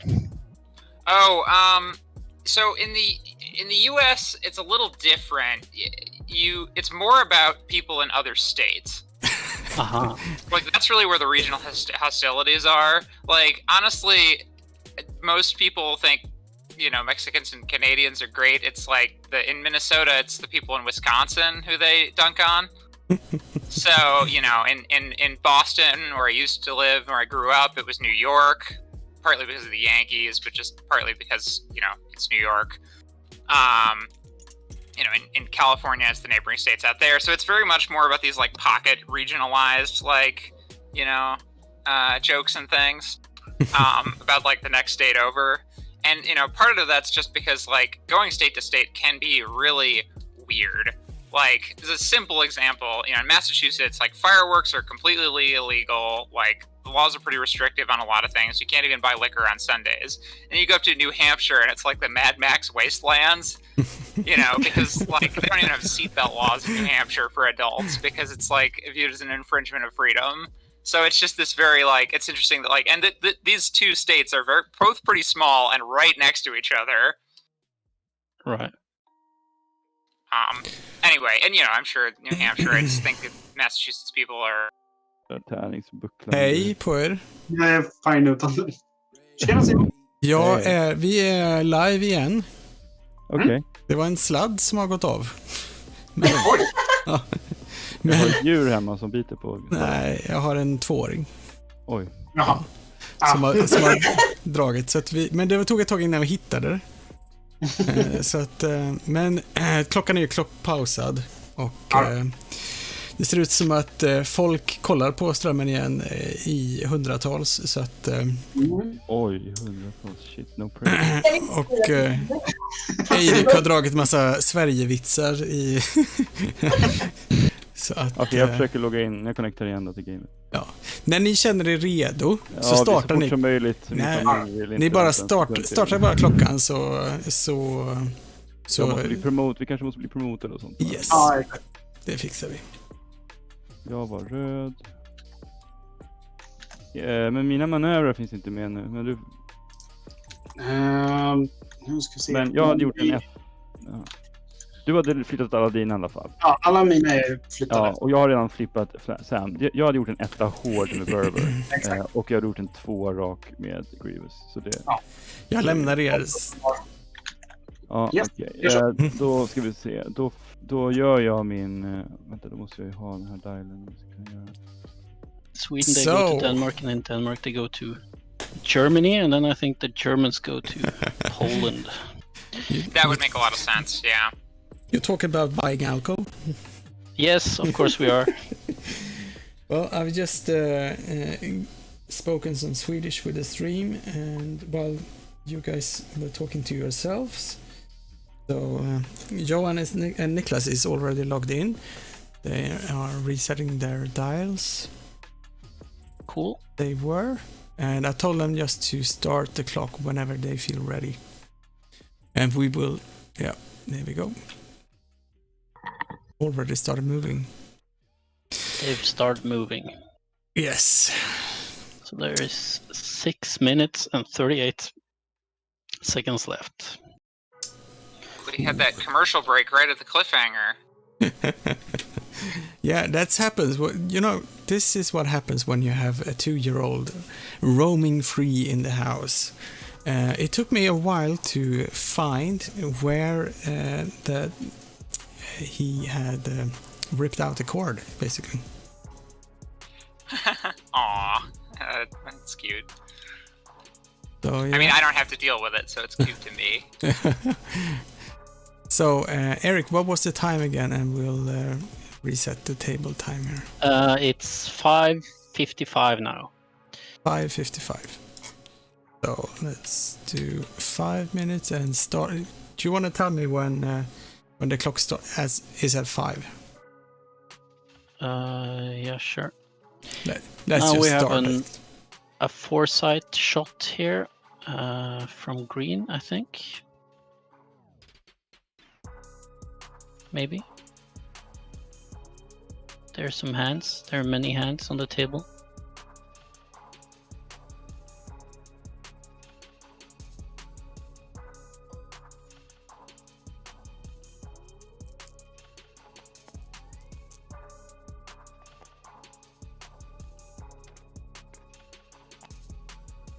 Yeah, this is a foresight side shot onto Burr, getting a hit. It's 5 minutes now, Simon. Yes. Let's just keep it as it is. The table time is gonna trump the overlay time. So that's half point on Berber. That is quite big. So I think Niklas is in a good position now. He's gotten lots of half damage on all 3 of the ships. Let's see what he can do.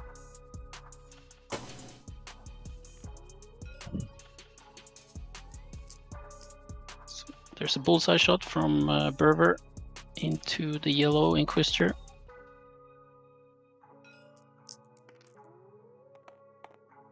Just a single.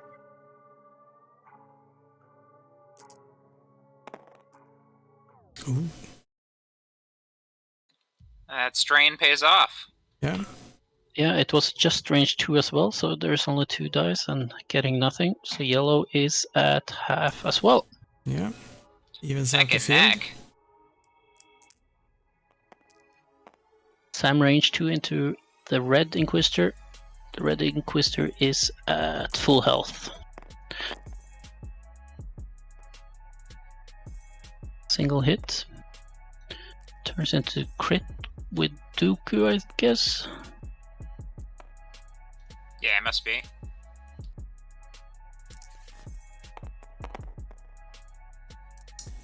Yeah. Gets 3 focus, which turns into evades.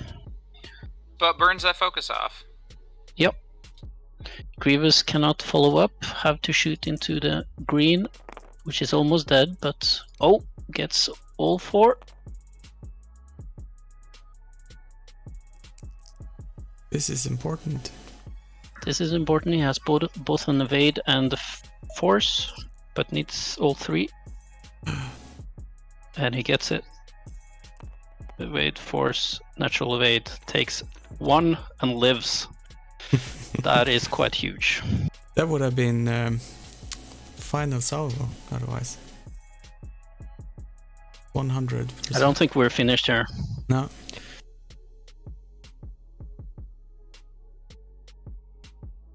Oh, I'm just worked up about the technical issues. That's fine. We're back. So Simon, the blue one has 2 choices. Yeah.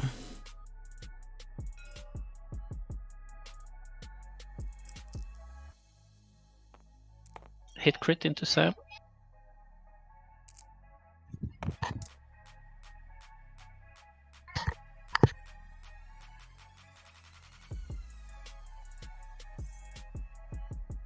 Let's hit crit into Sam.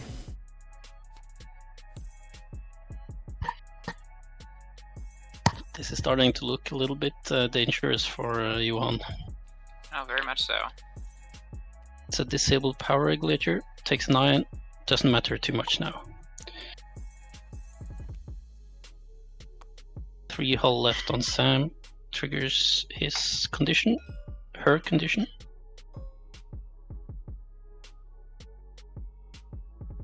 Which is the charge up and target lock. So he moves the target lock to the blue Inquisitor.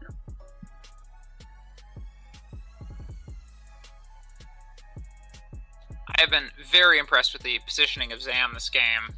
A lot of turns where Zam, with just a little bit less careful flying would have taken a lot more shots. Absolutely.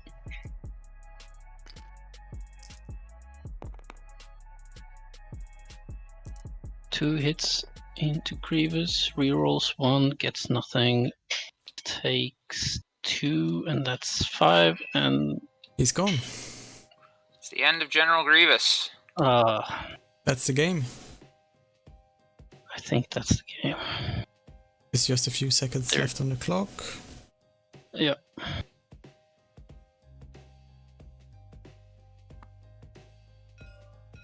And who could have foreseen that Nicholas God would be the winner of this tournament? It seems so random. Yeah, you'd need quite a bit of foresight to call that.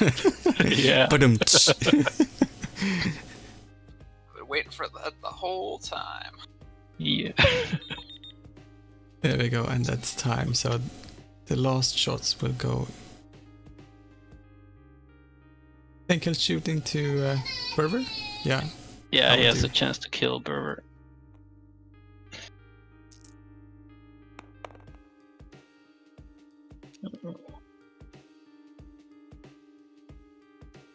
Can modify it for free.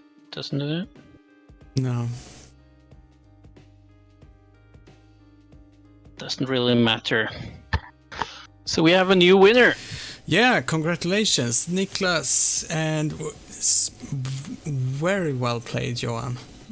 It's amazing, and both first and the second place to Swedish players in the Swedish Open. We have had 87 players. We have had 6 games of Swiss and then a top 16. So yeah, this is. I'm lost for words now, but it's been a really journey. Thank you so much, Flipster. Thank you, Max, for coming on both yesterday and today. It has been an honor to have you on.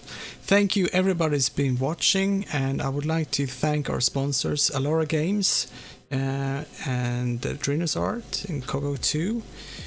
Please have a look in the show notes and click the links. There are also links for all the commentators' blogs and podcasts and everything. But now I would just like to thank the audience, and I think we should close this stream down so I can go and talk I just want to say one thing, Simon. On behalf of all the players, not that I'm a player, but I do it anyway. Thank you for setting up this amazing tournament. I did really nothing compared to the job you have done the last weeks here. So well done, and thank you very much. It's been so much fun. Thank you. Thank you very much. Over and out. Cool.